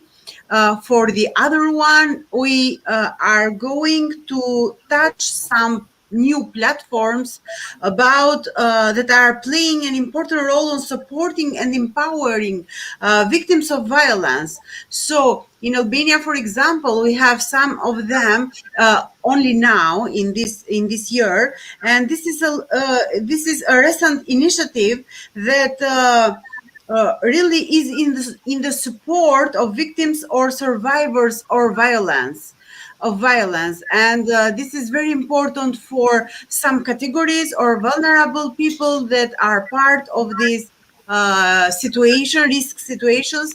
And by the other side, we have filed the facts by these cyber crimes. And we have to go in two directions. So to have more safety in digital technologies, and to go through platforms that we can use for the best for the girls and women or abused people. This is very important to see the two faces of these technologies. Thank you. Absolutely. And it's not just about educating women to the mechanisms that are out there to keep them safe, but it's about teaching the men, and right from a young age, how to behave, treating women in a digital space. It's not different than it is in the physical world. They don't have more protections, and they have to be just as respectful, and there has to be just as many prosecutions in place for those who are violators towards women in the cyberspace. And it has to be upheld and enforced and consistent across the board in order to make it a space that truly is fair and equitable across the genders. Vanessa, I'd love to get your perspective on how schools are now preparing their curriculums to incorporate young women into the STEM fields. Are they encouraging? Is it fairly equal across the board now for women in some of the subjects like math and science and so forth that encourage you to enter the STEM professions? How are the schools now? I think I'm quite lucky to kind of have this perspective because I moved schools, so I am currently at a media school, and before I was at like a normal state school, but I had like performing arts subjects. So I kind of had the opportunity to get both sides of the spectrum and different kind of curriculums. But I mean, my current school, when I go to a media school, it's very inclusive.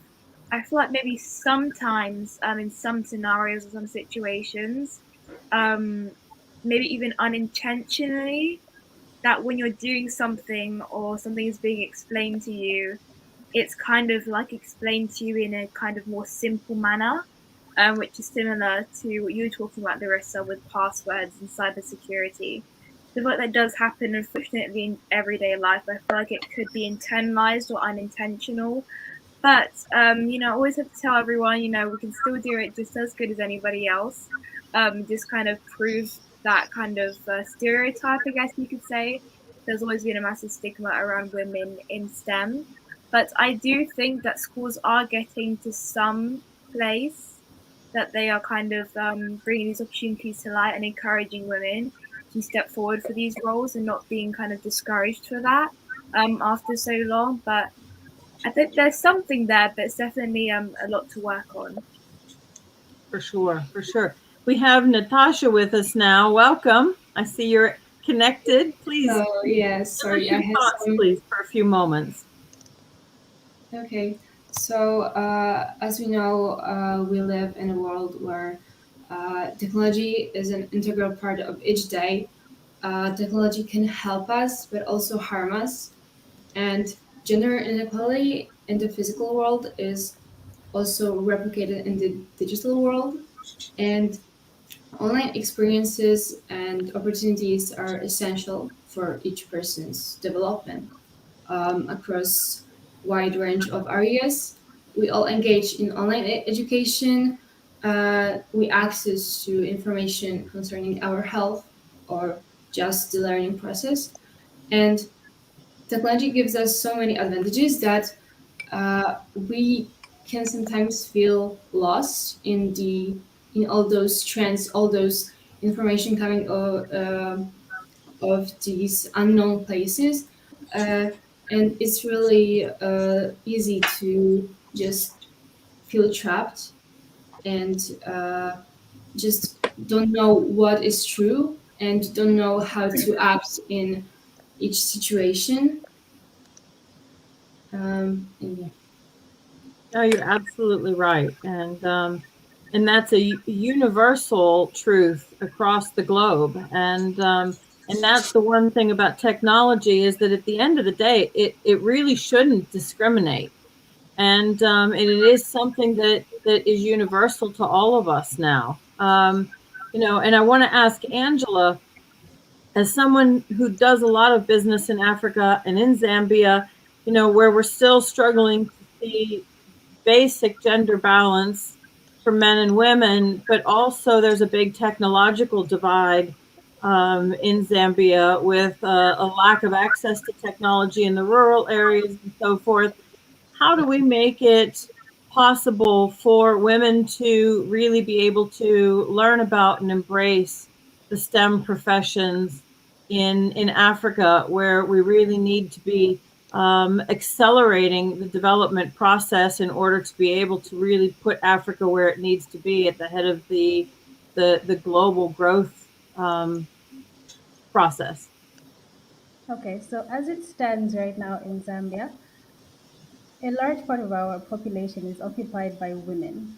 However, most of the policies that are made are not structured to cater to women. And I think the problem is, as people that are in leadership roles, sometimes we move a little bit too fast, forgetting the society that we are living in. A lot of women are subject to norms and traditions that don't allow them to infiltrate spaces such as the STEM world. And it's really hard to even start a conversation like that when a woman doesn't even see herself as a contributor to a society. A developing nation like Zambia, I think the first step is to provide equity for women. We cannot even start to talk about equality and encourage women to enter a technological world when they don't even see themselves infiltrating that space. So I think we need to tackle some of the issues that are really discriminating against women. I think if we start there, it's only at that point that women will be able to see themselves in the technological world. No, you're right. It's a systemic empowerment and it touches all aspects of society, of business. Around the world, women are still so in 2021 underestimated, underworked, undervalued, and underpaid. And all of those challenges have to be addressed in order for us to truly be able to assume a role of gender balance in the STEM profession. And it's up to those who live in the more complex nations to make sure that we are serving as the support pillars for women in the developing nations, working with them to have the opportunities. Nadine, you are going into a profession that even to this day is still very male dominated, as are many of the professions around technology. From your perspective on the inside, what can we do to begin to change that rhetoric?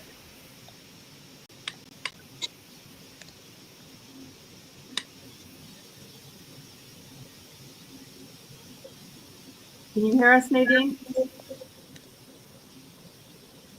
I think I'm losing the connection. No, you're back. We can hear you.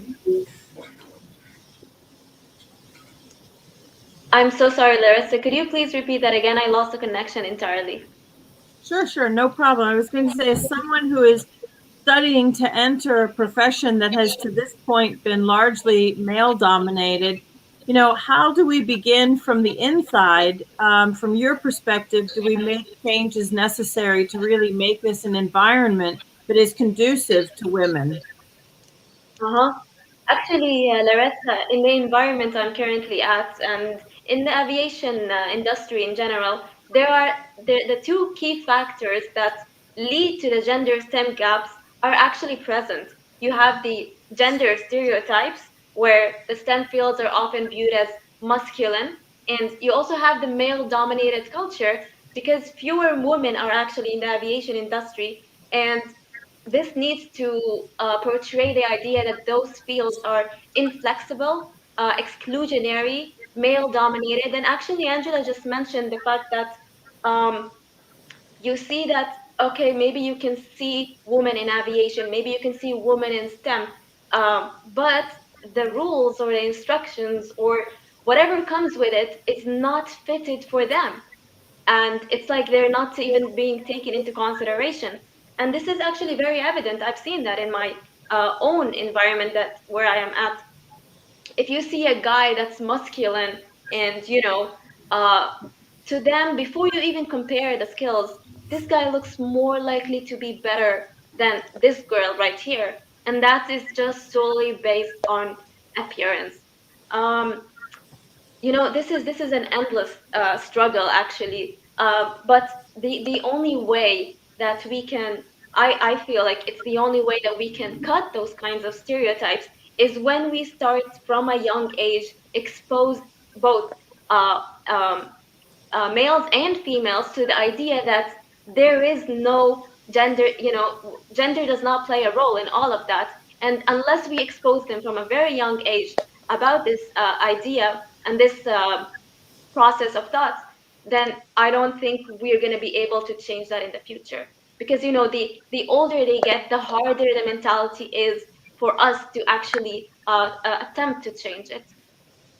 No, you're absolutely right. And I think, of everybody on the panel today, the one that probably has the most intimate perspective of this is Dr. Upal, who is a scientist and in the areas that we're discussing today. So could you share with us your perspective on what it's going to take to be able to bridge this gender gap and the struggles that you faced as you built the extraordinary career that you have? Right. Thanks for that question, Larissa.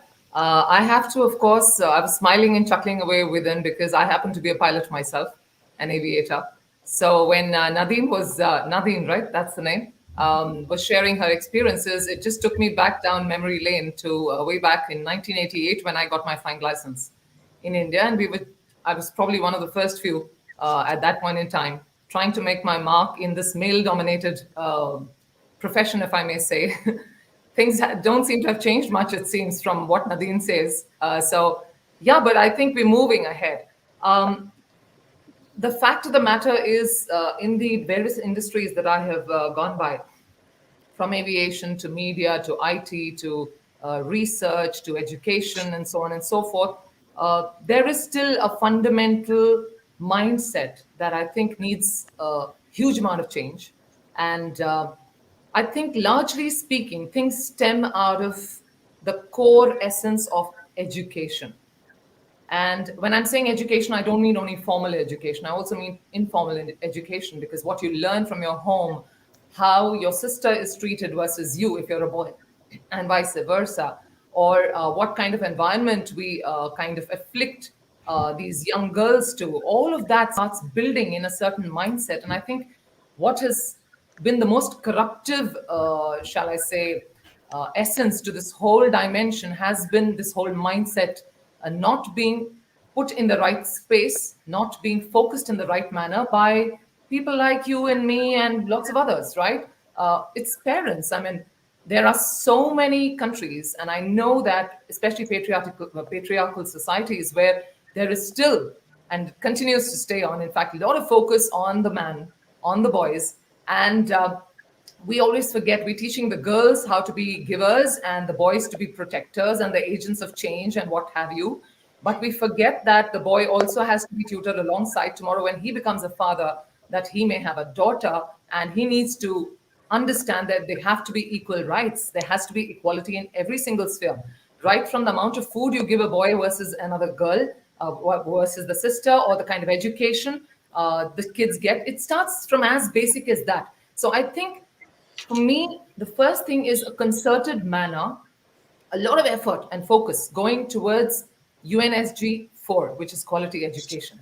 And I would really, really focus a lot on that, because I think that will address largely this whole global divide on digital gender divide, in fact. And I think we need to understand that inclusive and equitable quality education is the key to sustainable development, and we need to make education an act of public good.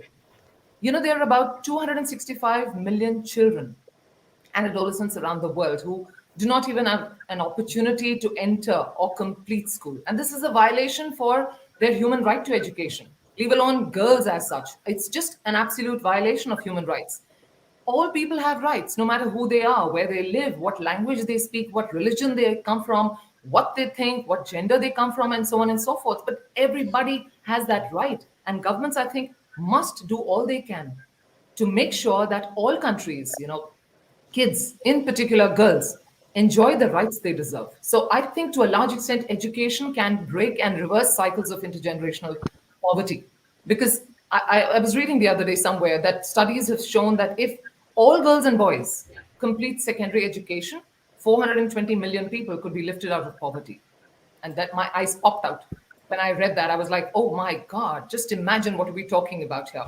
And of course, we do know that when it comes to the girls as such, we're talking of being able to enhance her digital skills, and not just digital skills as in she goes and attends a course and comes back. We know that technology is shifting continuously. Every few months, there's something new. So there has to be a sustained exposure to digital technologies, and interventions cannot be, like I mentioned earlier, not limited only to formal or formal education. You need to be able to give a nice multifaceted approach and give the skills that the girls need to acquire for continuous development.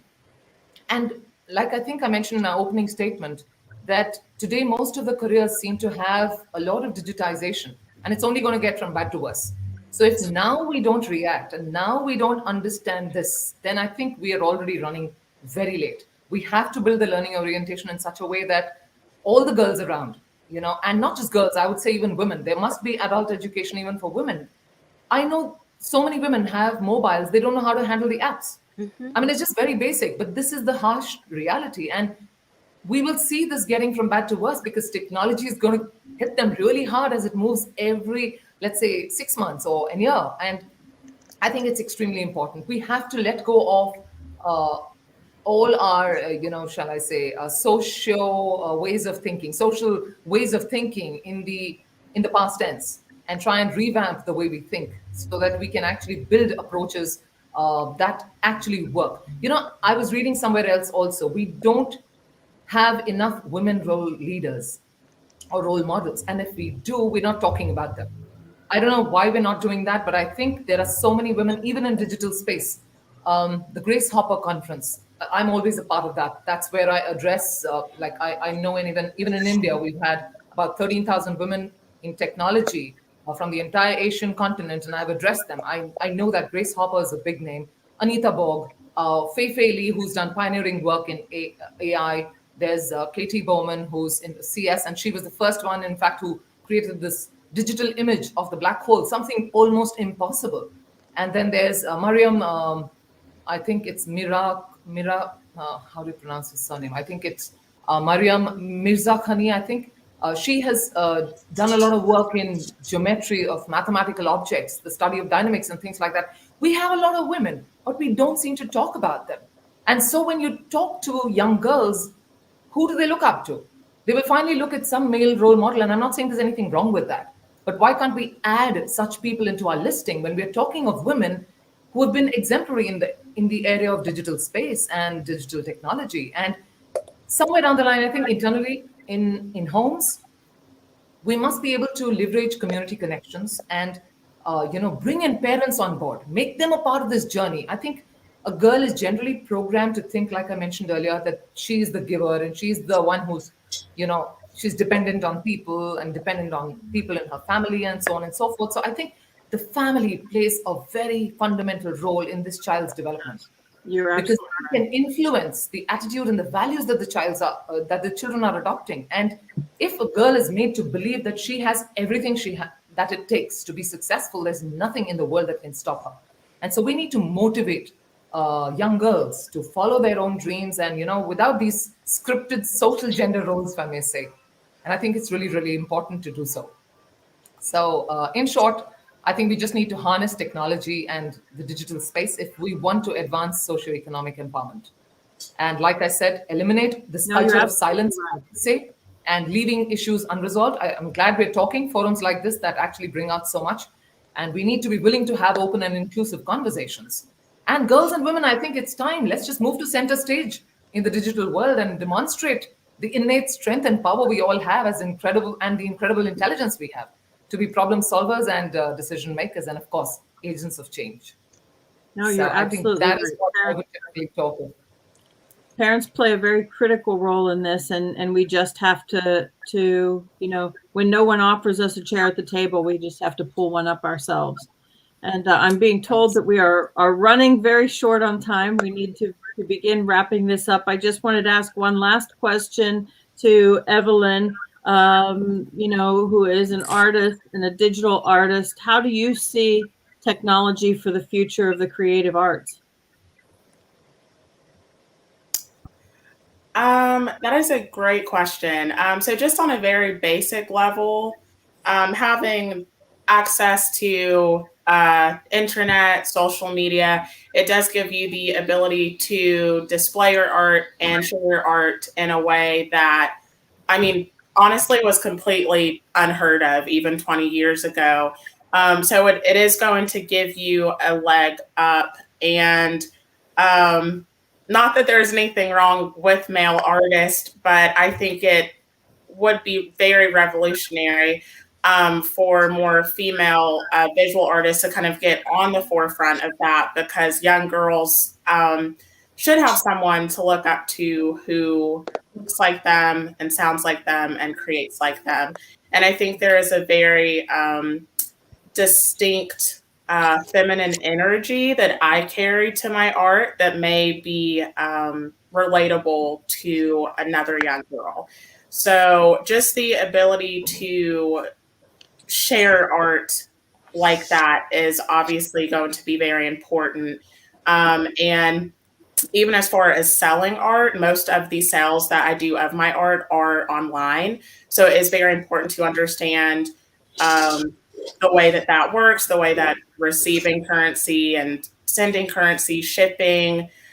I mean, it's kind of crazy because so much of what I do as an artist is very online. Like the majority of what I do is online, with the exception of I do use actual paint and I do digital art as well.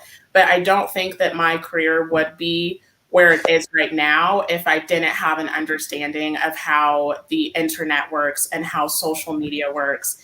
And on the flip side of that, I do feel comfortable using those spaces because I am operating in a safe space. So within teaching girls how to use the internet, it is also important that we are championing and moving forward, creating safe spaces for them. It is very easy to be the victim of harassment, doxing, all kinds of things on the internet as a woman. So with teaching girls how to use the internet, we also need to let them know that this is a safe space for them and they are welcome here and they belong here. Indeed, indeed. Well, we've just scratched the very, very, very tip of the iceberg today. This is a subject that we really could almost in and of itself make an entire summit out of just this topic. And I thank you all for being here today, for giving us your perspective. I would love to be able to continue the conversation with some of you, because this is a very, as someone who is a principal partner in developing technology parks around the world, technology is a core of everything I do.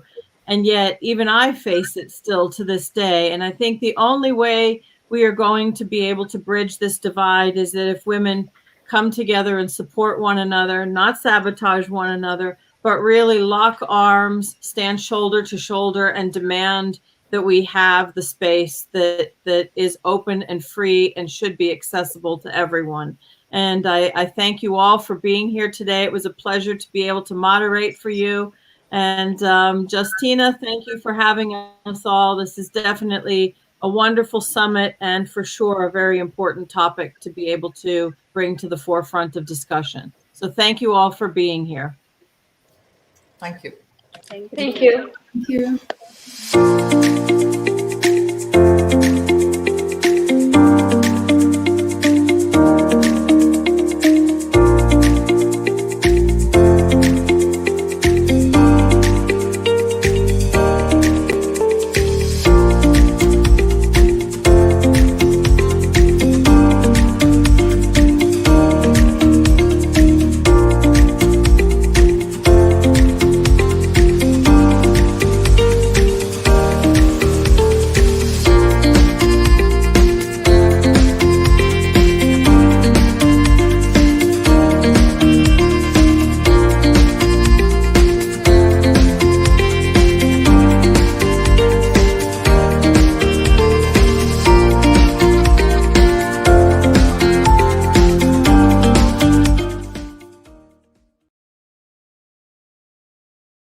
I've been walking down this road for about 35 years now, and I can tell you it's been one hell of a ride. And I've been carrying my father's words that he said to me: learn to be wise, walk with integrity, and be honest. And I can hear my grandma say, child, got nothing to give to you, but may God be with you in that distant land. Yeah. I am an African girl. Well, I know where I'm coming from, and I know who I wanna be. I am trying to defy everything they said of us, we who have chocolate skin. In the back of my mind, all I can hear, are the voices of those who are here, those who've already gone. And I can hear them whispering, what are we told? When you go to their land, please represent us well. And I can hear my grandma say, child, I've got nothing to give to you, but may God be with you in that distant land. I am an African girl. Well, I know where I'm coming from, and I know who I wanna be. I am trying to defy everything they said of us, we who have chocolate skin. I am an African girl. Well, I know where I'm coming from, and I know who I wanna be. I am trying to defy everything they said of us, we who have chocolate skin. So I will sing, I will sing, I will sing, oh, oh. I will sing, I will sing.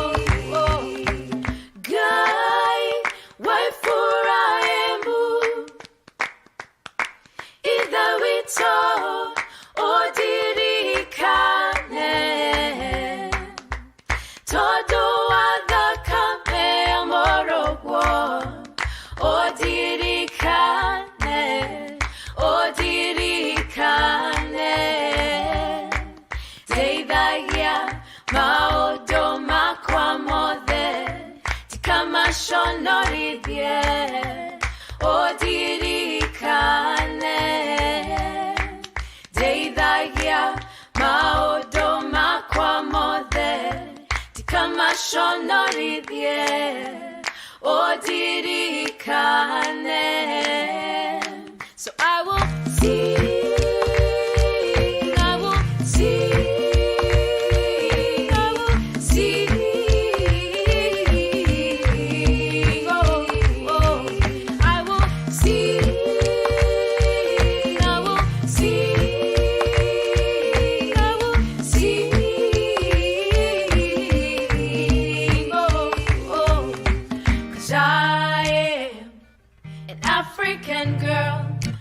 Well, I know where I'm coming from, and I know who I wanna be.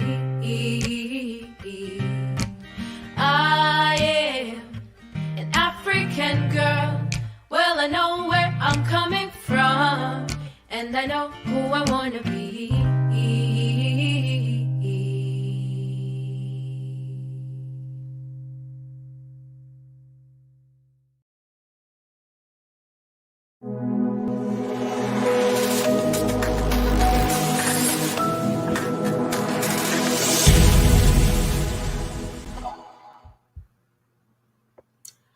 Wow, wow, wow. What an excellent panel discussion we just had now.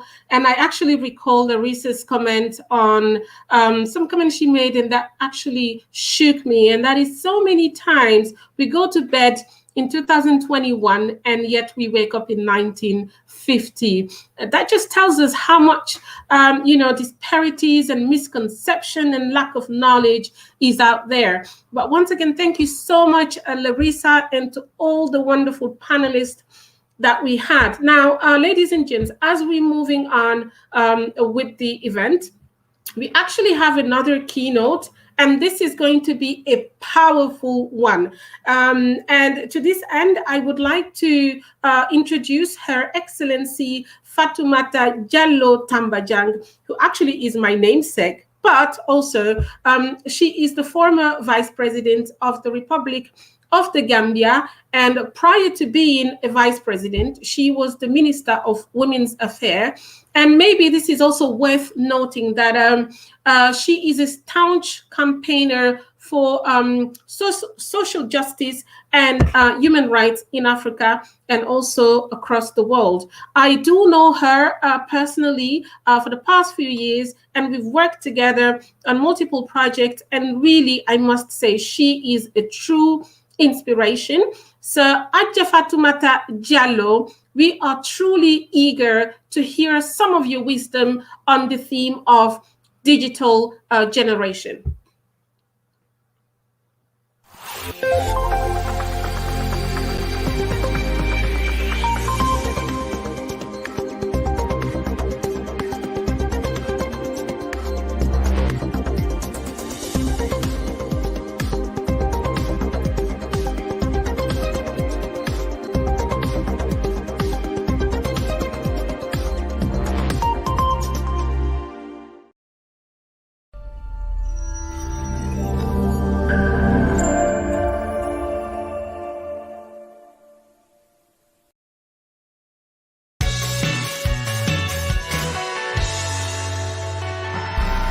I'm going to be performing a song entitled Beautifully Human.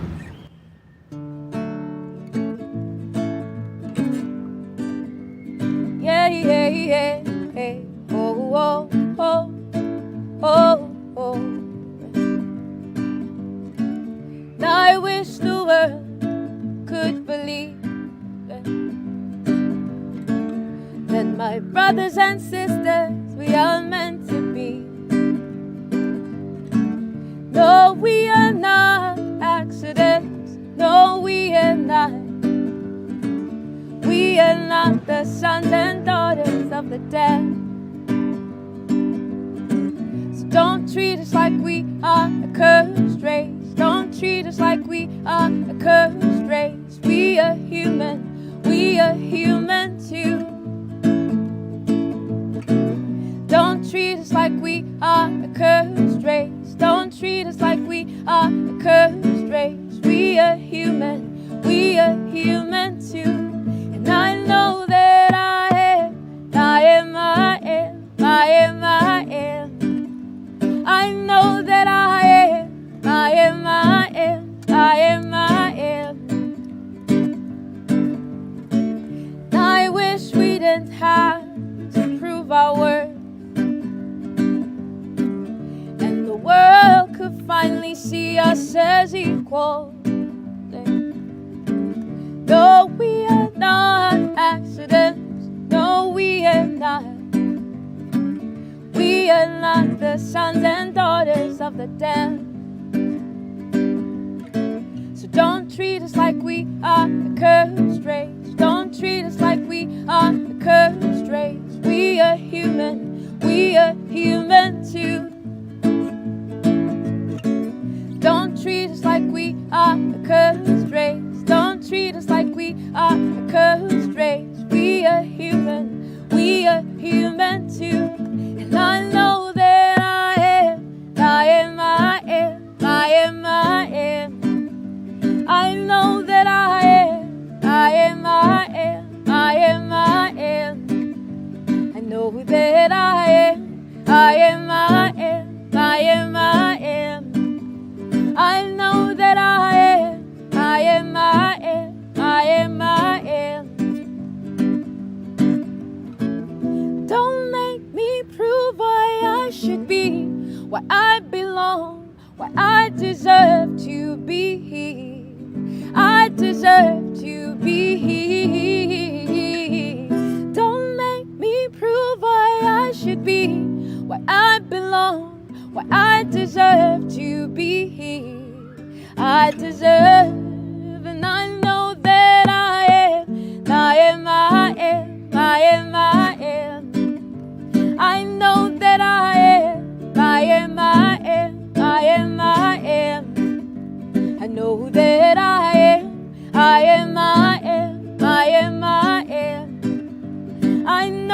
I am. So is anyone who can walk, who can talk, who can laugh, who can cry, who can feel pain. So is anyone who can speak, who can hear, who can see, who's never had a free mind. So is anyone, whether brown or white or any other color.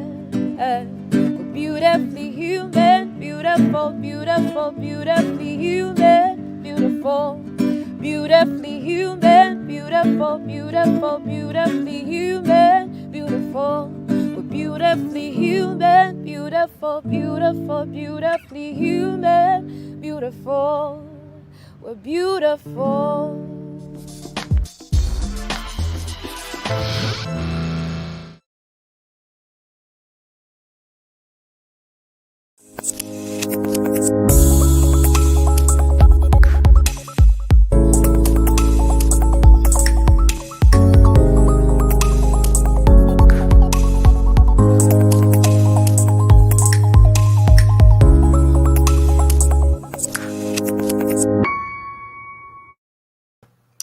Right. Good evening, ladies and gents. Welcome back. We're having some issues to connect with the Vice President. To allow her more time to join us, we actually have another little surprise to share with you, and we can definitely not bring this event to a close without some recognition. So we do have a special award, the first in its kind. And unfortunately, I'm not the one that will reveal it. I will instead call upon Dr. Clyde Rivers, who is the founder and also president of I Change Nations, for the award presentation. So stay tuned.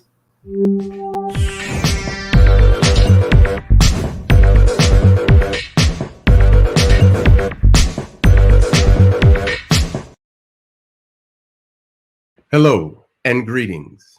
Blessings in abundance to each and every one of you. Thank you so much for joining us today for this momentous occasion. I am Professor Vernet Allen Joseph.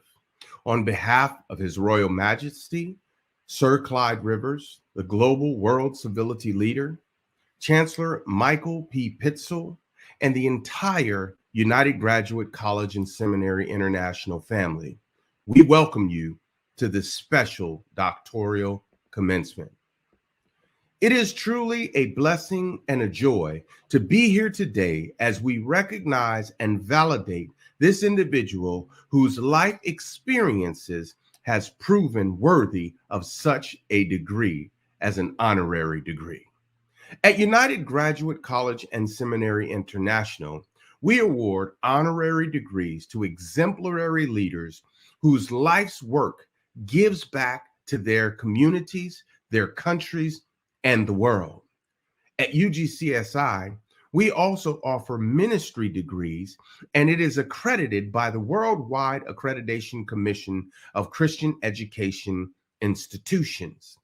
Our headquarters is at Kiowa International University in Kampala, Uganda.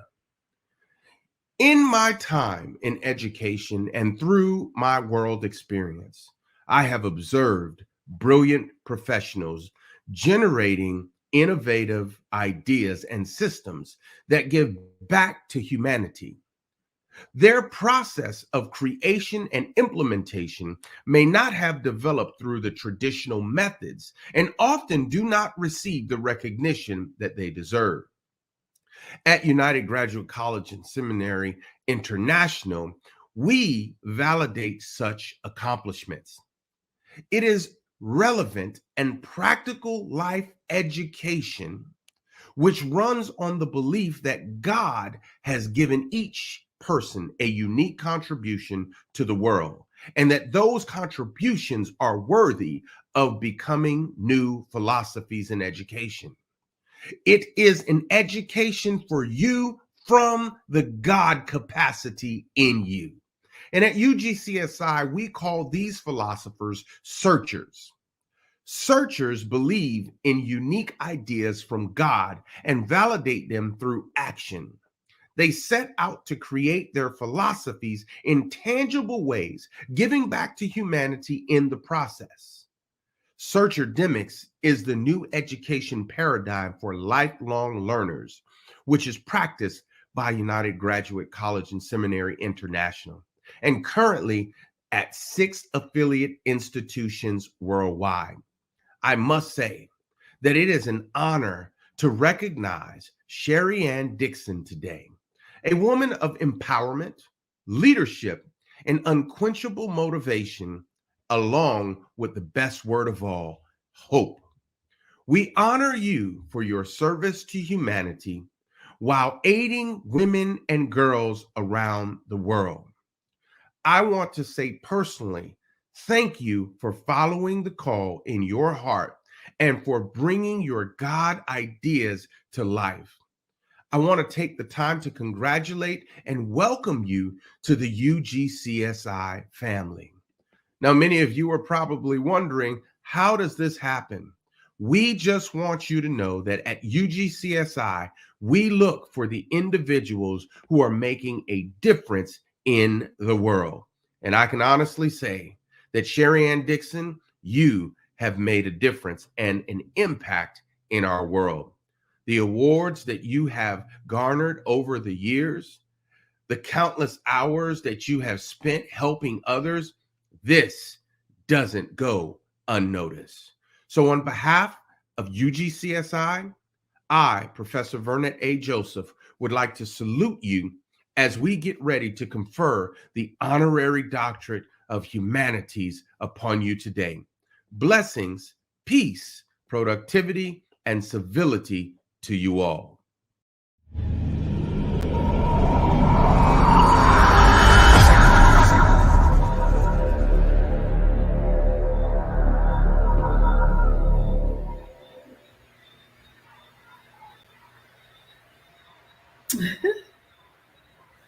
Wow.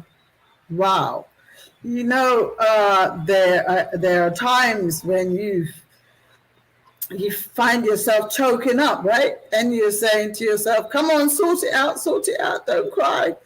And I'm not going to cry today because this is such an honor that I don't take lightly. Some things you get it and then you think, oh, well, but this is special. So I'm going to start off to say, I am so honored to be here with all these aspiring and influential ladies on this day, the United Nations Day of the Girls. Thank you so much, Her Excellency Dr. Justina Mutale, and of course the Justina Mutale Foundation for believing that I deserve this honorary doctorate, because you are the people that put me forward for it, and I so appreciate and thank you for it. Thank you also to, I think I'm super blessed. And many thanks, of course, to blessed with this honorary degree of Doctor of Philosophy. And I thank you so much, Professor Joseph Allen Burnett, Chancellor of the United Graduate College and Symmetry, UGSI in the USA. I am deeply grateful and will continue breaking glass ceilings wherever I go, especially in my country of birth, which is Guyana, where I have started to work with young people, women, young women, especially in business, helping women to recognize their worth, and charities, of course, who look out for the betterment of young girls and women. There is so much work to do, it really is. But my belief is that every woman and every girl deserves to be recognized and treated equally. And as long as I live, I promise this, especially with this newfound doctorate. As long as I live, I will continue to work at enhancing women and young girls, educated or illiterate. I want to encourage them and be there to help for a better future. Thank you so much. Thank you, thank you, thank you. Bless.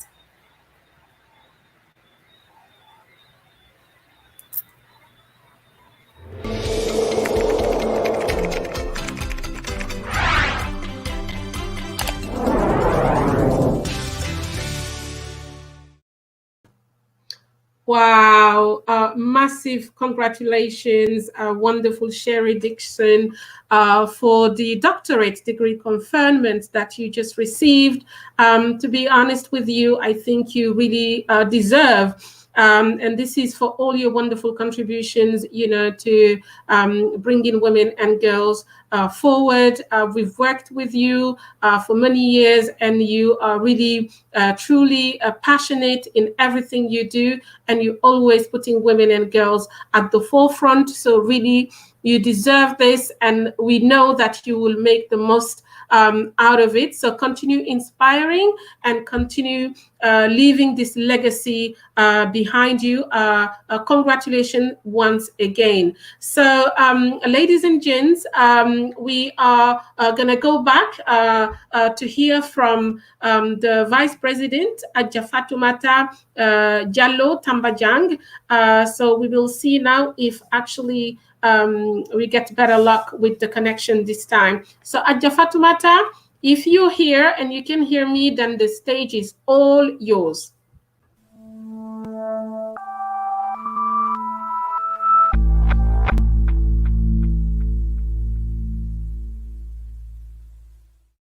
I'm really honored and very happy to be among so many talented, ingenious women and young girls. I'm overwhelmingly happy, and I'm overwhelmingly hopeful that the future for women and girls is bright. I've heard all the voices that have articulated the enormous challenges that we face as half of the population of the world. Someone has said that we are like 1.1 billion. And just to have this summit organized, recognized by the Justina Mutale Foundation is recognition of the importance that the foundation attaches to this important segment of society or the world at large. So I salute Her Excellency and a sister, a very dear sister to me, Dr.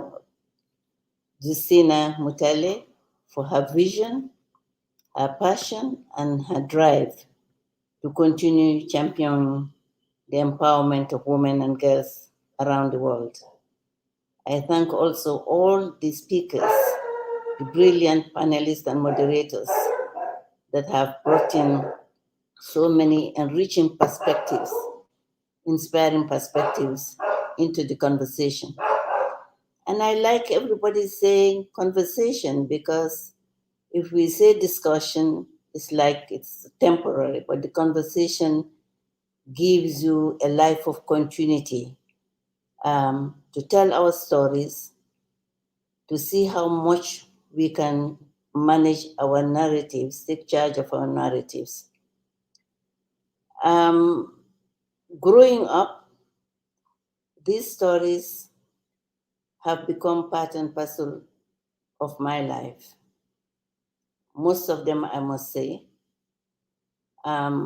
regardless of where I am, African, Gambia, and so forth. The life story of a woman is always the same, whether European, whether Chinese, or wherever we come from. And that's the stories that I've had today. And I've learned a lot about it. And when you talk about the theme of the summit, which is the Girl Force, Unscripted and Unstoppable, that's very inspiring. It shows that there is no one who can tell our narratives better than ourselves. But permit me to also share some of the gaps that I have lived and been experiencing, and I think fundamentally we need to address them. Women are moving, women are breaking the ceiling, and just as you just coming to salute the sister who has been awarded the honorary doctorate degree for her inspiring career and efforts towards empowering not only herself but other women, I find it's important that we look at statistics. Has statistics been taken care of by governments? And that is very radical. Whatever we do as women, we are doing so much, incredibly great. But we must understand that we have to push governments to have the political commitment, not only advocacy, not only rhetoric, not only signing the conventions on all forms of discrimination against women, but also enforcing those, domesticating those instruments, starting from the constitution. If you look at our constitutions in many of the countries, what do you see? Do you see 50-50 in the constitutions? Most of our constitutions is just one line. Consideration, special consideration will be given to the empowerment of women. That's not enough. So radically, we need to move our efforts towards ensuring that we penetrate the negotiating table. We enter, we don't shy away from politics. We don't encourage women to go into politics and to be appointed. We go into politics by our own potentials, our own perspectives, our own capacities, and our own resources. Unless we have that autonomous political stand and space, it will be difficult to penetrate the male-dominated governance. So we look at governance, our governance systems of governance, taking care of what they sign when they go to the UN General Assembly, what they talk about when we go to the CSW, what they do when they go to the Group 7 or whatever you call them. No, they don't do it. So it's important that now our struggle focuses on helping each other, looking for resources and supporting the capable and potential women and young girls who are ready to enter into politics, who are ready to break this glass ceiling, who are ready to engage other women to vote for other women. In many of the political spectrum, you find that it is women who vote for men, even in this Gambia, 2 point something million of people. So you have so many capable women. But when it comes to dancing and chatting and cooking for the men, the women are there, the girls are there. But when you come to political appointments, it's a token. I was appointed vice president of my country, not because of any nepotism or because of cronyism or because of my competence. I stood for my country. I was out there when many women, many men were hiding in their houses with their families. I was out there to fight with some other women and girls to fight the dictator of 22 years. When it came to serving my country, I served for a year.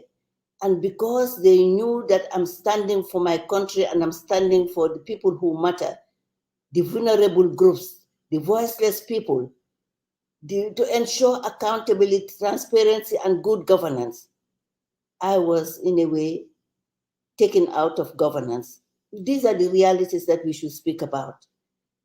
However, because of my determination to stand for my country, I will not allow anybody to make me irrelevant. I will continue to stand up for my country. I will stand up for young girls. I will stand up for women, and I will add my voice to the women, you, our sisters, our daughters around the world who are talking about men, are talking about the empowerment of equality between men and women. The other fundamental problem I think we need to address is the issue of religion and cultural barriers. We need to tackle the issue of foundational learning, starting from the very young age, trying to mold the girl child and the boy child, trying to ensure that the way we socialize them on an equal footing. Because in Africa, and even maybe sometimes in Europe, we will say, apart from maybe few families, including myself, where we were more girls and more boys, but everybody had equality, was treated equality. But many of our countries, you have said it, so many voices have articulated it. That is, there is always inequality starting from the way we socialize our children. So the foundational learning must come in as part and parcel of our struggle, part and parcel of our strategies to ensure that we give them that good foundation, and not only from the conventional type of education, but the upbringing also, from the ethical point of view, behavior, and also building the capacity, the resilience of the child, so that once outside in the world to paddle his or her own canoe, she can be strong and have self-confidence. And I have also seen that our struggle needs to talk about and encourage women, girls in the STEM system.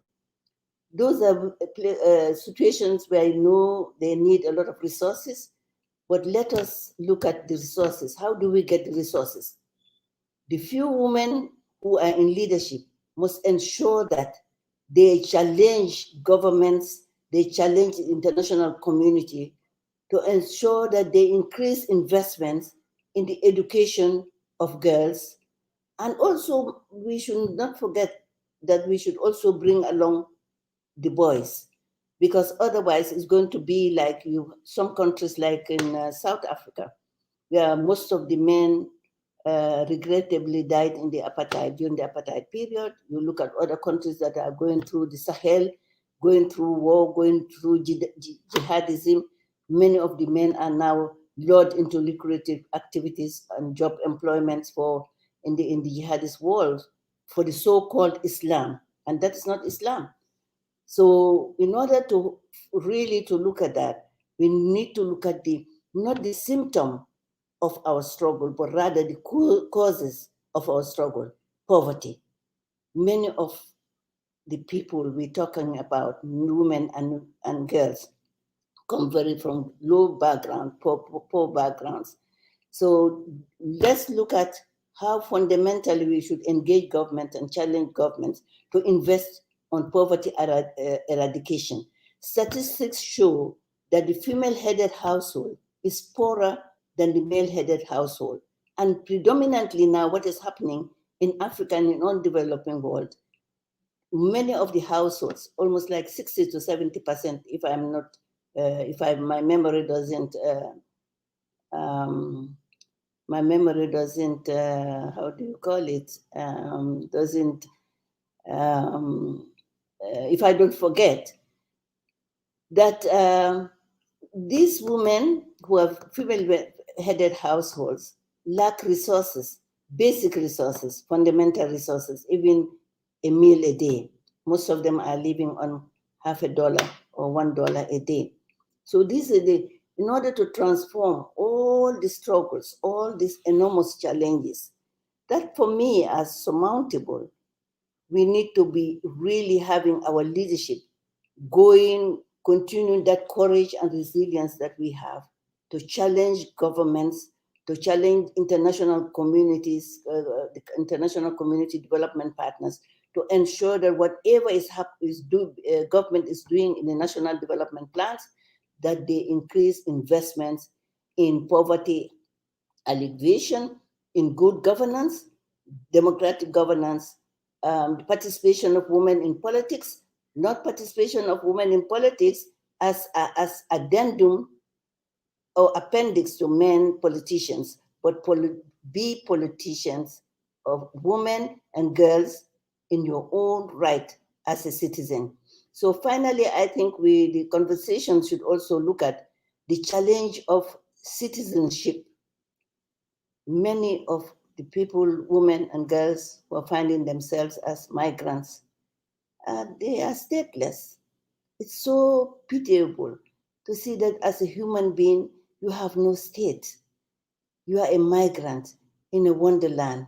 You have gone because your country or your government cannot give you priority to access education, to access basic social services like as far as literacy and numeracy. You are now going to to find yourself either in the desert, ending up dying or whatever. And yet the governments are not doing much. It's just tokenism, talking about migration, supporting migration. But the dynamics of migration now is not only young people, young youths or men. It's also women and girls. So we also need to look at that. Now, my final contribution, or maybe to recapitulate what you have said, would be the issue of looking how we can strengthen our movement. The women's group must now move towards a movement where we now start to really go around writing petitions, fighting for other people, standing for other women. Look at Afghanistan. I'm a Muslim, but I'm ashamed to say I'm a Muslim. The reason is not because I don't believe in Islam or I'm not practicing Islam, but because Islam has been distorted by fundamentalists as something that is submissive and that really degrades the woman. Whereas my little knowledge of Islam, there is a whole verse of the Holy Quran that is given confined to women, Surah Al-Nisa. And you look at from Al-Baqarah to the last part of the Holy Quran, and you look at the Bible also, human rights are inalienable rights. They are rights that God has given us. We are born with it. We don't acquire them. Nobody gives it to us. It's not a gift. So how do we understand that we also bring in our traditional teachers, our Islamic leaders to really champion the cause of women and girls in the mosques, in the churches? Because let's not fool ourselves. Alone as women, within the cultural context, our political context, our struggle will be moving 1 foot forward and 2 feet backward. My sister Justina has said it. She wants to see no longer more presidents, female presidents, than vice presidents. It is possible. It is only possible, that would be possible, if we strengthen our movement, if we look at the radical causes of our struggles, that is talking about bad governance, engaging our political leaders to ensure that they recognize us as human beings, as partners in development, as partners in progress, and not people, secondary citizens. So we look at that. We also look at how best we help the people, the young women, the men, the women and the girls in Afghanistan, and even beyond Afghanistan. Wherever we hear there are issues, we need to really engage, no matter what, maybe through the UN Secretary General. There are so many organizations through which we can hold accountable. UN Secretary General, starting from him, we can start to engage him to say, what are you doing in Pakistan, in Afghanistan? What are you doing in other countries? And particularly those countries that are so hiding behind religion. Islam means peace. Bible says peace. Keep your brother, be your brother or your sister's keeper.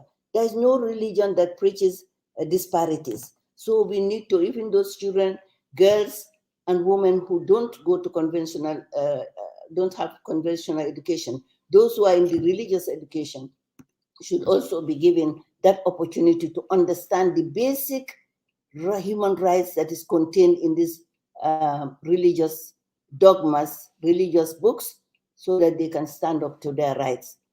Finally, I must say that I shouldn't be considered as a vice president.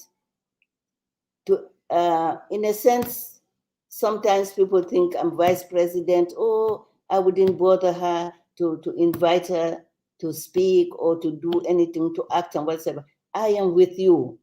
I am with Justina Mutale Foundation. I am with any other foundation that feels that I could be of service to them. Because once we keep on talking, and they say women, we talk too much. But our talking is not talking for nothing. We are women of substance. We have our daughters, girls of substance who are ready to liberate themselves. They know how to liberate themselves, and they need the support of us women, particularly the elderly, who are now moving to another stage of life. Yes, empowerment of young girls, we must not forget that experience is the teacher of man. So we have to, the wisdom and experience must be harnessed with the young generation. We need to guide, because if you don't guide them, they might take the wrong route. And by the time they know, it would have been very late. Not many people have derailed in life and are able to come back. An example of myself, I was married young.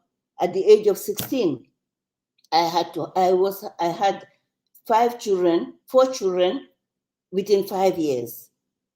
But I was determined. I was passionate. I was able to remove the shackle of girl bride, come back. By the time I came, I lost my father. Actually, I lost my father very young. I had my mother. She was very supportive. She didn't have conventional education, but she was dynamic, very independent, very powerful. She supported me, my sisters, and many of those who supported me helped me to raise my 4 children. The 4 sets of children were women, just like Justina was talked about. So we need to really help those. It's never too late. I'm telling you, girls around the world, never say never give up. The Quran says never despair. The holy books, all the holy books, I encourage you. Never say, because I have made a mistake, I've got a child along the way, I have been a single parent, or I'm poor. No. Always continue walking. If you fall, rise up and sit. Take some water. Get up and walk. If you can't walk, crawl again. If you can't crawl, walk. And by the time you know, you will be able to really run. And the running has started. It has started for how many years? 200 or how many years ago have our parents, our grandmothers ran. And still, we are not yet at the goalpost. We must be at the goalpost by the grace of God. And the way we can do it is the little perspective, the perspectives you have shared in this summit, the very important points you have made, the inspiring positions, the glass ceilings that women are now breaking. We must continue to break the glass, and we must hold to each other. Solidarity.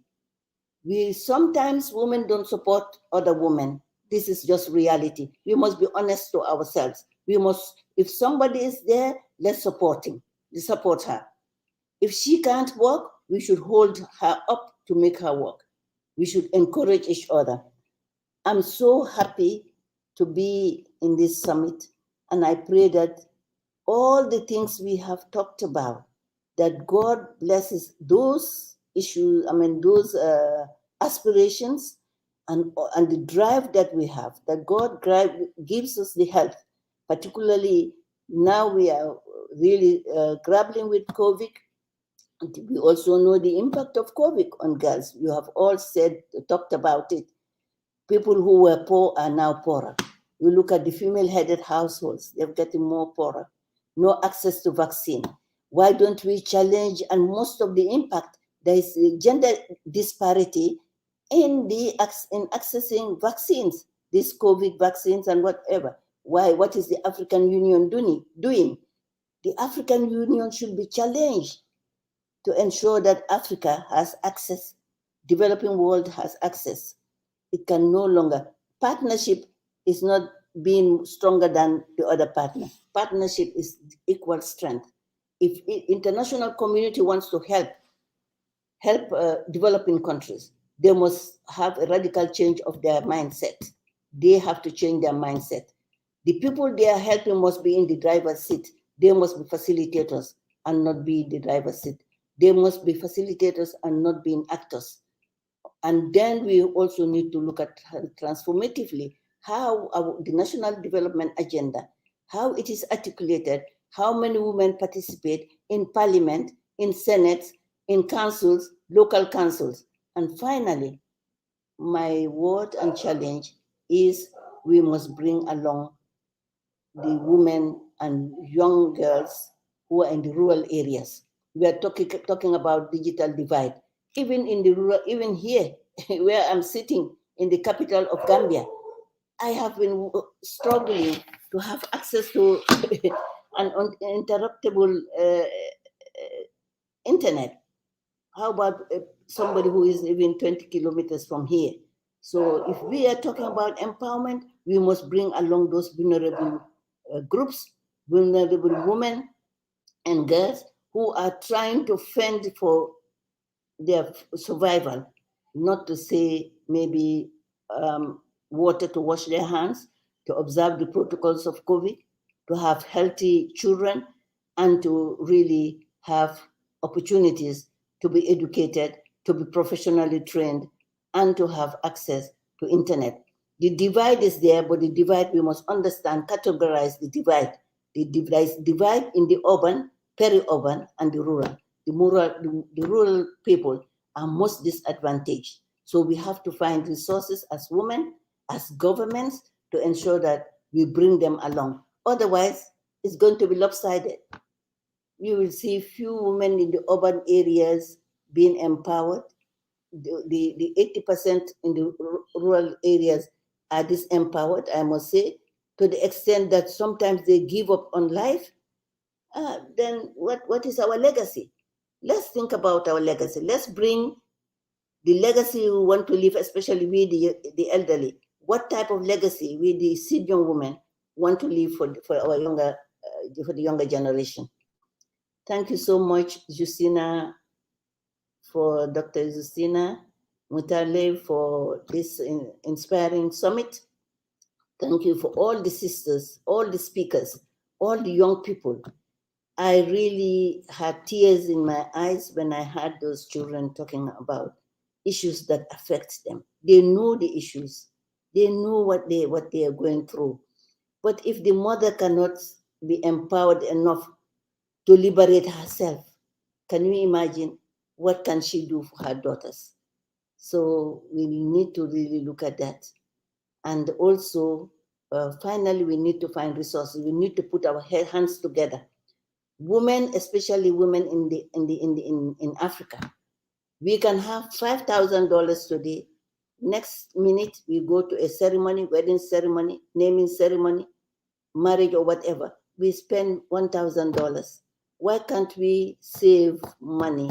Sometimes we send it to foundations that are standing up for women, for girls. Sometimes we invest it in groups in our communities, and sometimes we help the disadvantaged. And finally, let's not forget about the physically impaired. Anybody can end up that way. I am now standing and walking and doing things that I am physically fit, relatively, because nobody knows 100%. But there are people who I can end up being a physically impaired person, disabled. So let's not forget them. In many of our countries, those are the people who we give the midgets, as you say in French. We must not forget them. We must plan with them. We must give them that sense of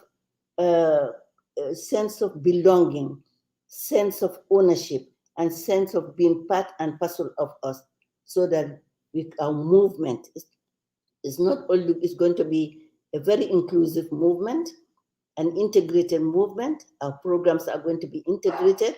And then at the end of the day, when we have monitoring and evaluation of the programs that we do every year, we could say, yes, we can have verifiable indicators that we had said that we are going to touch the lives of 100,000 women around the world. What have we done? What couldn't we do? Why couldn't we do it? And how can we move the way forward? So thank you so much once more. I wish you all the best. And I pray that you engage everyone. Let's engage, continue to engage each other in any way that we, with the digital opportunities that we have. And that's the way forward. Let's not give up, and let's know that we are part and parcel of our populations, and that we can do something. Women must say we can do it, and they will do it. If we are determined to do it, we will do it. I always take example. I don't look for outside. I look at my mother, the way she was able to stand up for her rights, the way I am able to stand up for my rights. And today, my country will never forget me. And not because I want to boast about it, but because I want to leave a legacy for the women, for girls. Let's not be afraid when it comes to whatever it takes. Let's be there. Let's be there. When they are tired of seeing us, they will give us what we want. Let them hear our voice. When they are tired of hearing our voice, they will give it to us. So we need to continue knocking at the door and getting all the opportunities. Today we are talking about digital divide, but let's not forget digital divide. There are causes that we need to address before we reach that digitalization of whatever we do. Thank you so much. God bless you. Good night. Thank you so much, my namesake, Fatoumata. We are all Fatoumata Jallow. You are younger Fatoumata Jallow. Thank you so much. You inspire me as a young woman. You know, you've been doing wonderfully well with my sister, Justina, really, and Dr. Anna, and all those. Whether I name you or you don't name me, you are in my heart. And I'm thinking about you, and I have listened to you. I have been with you from the time you started up to the time we end. That just shows where my heart is. I'm a woman. I have a moral responsibility to support my home, my daughters, support the daughters of my community, they're my daughters, and support the daughters of the world, and support you as my sisters. Thank you so much. God bless you.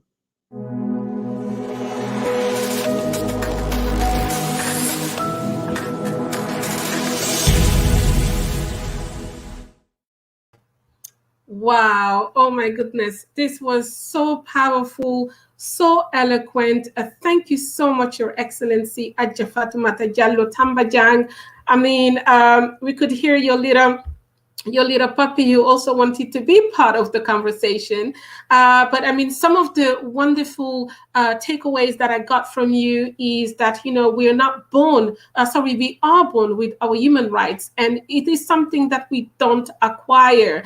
And as women and girls, we must have that courage and that resilience to challenge government, international community, and development partners so that we can eradicate poverty. And also, you said something about, in this 200 years of fight to achieve gender equality, one thing you've learned is that, when we fall, we have to rise up again and crawl and then walk and run. But most importantly is that we must continue to break the glass ceiling until we get what we want at whatever price, whatever it takes. Thank you so much. This was so powerful. I did promise it was going to be powerful. And thank you so much, Your Excellency, Adja Fatoumata. We really value your excellent contributions. And most importantly, we do value your time and your wisdom. Now, having said this, ladies and gents, we are almost bringing this to a close.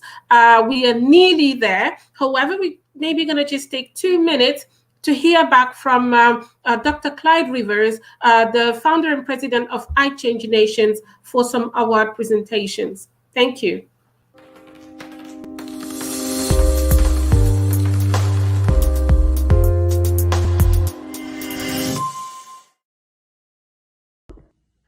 Good morning, good afternoon, good evening, wherever you are in the world.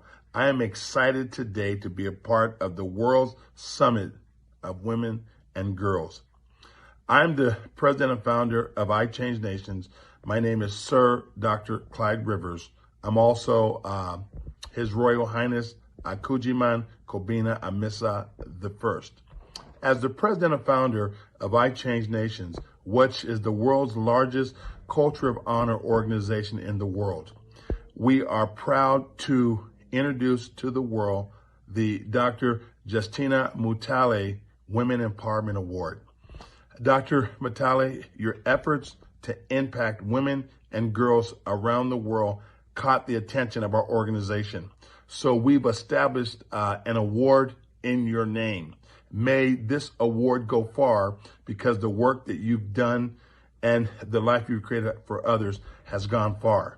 Now, our first recipient of the Dr. Justina Mutale Empowerment Award is Her Excellency Maria Louise Colorero Persia, the former president of the Republic of Malta.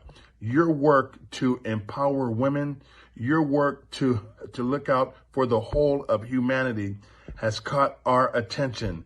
And we are so honored to have you as the first recipient of this award. Your life, the standard you have created, has opened doors and made the world a better place, and it will give women more access because of your excellence. We are very proud to present you this award. Thank you for your service to humanity. You have changed and impacted the world.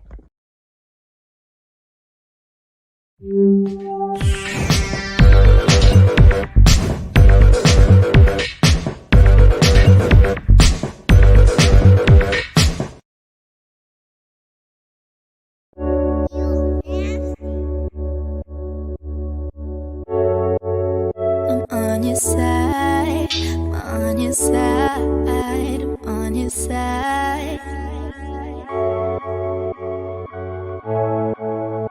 Close your eyes and tell me what you see. If no one else is there for you, you know you still got me. 'Cause I'm with you, so you don't have to be alone. Baby, let's just stay strong. Just try to see the bigger picture. I'm here with you till the end, even if we stay friends. I'ma just show you I'm rocking with ya. So I'ma keep it real. I know just how it feels to hold everything in. That's why I can tell you've been up all night. Tell me what's been running through your mind, 'cause I can make it right.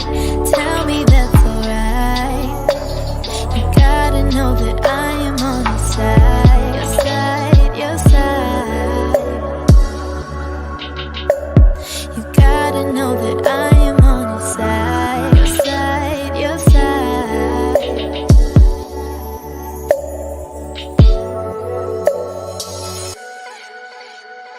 I can take you to another place, baby, let me be your escape. Oh, and close on your mind. I don't wanna waste your time. Let's just take it slow. Sit back and unwind. Yeah, I can tell you've been up all night. Tell me what's been running through your mind. I can make it right. Tell me that's alright. You gotta know that I am on your side, your side, your side. You gotta know that I am on your side, your side, your side.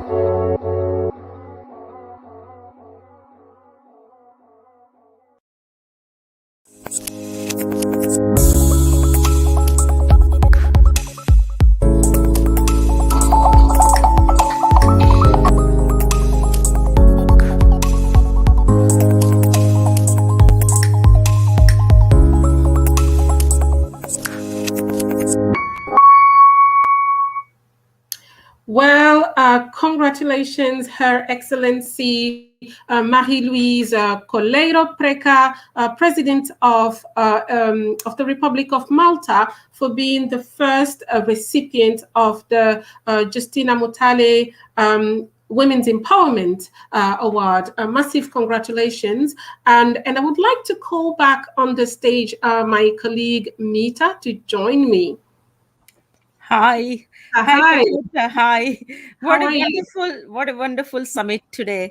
It What felt a wonderful summit. Tell me and tell us, Mita, what was your best part and what's your takeaway for today's summit and also our second edition of the annual Justina Mutale Foundation's World Summit on Women and Girls? the best part, I think, was the new award which we have in Justina's name.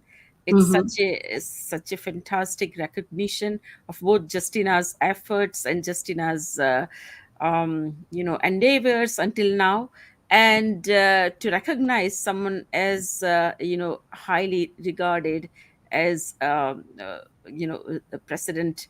So, and also to hear from Clyde Rivers was an excellent opportunity because he is so much globally renowned person in the Interfaith Forum as well. So it was fantastic. I would say to take away is how the young generation are taking it, and they are bringing in that positive energy, and that's where all our efforts should be going, because we are not going to be here forever. Those are the generations who are going to bring the change, and we have how many years to go now until 2030? So 9 years for the SDG. So yeah, so everything was wonderful. What did you think, Fatibuta? I mean, what was your best Actually, Mita, I completely agree with you. I think it was an excellent summit. I did learn a great deal. Again, we always learn a lot, in these events. I loved the diversity. I loved the rich conversation. I loved the fact that we had a lot of young voices and they could articulate themselves. And for me, I really loved, the closing keynote. It really spoke to me in many, many, many, many ways. And what I take away home is that, the fight continues. It's not ending here. It's not ending with us. It's a lifelong commitment. We believe in this. It is our mission. It is our purposes. We are committed to seeing women and girls progress. And so, we continue the fight, whatever it takes. And so this is my my takeaway really from this second edition. And I do hope our viewers and audience they've enjoyed it and they've learned, and that they have some key takeaways as well that they will act upon. And I think with this said, we can bring this to a close, and we can call back. We can, this happens every year. It looks like it happened yesterday when we had last year, this second version of it. And I think we can probably have, twice in a year or something, before people forget about it, some sort of reminder, because that's a good idea. We can look at that. We can bring that to the board and see if that's something that's doable. Why not? Why not? Because all this enthusiasm, the momentum, everything has to wait for the next year. Instead of that, we can remember and bring more people in this movement which we are having. And it's very less people who are doing this kind of selfless work, which we are doing, Justina is doing as part of this foundation. So I think we should have a reminder every 6 months, and more people should be joining globally from all over. And more men should be involved as well, even though it is, for girls and, women. But, we want to know, because we're fighting for gender balance, right? For the yin and yang. Exactly, Your comment, I'm sure Dr. Justina Mutale could hear us, so maybe she would make some comment about the possibility of hosting twice a year the summit. So with this said, I know we have to wrap this up in the next 4 minutes. So Dr. Justina Mutale, if you are around, please do join us for the closing remarks. Hello, welcome. Hello. Hi, ladies. How are you? Thank you. I'd like to thank everybody, all the excellencies that have spoken here today, all the distinguished speakers. I'd like to thank all the babies, the little ones that came up and were so brave to articulate the future that they want. I strongly believe that the 21st century is actually a century to release the feminine wealth. And the next generation woman needs to unlearn those traditions and cultures that have always held women back. The next generation woman needs to learn to lead without seeking permission. My vision with this World Summit on Women and Girls, and also with the foundation, is to leave a legacy that prepares our young women and girls with resilient mindsets to enable them to navigate on equal footing with the male counterparts, an ever-changing global landscape, whether it will be in politics, economy, society, science, technology, in all spheres of life. The female and male need to be working side by side. Like I said before, we are trying to help the world achieve a 50-50 planet. And that is my vision, my dream. For I believe every girl has potential. And it is my prayer and hope that every girl can be given an opportunity to realize her full potential, so that one day every girl can be able to contribute to the development of the world and live a fulfilling life and look after her family and enable her family, in fact, to contribute to the world, to help the world achieve prosperity for all. Thank you very much.